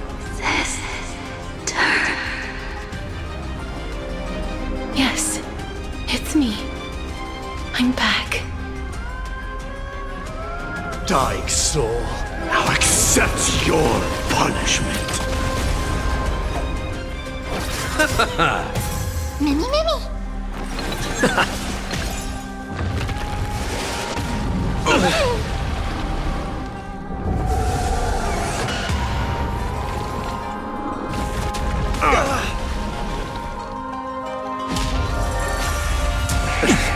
Be careful.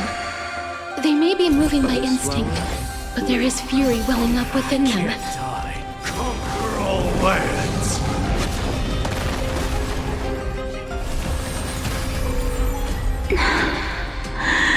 Please, don't turn back to the Nether Realm.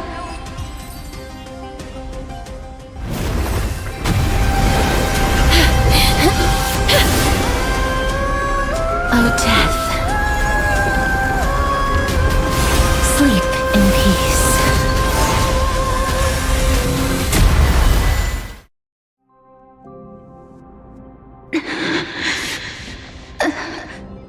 I'm sorry I have to wake you up from ancient death.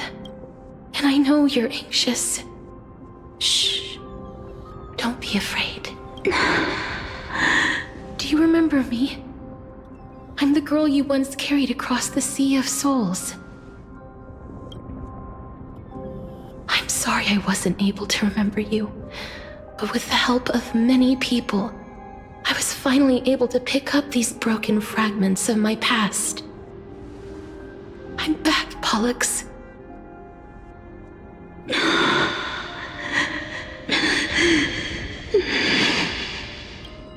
I know this might not be what you wanted.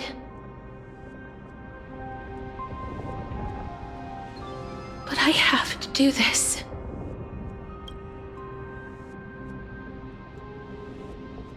So please, carry me across the Sea of Souls again and return me to the Netherrealm, just like you did in the past. Please take me to where the core flame of death rests.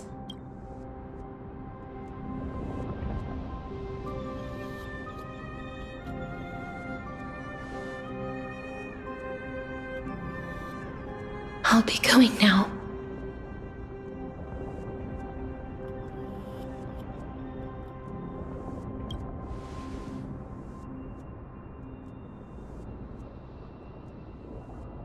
They may look scary, but as long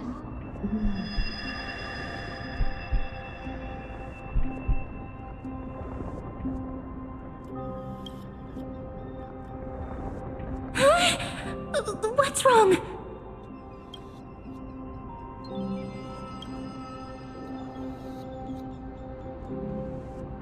Are you... What's wrong with him? His time is almost up. If I don't go now, I'm afraid his soul will return to Thanatos' embrace before me. What? Oh no! Is there anything we can do? Don't worry. I promised I would ask Thanatos for the Trailblazers' right to roam the Earth again. Mem, stay here and keep a close watch until I return, all right? Alright. I'm the best at taking care of others. Go on, Cass. Make sure not to leave yourself with any regrets.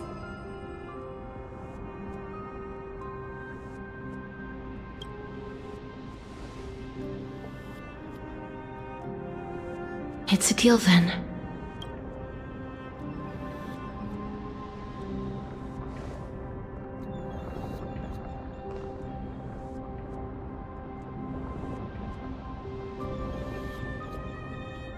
Please.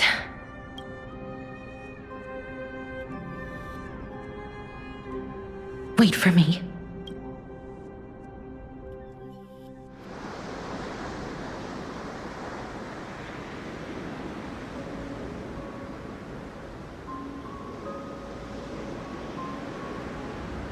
After all that, you still ended up back here.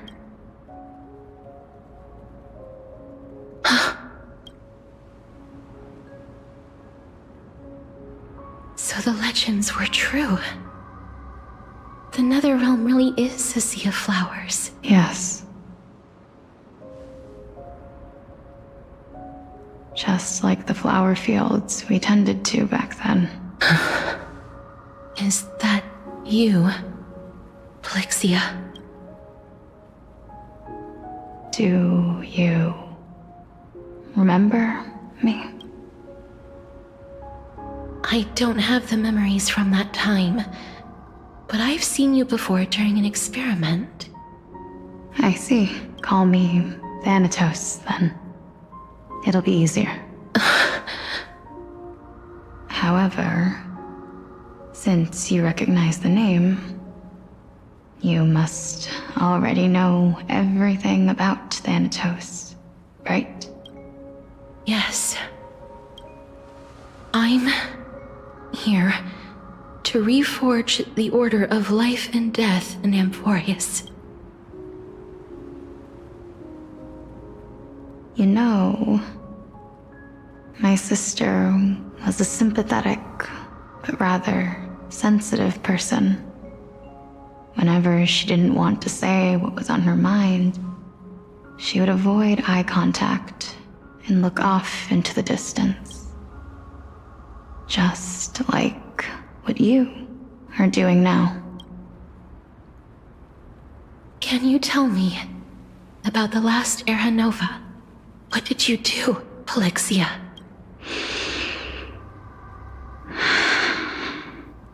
Where should I begin? A long, long time ago, there were a pair of like-minded twins.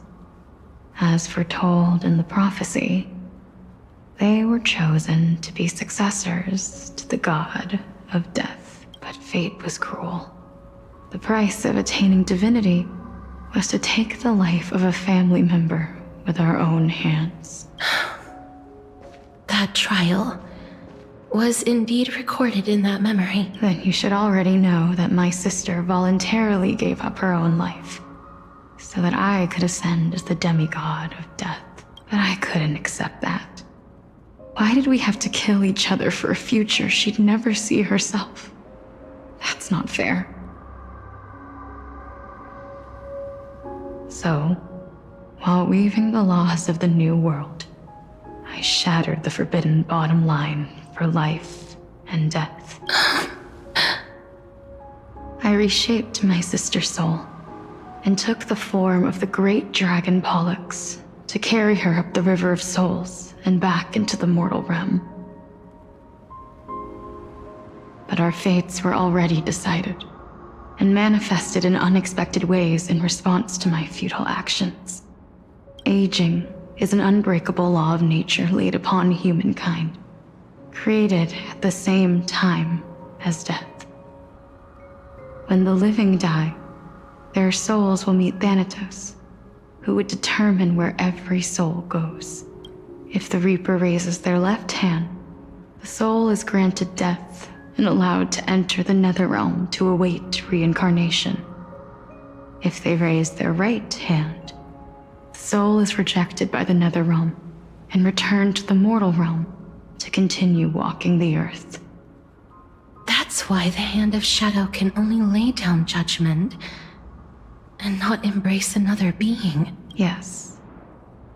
Death was originally a pair of hands, but they were split in twain when we reached the mortal realm, never to touch each other, ever. The half of Thanatos that represents life, the undying human who grants death. That was the curse I forced upon you. Then, What about you? As the half of Thanatos, representing death, I shoulder the fate of defying death. I died the moment I entered the world of the living.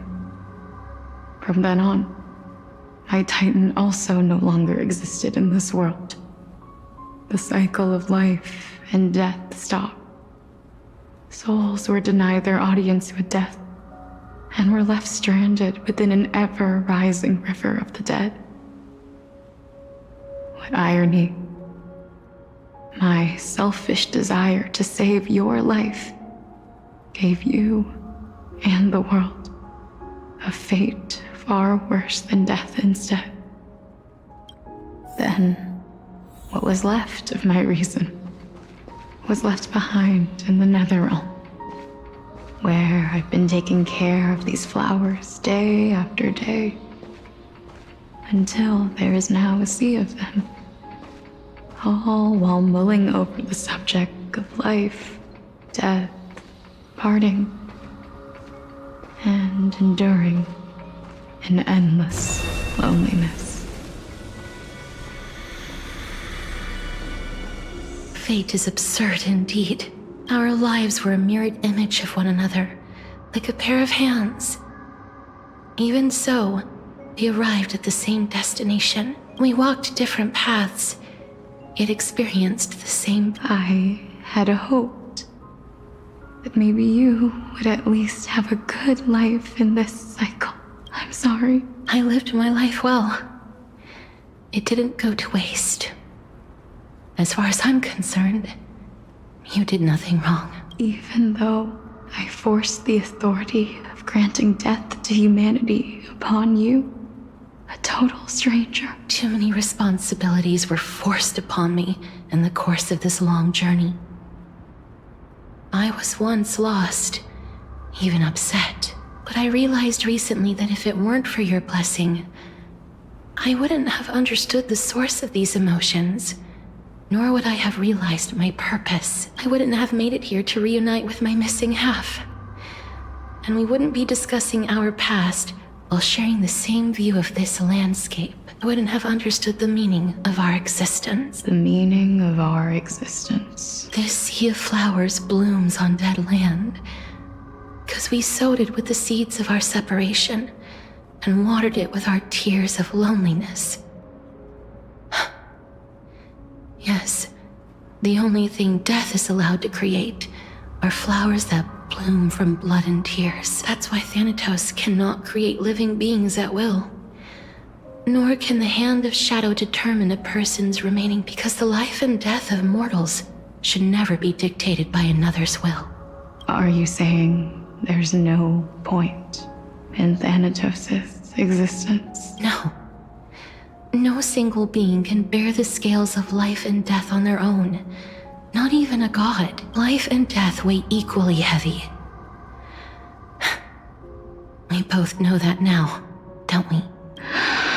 You, too, must have had a difficult life. We've taken quite the ridiculous journey together, haven't we? I had a feeling, even back then, that we would meet again one day. Not to embrace one another after a long separation, but to come in search of retribution. Tell me the answer that's already been written, and let us draw this seemingly endless fate to a close. It's been far too long. I've waited here for centuries, watching day after day as desperate spirits are denied by this lonely wasteland. I always hoped I would see you among them, but I was also afraid of seeing you. I didn't know how I could possibly face you again, but more than anything, I was afraid that you might have forgotten all about me. I know. But don't you see, Polixia? I made it back anyway. You don't have to shoulder death's authority on your own anymore.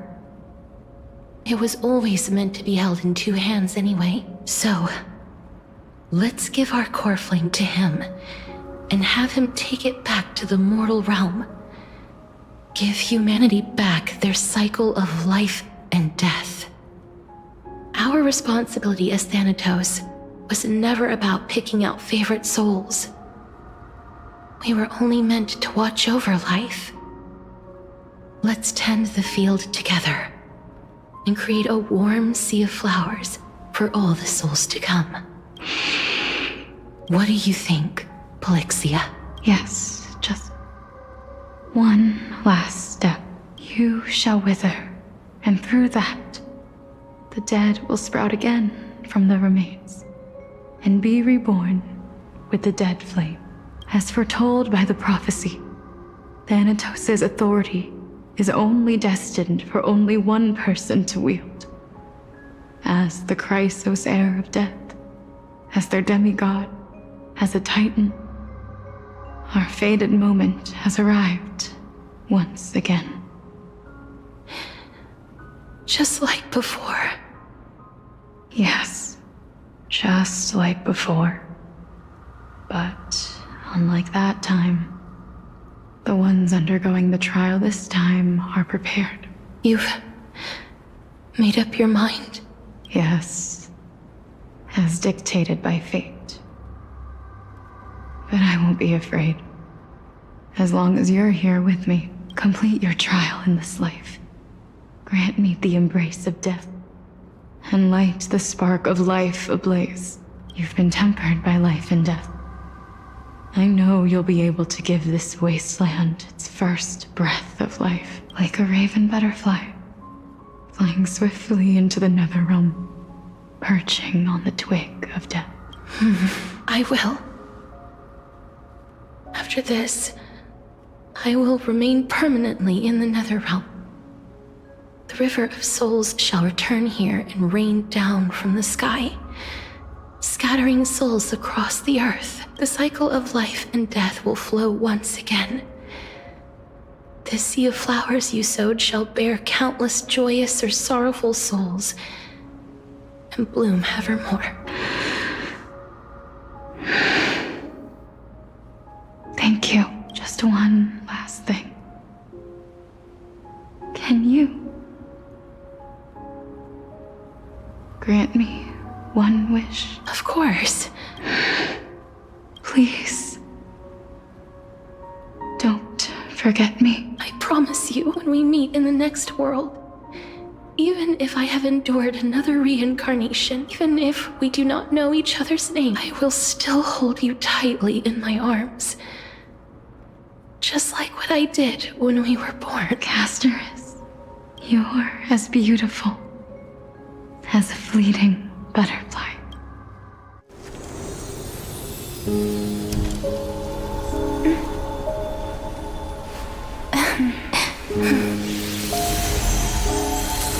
I will bring rest to death.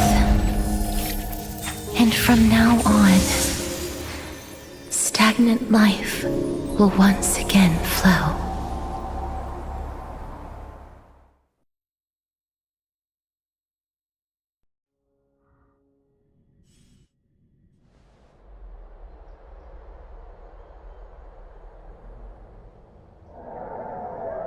Time flies. In the blink of an eye, the 15th entry hour is already at hand. When this farce is over, your soul will be placed on the scales of life and death. Are you ready? No need to ask so many times. Of course I am. Then why do you drag your feet? Is your fear of crowds holding you back again? I simply find them too noisy. Paying attention to conceited fools like them would be an utter waste of my time. Such harsh words. As I see it, you are no less arrogant than they are. I couldn't agree more. Oh. I did not expect to hear that from you. Are you not going to refute me? I know myself better than you think I do. At the very least, Better than a stowaway like you. And they say men whose ends are nigh have but kind words. Well, that is exactly why I chose you. Should I thank you for the compliment? The hour of the trial has come. Do you have an answer for me? And how will you prove the veracity of your argument? I suppose there is no point in putting this off any longer. Do you recall where we stopped the last time? You were saying that Amphorius's history is cyclical. Indeed. The demigods that bear the core flames eventually become the new titans at the world's end. Remember what happened on the Holy Mountain? Calypso, Naias. As their destined ends approached, one by one they left this world, leaving only the twins, who are fated to succeed death. Unfortunately, while their journey is consistent with ours, you and Calypso, as well as Nicodor and Naias, act as supporting evidence. I can only come up with a rough sketch for my theory of a cyclical history. For all the pains I took to reach this point, I had already lost hope of ever obtaining definitive proof. After all, the past is in the past. Proving that we are the legacies of heroes of the past is a hopeless endeavor. That is, until I met a girl named Polixia and her sister. If Castorus was truly sent from the past to the present for the Titan's self-serving reasons, then having lived through 2 cycles, and with Styxia as the pivot, she will no doubt be the link to connect all of this together. If the Twins of Death can bridge 2 cycles to reunite at the shores of the Sea of Souls, then my hypothesis will no longer be just a hypothesis. And you too will get the answer to your question. Well, that is all well and good, but how can you be so sure? If there is even the slightest error in your hypothesis, the girl will be shattered. It matters not. The most important quality a scholar must possess is foolhardiness. If you are overly cautious, then you'll never have the gumption to make the first step, and change will never come. Besides, I, an Exagoras, am destined to overturn this farcical world. Come, let us go and teach those pathetic worms one final lesson.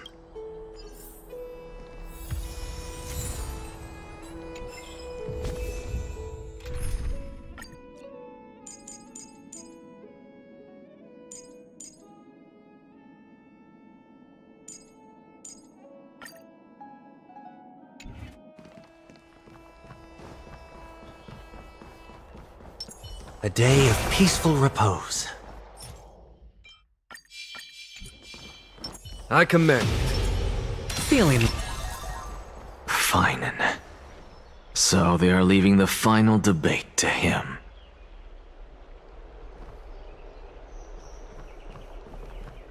Let those Chrysos heirs who started this terrible war hear you. Let them hear the voices of the people! As always, that woman knows how to stir up a crowd. Professor Anaxa, I thought you'd pass on this. Everyone must cast their vote, or this assembly would serve no purpose. Prof, do you truly think it's wise to entrust the fate of the world to an assembly like this? Akama has stood strong under this system for 1,000 years. It stands to reason that there is purpose in its existence. But that is not what you're asking, is it? What you really want to know is Aglaya making the right decision in entrusting the fate of the world to you? Nothing ever escapes you. I didn't spend all those years teaching you for nothing. Most people only take 4 years to graduate, if I recall. To tell the truth, I feel like I'm on my way to an execution chamber instead of a podium. So, do you have an answer to that question? No, I don't.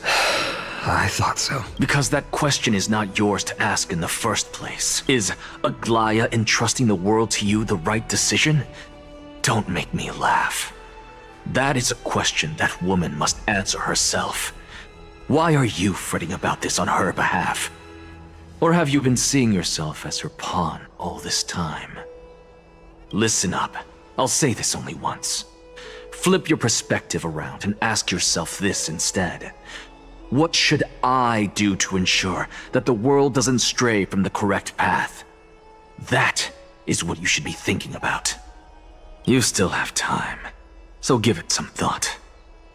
Oh, and don't bother telling me the answer. Tell it to those begging for salvation from the gods. Got it. Thank you, Professor Anaxa. That's Anaxagoras to you. Who will you be voting for? That'll depend on how well you perform. May Circe safeguard your thoughts.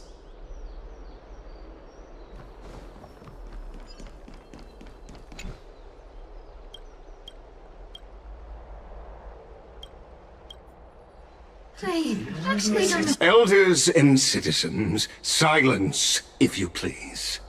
As the Theoros, I present to you Phinin of Ides Elysiae, virtuous citizen of Akima, and the last speaker of the assembly. Much obliged, Lord Lycus. I remember him.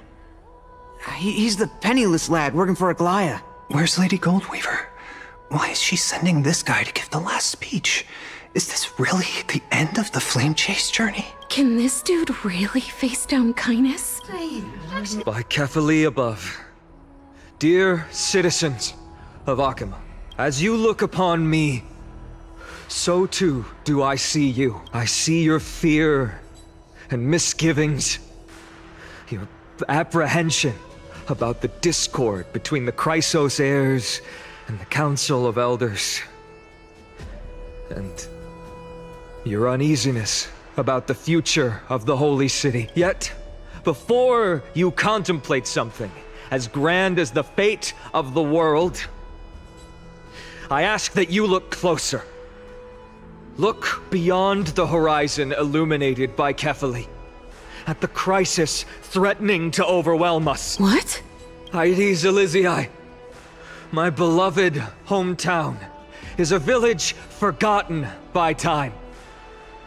It is a place with the most invigorating breeze and wheat fields that spread all the way to the sea.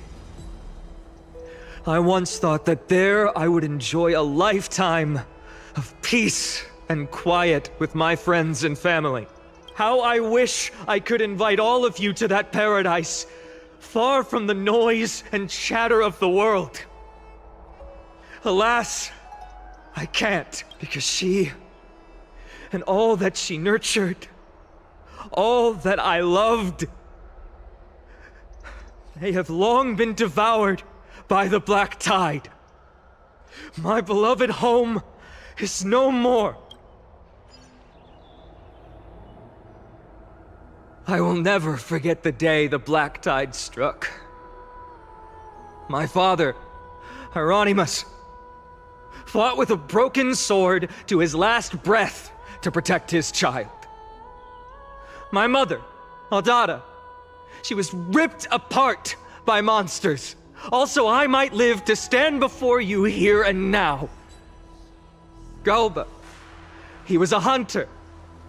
But in the end, those arms that once drew a bow instead embraced Piso, his beloved son, as they both breathed their last. Pythias, the teacher, risked her life to save her students, but a burning beam fell on her, crushing her. And what of Livia, her daughter? Did she make it out alive? No, she didn't. Livia, Piso, and so many other children, my childhood friends, they were all swallowed by the black tide and turned into monsters. They kept saying the same thing over and over. Even up until the final moment, I finally steeled my heart and granted them eternal peace with my sword. Why, Finan? Aren't we the best of friends?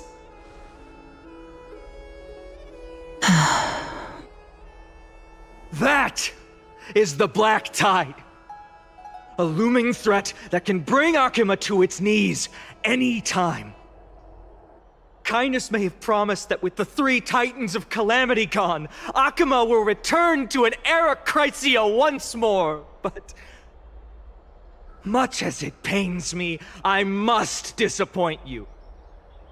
While the demigod of strife has done everything in his power to hold them back, they are still coming. By now, the name of that black-robed swordmaster, the Flame Reaper, has likely echoed throughout the city already. The roaring thunder is a message from the strife demigod. The Flame Reaver has risen from death, and they hunger for the core flames of the gods.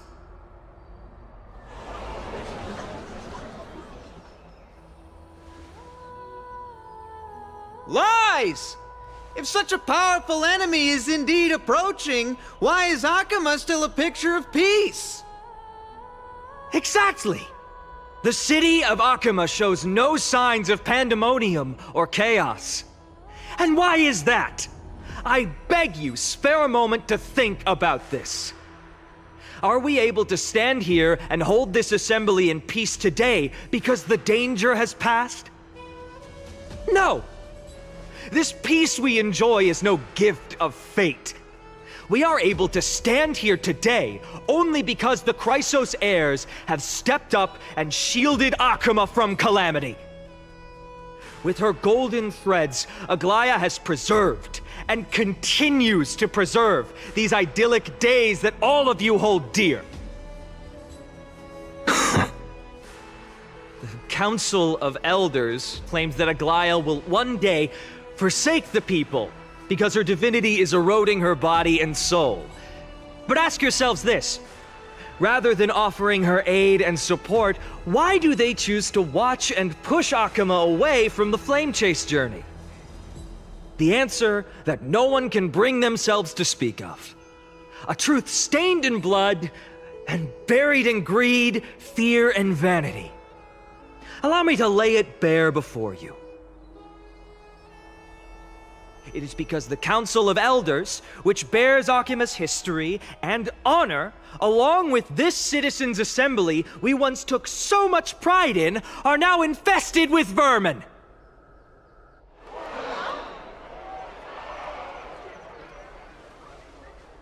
You insolent whelp! How dare you! It is true that Aglaya has reached her limit. Why? Because she has been working tirelessly to weave the defenses of our holy city against the encroaching evil.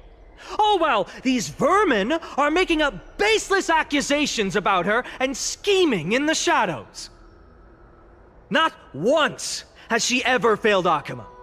Yet these vermin attempt to tear her apart, tarnishing her name with unfounded allegations.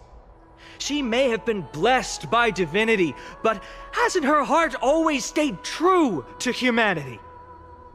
They attempt to mislead you and reduce this assembly to a crude standoff between gods and humans, but citizens of Akuma.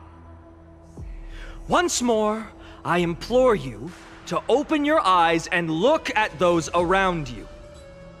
Examine them closely. Beneath all that finery, do you see the good heart of a human or the poisonous glands of a pest? Make your judgment, then turn your gaze to the demigods whom so many of you regard as cold and merciless. Do you not see the light of humanity in them? And those who wear the mask of humanity yet utter only hurtful, slanderous words. Can you not see that their souls have been corrupted by power?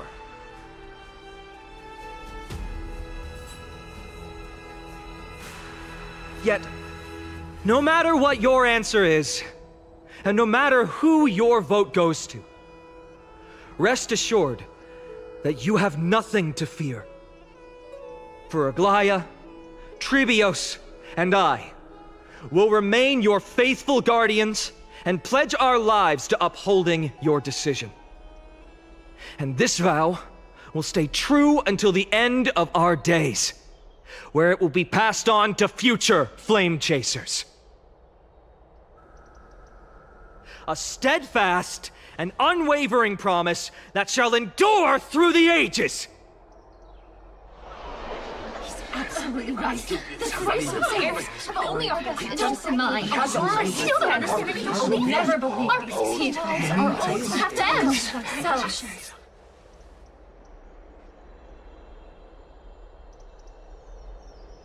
At the present time, on the scales of Talentum, those who call for the continuation of the Flame Chase journey, and those who demand its suspension. Each faction holds an equal share of votes, resulting in a perfect balance. As expected. This is the moment when the Flame Chase journey is the closest to its end. And now, it's your turn to vote, Lord Anaxagoras. Is there anyone else who hasn't voted? No, you're the last. Cast your vote with care, for your decision will break this impasse. I have long since made a decision. Very well. May you bring much needed change to this farcical world. Last vote. Always the performer.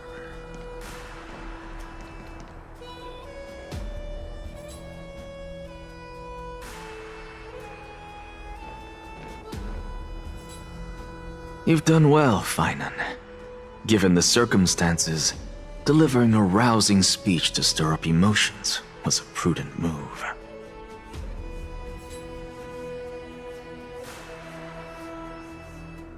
Thank you all for your patience. On behalf of the 7 sages of the Grove of Epiphany and the scholars of Amphorius, I, Anaxagoras, am ready to cast my vote.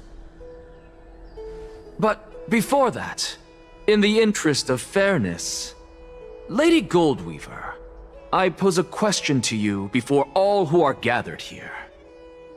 Will you, as Finan has promised, stand by the decision made in the Assembly, regardless of outcome?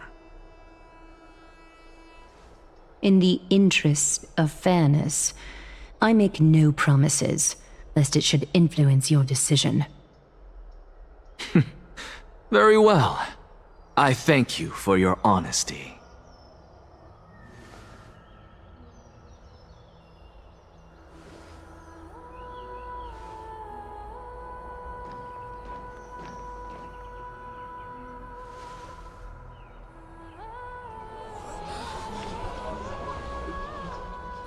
What's he doing?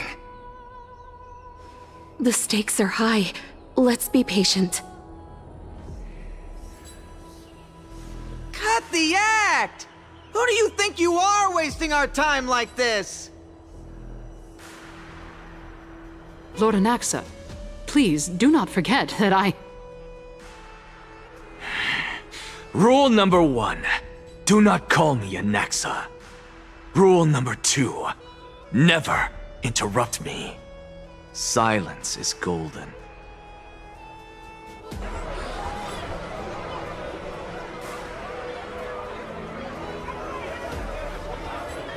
Just vote already. What are you waiting for? Cast your vote. Cast your vote. Cast your vote.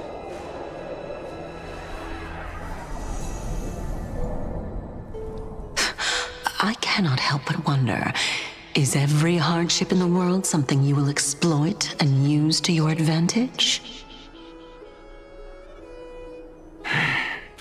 How else am I supposed to make use of this situation where my body and soul are separated?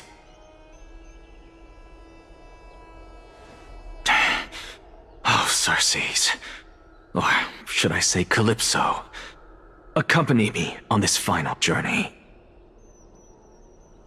Let us journey to the Netherrealm and see how she will substantiate the answer to your question and validate my decision. We need only to follow the sound of the tides.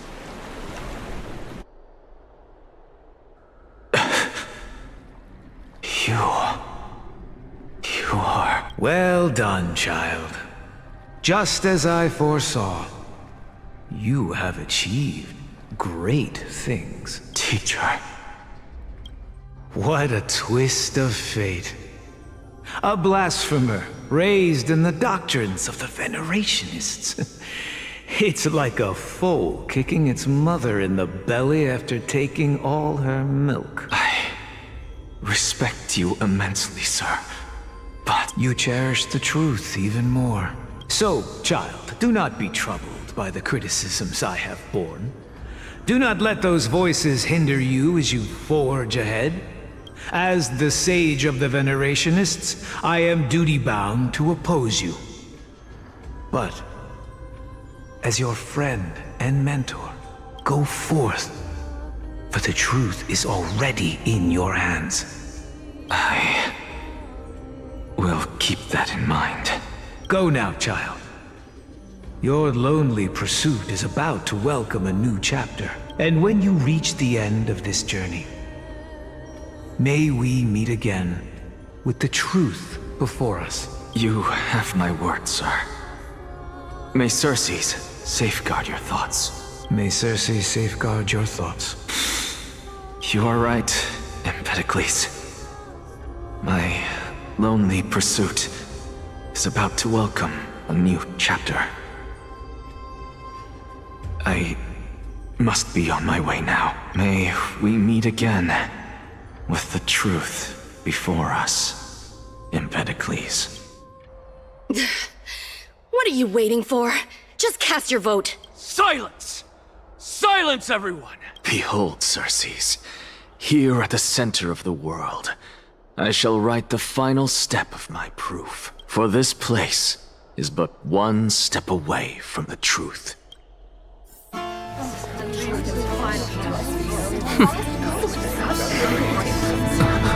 Professor, I completed the proof you wanted.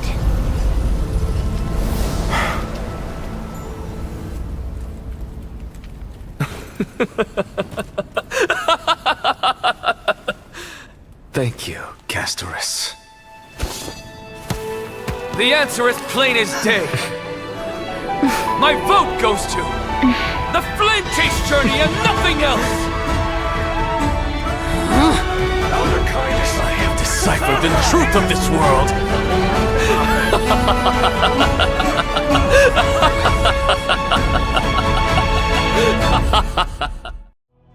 With the balance shattered, the result is clear. By carefully and Lenten above, as the Theoros I have observed. No! Ligus, you can't! Anaxa, what have you done? Have you lost your mind? I hope you are prepared for the harsh punishment awaiting you. Mark my words, I will make sure that clever head of yours never forgets the price of betrayal! Have you forgotten? I told you that happens to be one of my rare talents. You put on such a grand performance, just to aid their preposterous flame chase journey?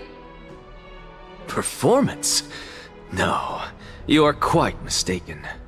I may be paranoid by nature, but I've always been known for my honesty. If you really understood me, Lady Kindness, you'd realize that I never had any interest in your pathetic little game of politics. Factions, standpoints, they are jokes in my eyes. I have never once switched sides. Because I, and I alone, am the truth. Lady Kindness, with all the citizens here as witnesses, we should honor the spirit of democracy and respect the decision of this assembly. I have observed that Akama has chosen her destiny. This Citizens' Assembly has resolved to continue the Flame Chase journey. This resolution shall be put up on the Wall of Heroes, such that all citizens are aware of the city's way forward. You! It seems not everyone is ready for the assembly to end. Very well. Let me entertain you for a little longer. By your leave, Lord Lygus. Interesting. Elders and citizens, your attention, please. Stay for a moment more, if you will. Anaxagoras of the Grove of Epiphany has an announcement for the assembly. What is this performer up to now? Absolute flame chase journey. You think he'll continue? I don't know. So apropos. Still. Just moments ago, all of you made a decision on the fate of Amphorius. As a supporter of the Flame Chase journey, it pleases me to see the choice you have made. But I regret to say that I still harbor doubts about this outcome. Thus, I hereby challenge this resolution. Tell me, who among you dare swear to Kefali's name that Era Nova will truly welcome the fairy tale ending that the Chrysos heirs have promised? A beautiful new world free of calamity and madness? Nonsense! No one? Must I pick somebody to answer? Very well. You, the one acting so wise and profound, in front of all present here, do you dare swear that it will happen for sure? No? Fine. Next. You, the one with ignorance written all over your face. Yes, you. Do you dare swear by it in front of the Titan? What are you trying to do? Useless. Your turn, then. With that smug look of yours, you must be confident that the Flame Chase journey is the best course to take, right? Hey! Mind your tongue! So, no one? I see.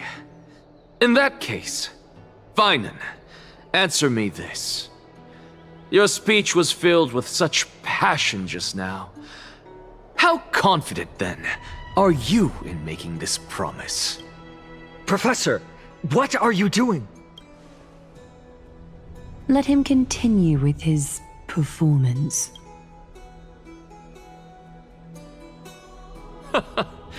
Will you look at that?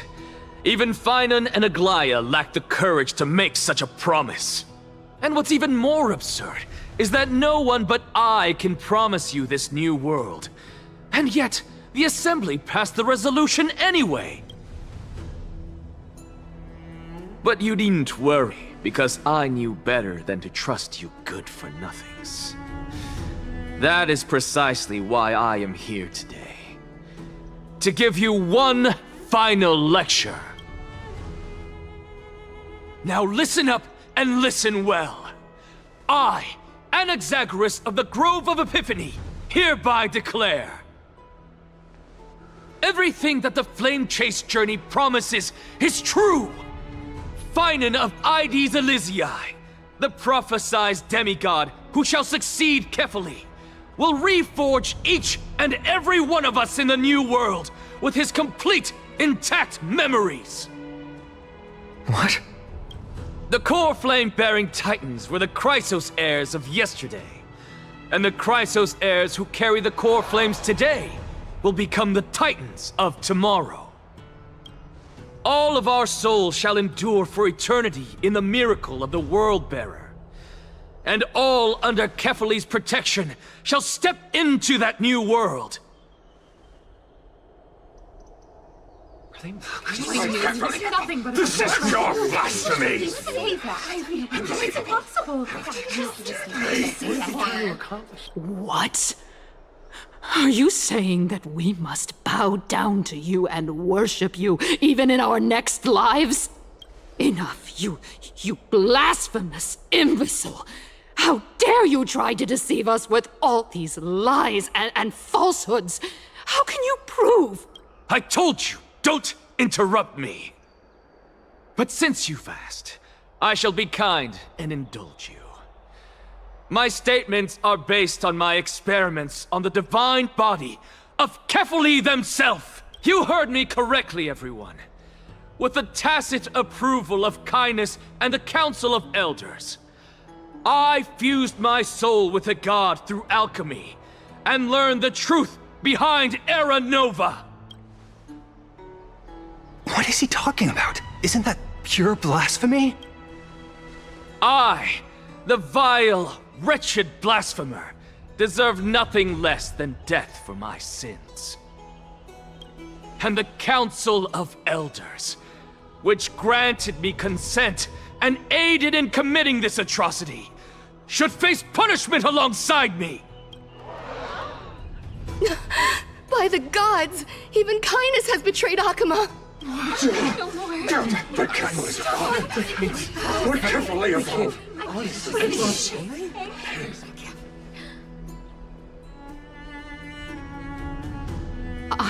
I had no knowledge of his transgressions. He did that on his own.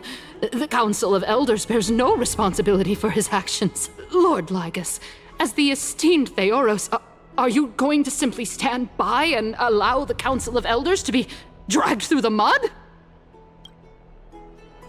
If the accusation is true, I will acknowledge it. If not, my conscience stands unburdened.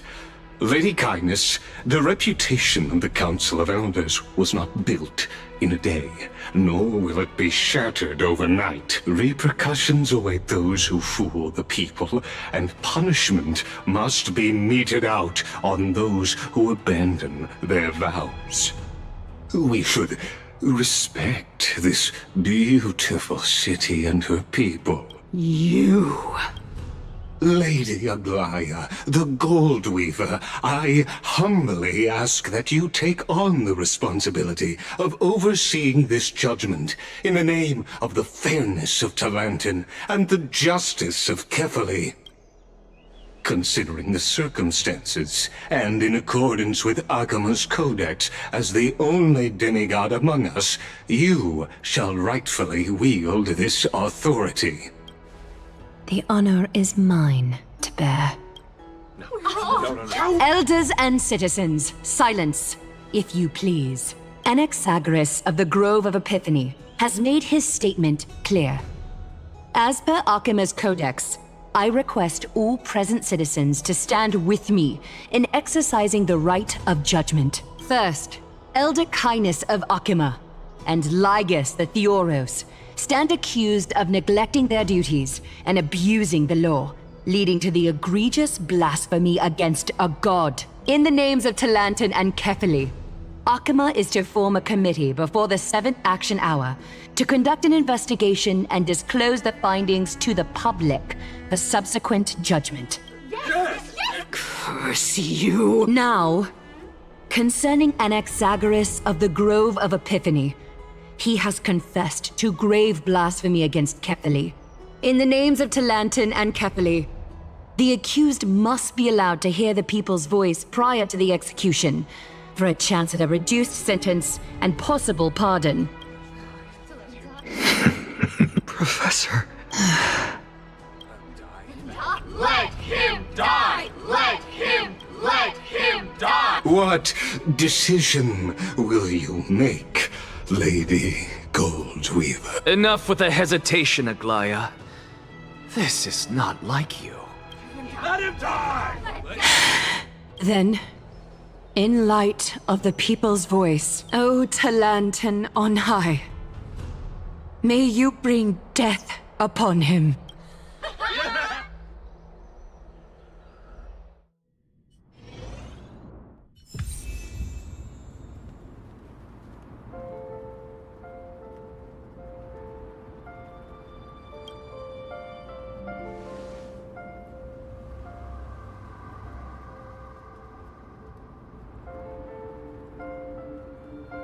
Allow me to reintroduce myself. I bore the name of Castris while walking among the mortals. And now, I stand as the demigod of death, the living side of Thanatos. Welcome to my realm, where the west wind ends.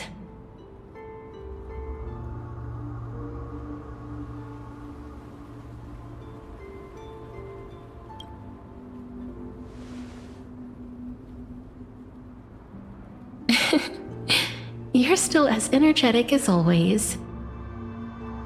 Did you know? Every flower here was planted by Thanatos themselves.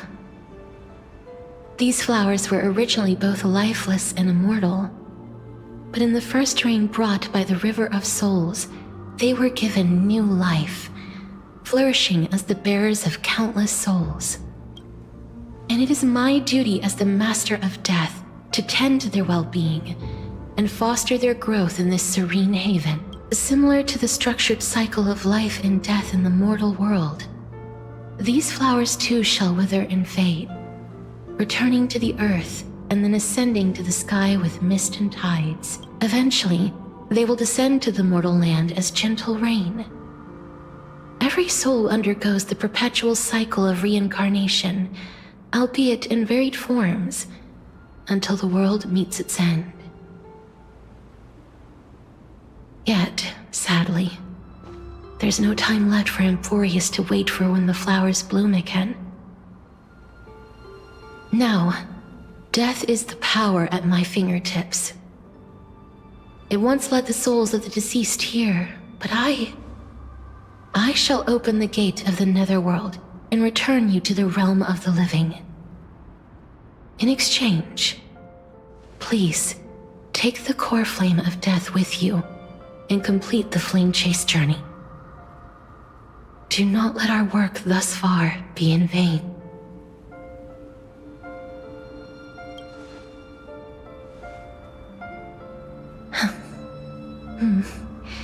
Just like the other demigods, I will stay here and embrace my destiny. That being said, it is not easy to guide a lost soul back to the mortal realm. The whispers of death are sweet and alluring.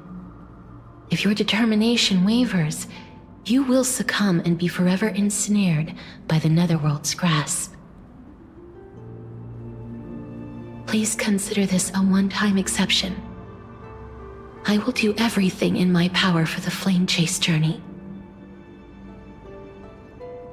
And for your life, the only life I can save.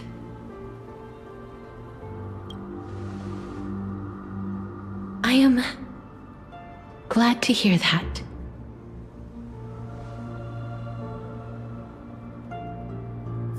Over here!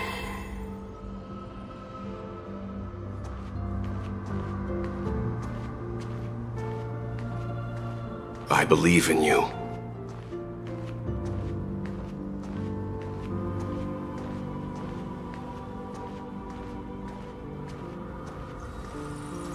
Please, I beg you, look back for me. Just forget about all the hardships. Lift your chin up high and step forward with us toward tomorrow! That's right. Keep your eyes on the dawn. Onward. Show me your courage.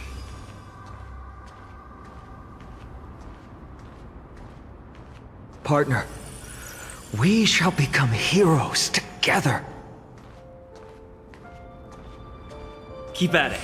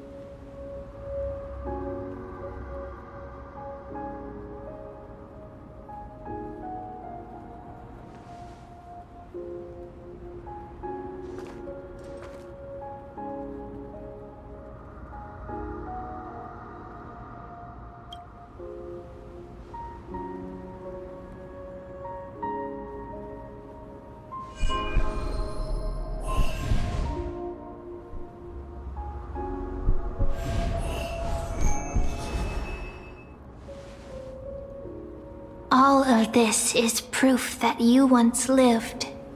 Your soul, your memories, the years you've journeyed through, and the path they revealed, leading you back home. So, continue onward. Do not stop moving forward, and do not let her sacrifice and the support of all who have stood by you be in vain. Over here, friend! Take my hand. Let's go home.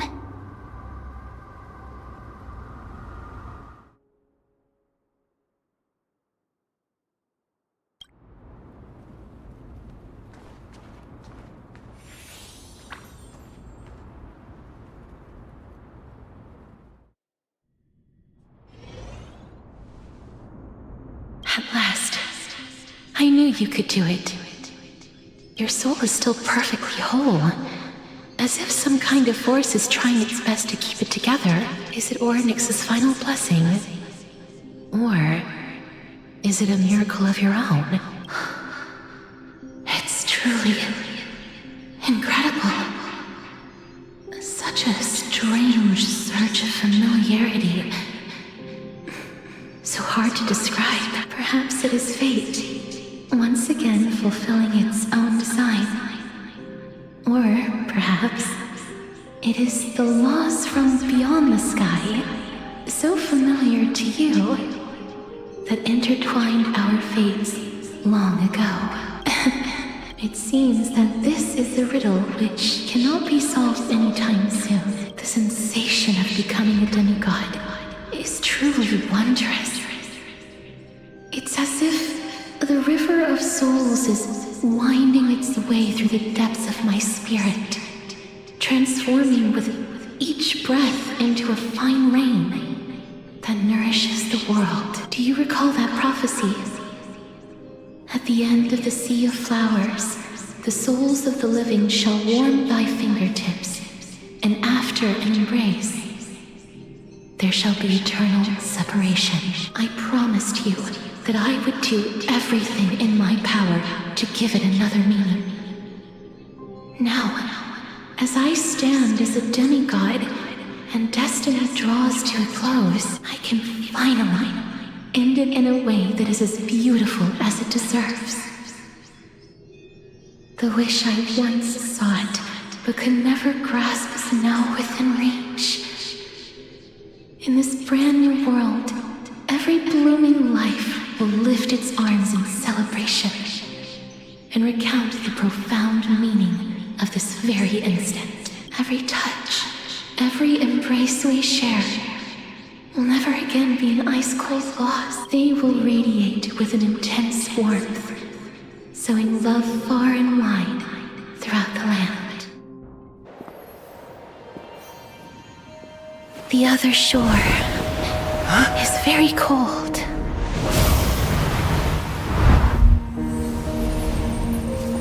May I borrow your warmth one last time? Thank you for fulfilling this wish of mine. The place I'll be going to is what humans call the Land of Sorrows. But with this heartbeat and the residual heat of this embrace, I shall turn the nether realm into a gentle place of rest.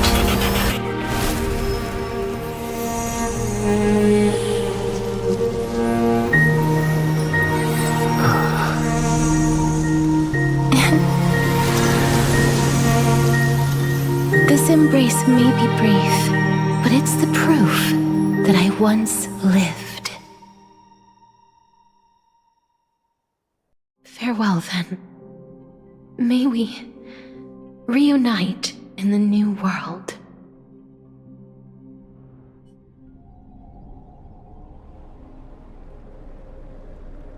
That grand and absurd performance was what you've been seeking your whole life? I gave up everything in search of truth. And it culminated in this very moment. You, on the other hand, performed as I expected.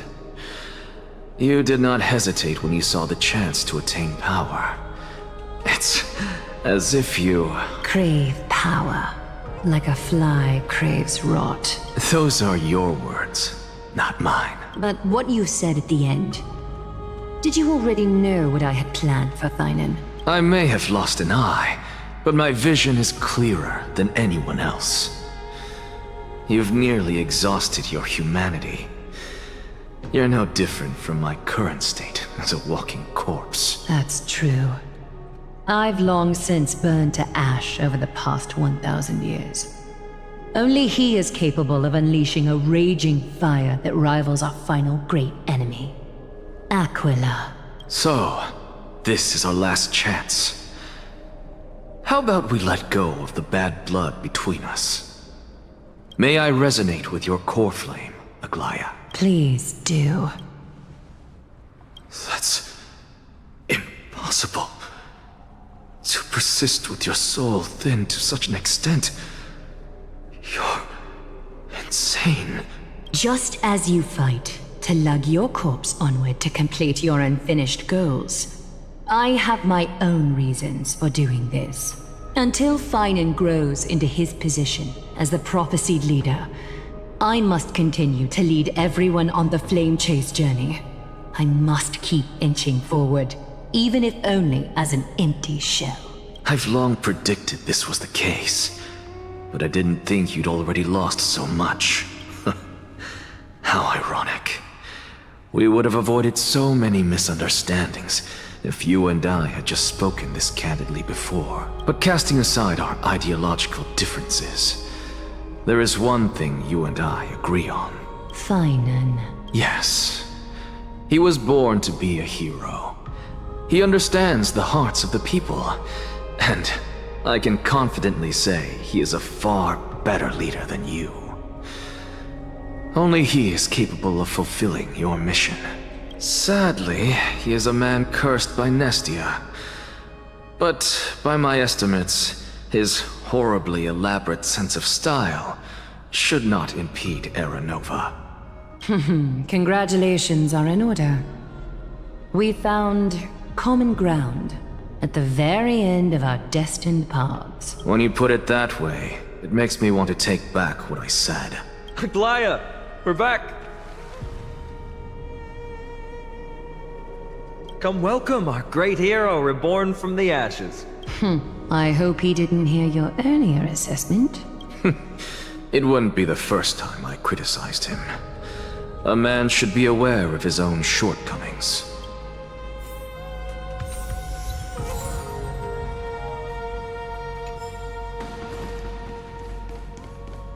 I'm glad. But I don't see Castris among your number.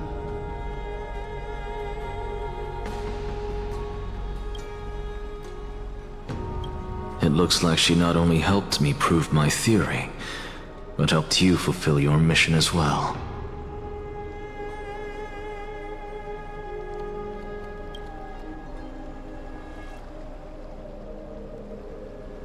She might not have been able to change her fate, but she still wrote the final verse of her epic herself. Trinan, please recite the prophecy for us. Trailblazer, please surrender that scalding core flame for us as well. You are the only life she ever saved by her own hand in her 1,000 years on this earth. I believe no one is more qualified for this noble task.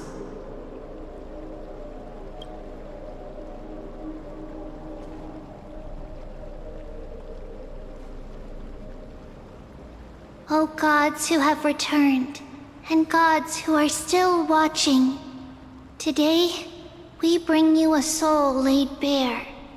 The Hand of Shadow, Thanatos, remembered their name from the past. From daylight they came, and to their fragrant dwelling they return, to walk now among your ranks. And there was one who joined hands with the Titan, a traveler risen from the dead and reborn among mortal kind. He is the everlasting night, and shall now proclaim in his good name, O Majesty of the 12 Titans, pillars of the world, we seek your divinity to mend the rifts of the world. Fill our bodies with blood of gold, till we wither in willing service to the prophecy. Step forward, trailblazer from beyond the sky, and together with us, surrender the core flame and carve their star into the sky.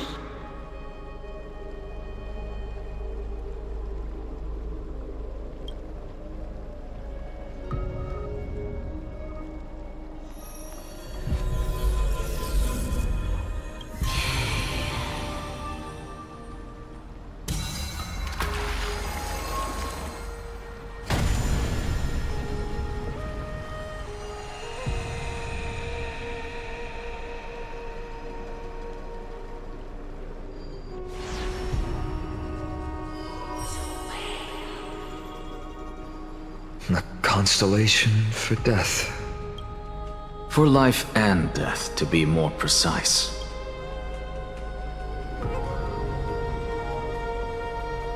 Look! It's...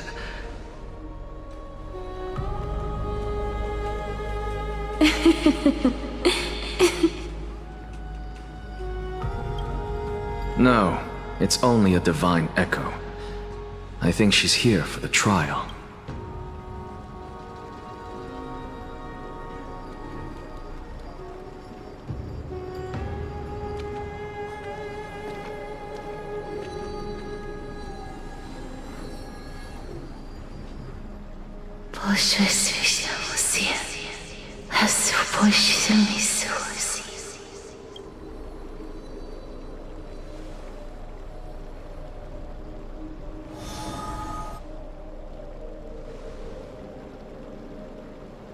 What did she say? That's the language of the Titans. Castorus... No. The Titan. They said... I have illuminated the cold shadow of death. Onwards. For your path to the future is bright and its flame eternal.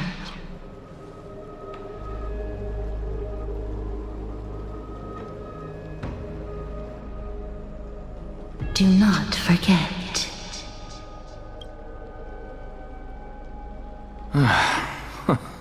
She made quite a scene. I suppose it's my turn now. I won't stop you. Professor, you... What's with that look? You were present, so let's get this execution over with. We wouldn't want to bring shame to Akima's divine laws or keep me from creating a new world. You never change, do you, Professor? I don't understand. If your theory is correct, you'll lose all memories of your past life once you become a Titan. So what's the point of becoming a god? Of course there's a point. Even if I forget who I am, I'll still have my brilliant mind. It goes without saying, I'll find a way to retrieve memories of my past life. Besides, I still have you, don't I? I still don't really understand what you said during the assembly.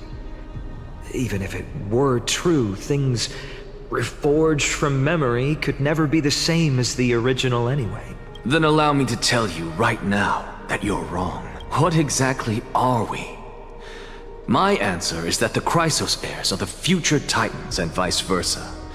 Of course, this answer only applies to us. So, what are we when it comes to regular mortals? The very essence of the world, our souls, are tiny invisible seeds that hold records of each person's memories of the world. And we are the buds that sprout from these seeds to grow into great trees. Is that what new sporism means? Correct.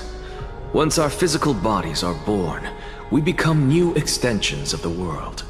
From there, we plant our seeds into someone's memories and then scatter them into the hearts of countless people in the future.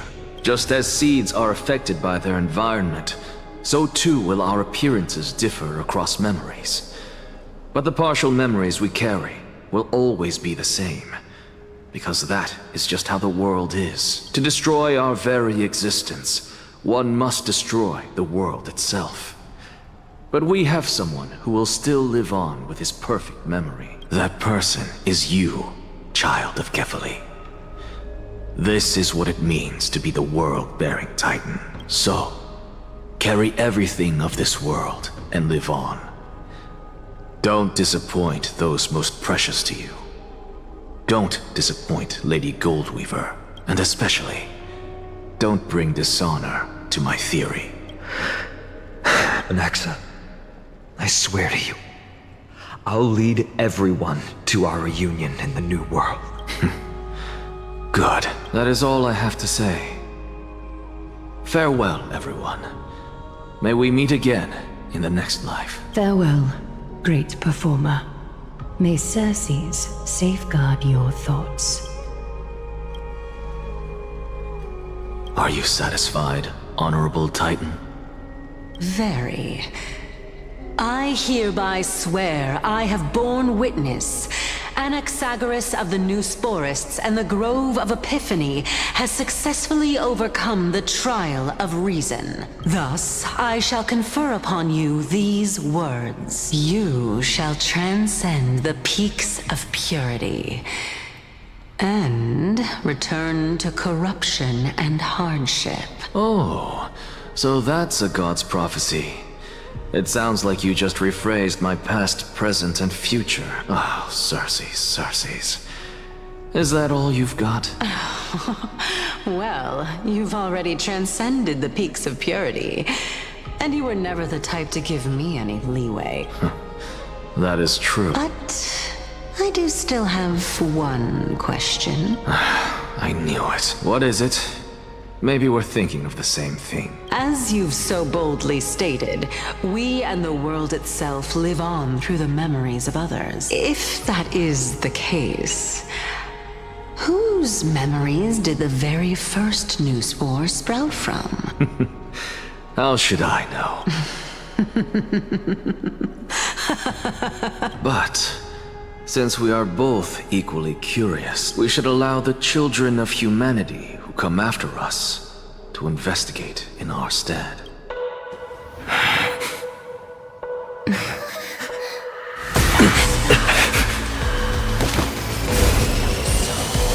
Rejoice, Circes. I sow the seeds of suspicion in the new world with your soul! And now, the objective is complete.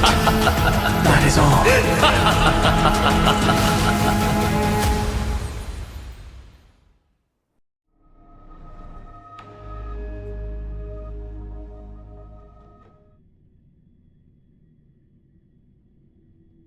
Thankfully, she's still alive. Was March 7th also in this condition when she was first rescued by the Express? But she still woke up naturally. Looking on the bright side, that might happen this time as well.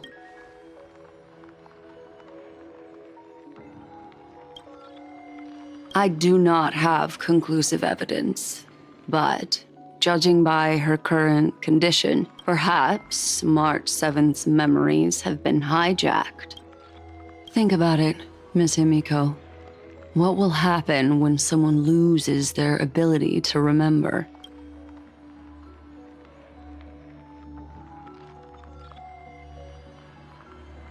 Unfortunately, short-term memory is an entirely different concept from the inability to remember. Perhaps it is difficult for you to imagine, but an individual who has lost their ability to remember turns into nothingness.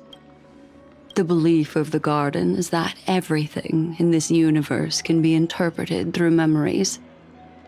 This is the driving force behind the continuance of this path. The past is made up of memoria, while the future is a possibility that will eventually be converted to memoria. But the present, it doesn't really exist. and it's only an abstract expression. Therefore, when a person is affected by the path and loses their ability to remember, their physical form will also be affected. These ice crystals are a manifestation of that.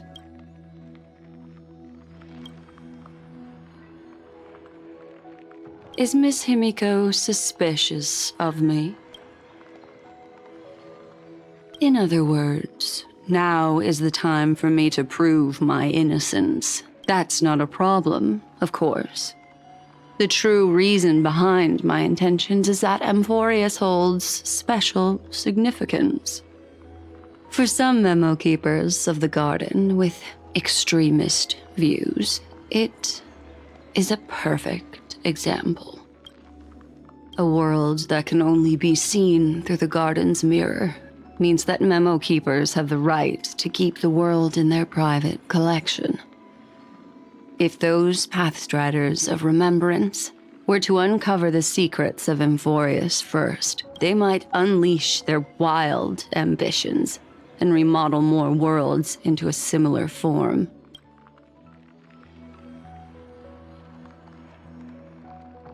I chose to remain quiet before, because I did not want to involve you in the garden's internal conflicts.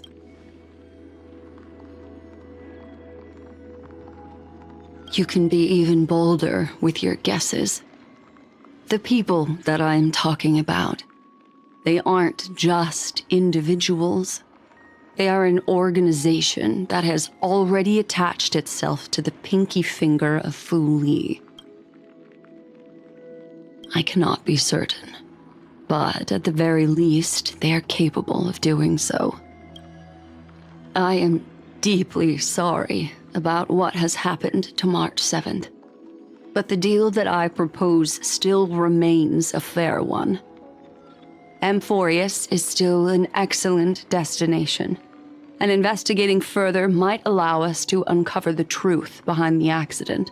Miss Himiko, the wisest choice right now is for us to continue cooperating.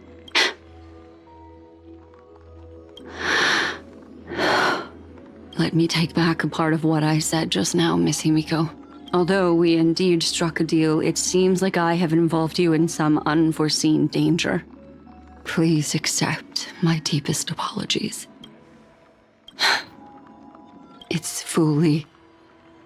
Their gaze has just swept across Amphorius.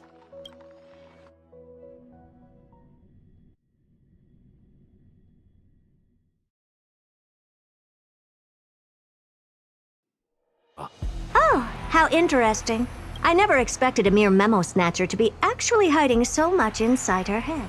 What's even more interesting is that the word Amphorius has appeared in her subconscious. This lady seems to be having fun. Is she usually like this? It's, hard to explain. What are you two whispering about? Has it not occurred to you that I can hear everything clearly? Please pardon me, Madam Herta. Would you mind sharing with us what you've discovered?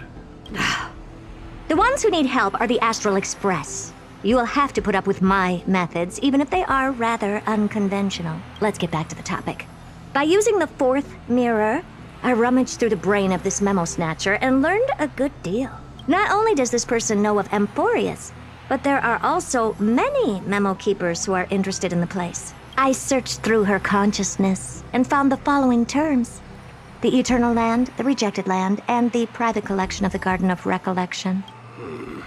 It seems like Miss Black Swan is indeed hiding some things from us. Since I'm not able to find any useful clues from the outside, why don't I personally visit this mysterious Amphorius? You're planning to head to Amphorius yourself? Yes, but not in the flesh like you all foolishly did. See these Herta mirrors? With them, I can project my data spirit entity to any corner of the cosmos through spatial warps, without even needing to leave my room. But of course, these corners of the cosmos must be within the coverage zone of inter-astral peace communications. After all, this is collaborative technology. I see. You do seem like the more indoor type. Although that star zone is not within the network of the IPC, the Express itself can serve as a signal station. Come, give me the astral chart coordinates, then sit back and enjoy the show.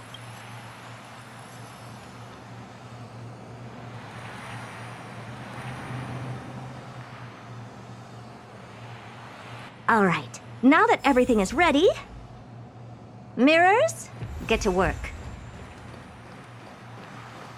First mirror, input the coordinates. You'll be in charge of the spatial warp. As you command, Madam Herda. The preparations are complete. I wish you a pleasant journey ahead. Second mirror, prepare for the thought refraction. There's still some distance from the Astral Express to the Amphoria's celestial body. You're in charge of sending me over. This time, raise the power to the maximum.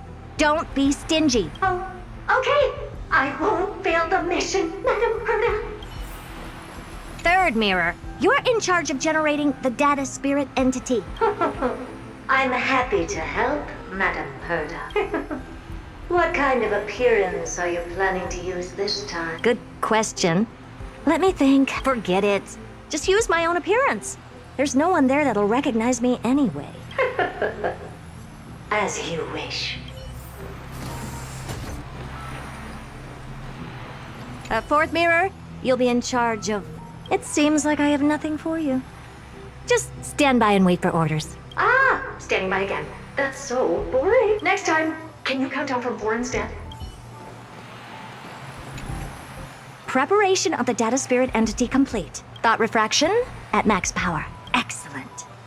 First mirror, let's get going. Have a safe trip, Madam Herta. May your journey yield good results. Coordinates input complete. Preparing to activate spatial warp. Destination, unknown celestial body. Amphorius. Spatial warp countdown. 5, 4, 3, 2, 1. Warp activated. Oh! So that's Amphorius? Its appearance is, well, sure is unique. Second mirror, prepare for thought refraction. It's time to send me in. All right. Please read the safety protocols carefully. Can't you hurry up? Yes, ma'am. I didn't expect it to be so turbulent. I should have asked the second mirror to use slightly less power. What a magnificent sight! Is this the entrance to Amphorius? Let's see. Perhaps I'll be able to find a way in. What's this? A statue? It's ugly. I don't like it. What's this? How creepy. Oh, it moves? Who are you trying to scare? Oh, I finally found your traces. How esteemed must you be for the great Herda to come out personally?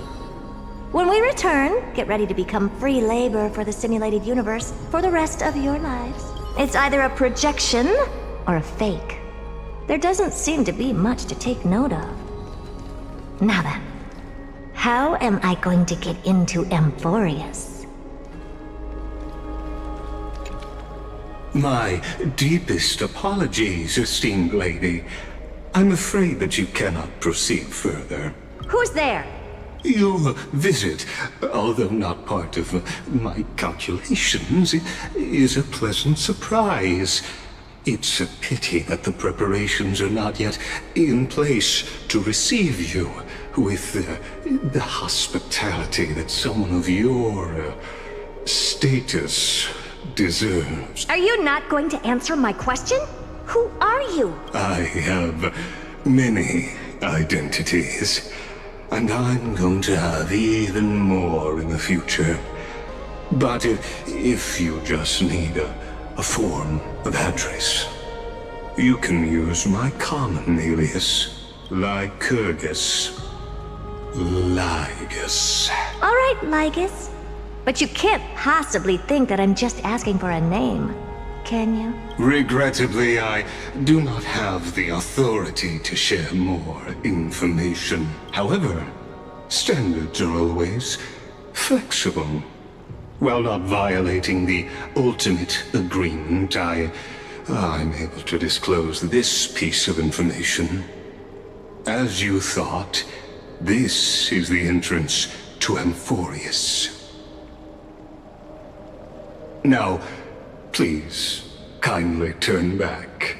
Amphorius is not a world that you should be involved with, regardless of what kind of magnificent achievements you have accomplished. This place will not open its doors so easily. You seem to understand me very well. Then you should know that I have no reason to listen to you. Your reaction is completely within my calculations. Despite my long years as a Watcher, it seems like my assessment of human nature still remains accurate. From you, I'm able to sense a beautiful desire for knowledge, but my answer remains unchanged. Madam, it is with the utmost goodwill that I suggest you return to where you came from. Let's assume for a second that I'm not so well-mannered, and that I insist on uncovering the secrets hidden behind you, Mr. Lygus. How do you plan to dispel this notion of mine? Within the scope of the ultimate agreement, there are 178,244 logic chains at my disposal to convince you.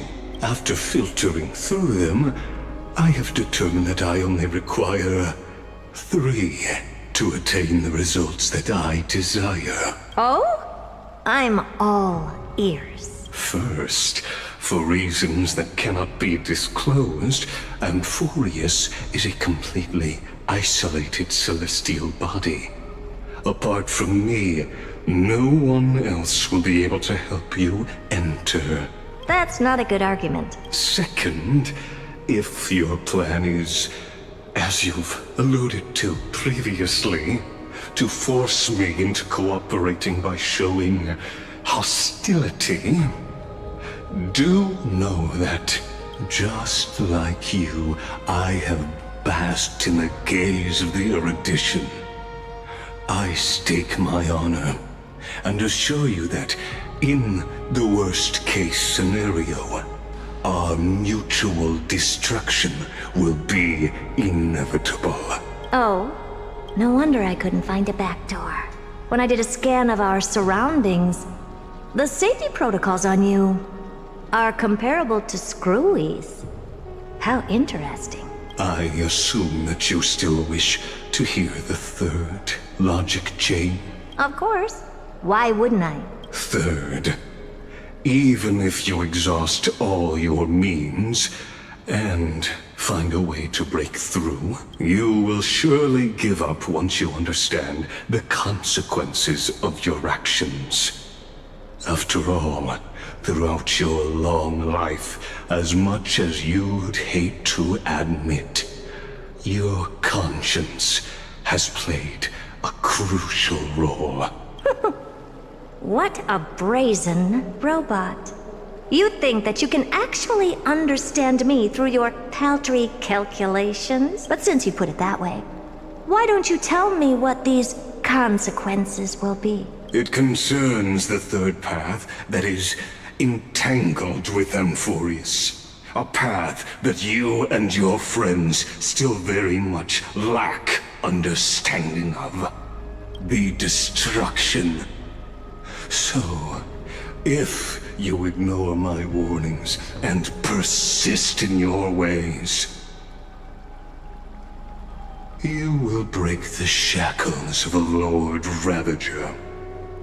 And when that happens, their fury will engulf the cosmos.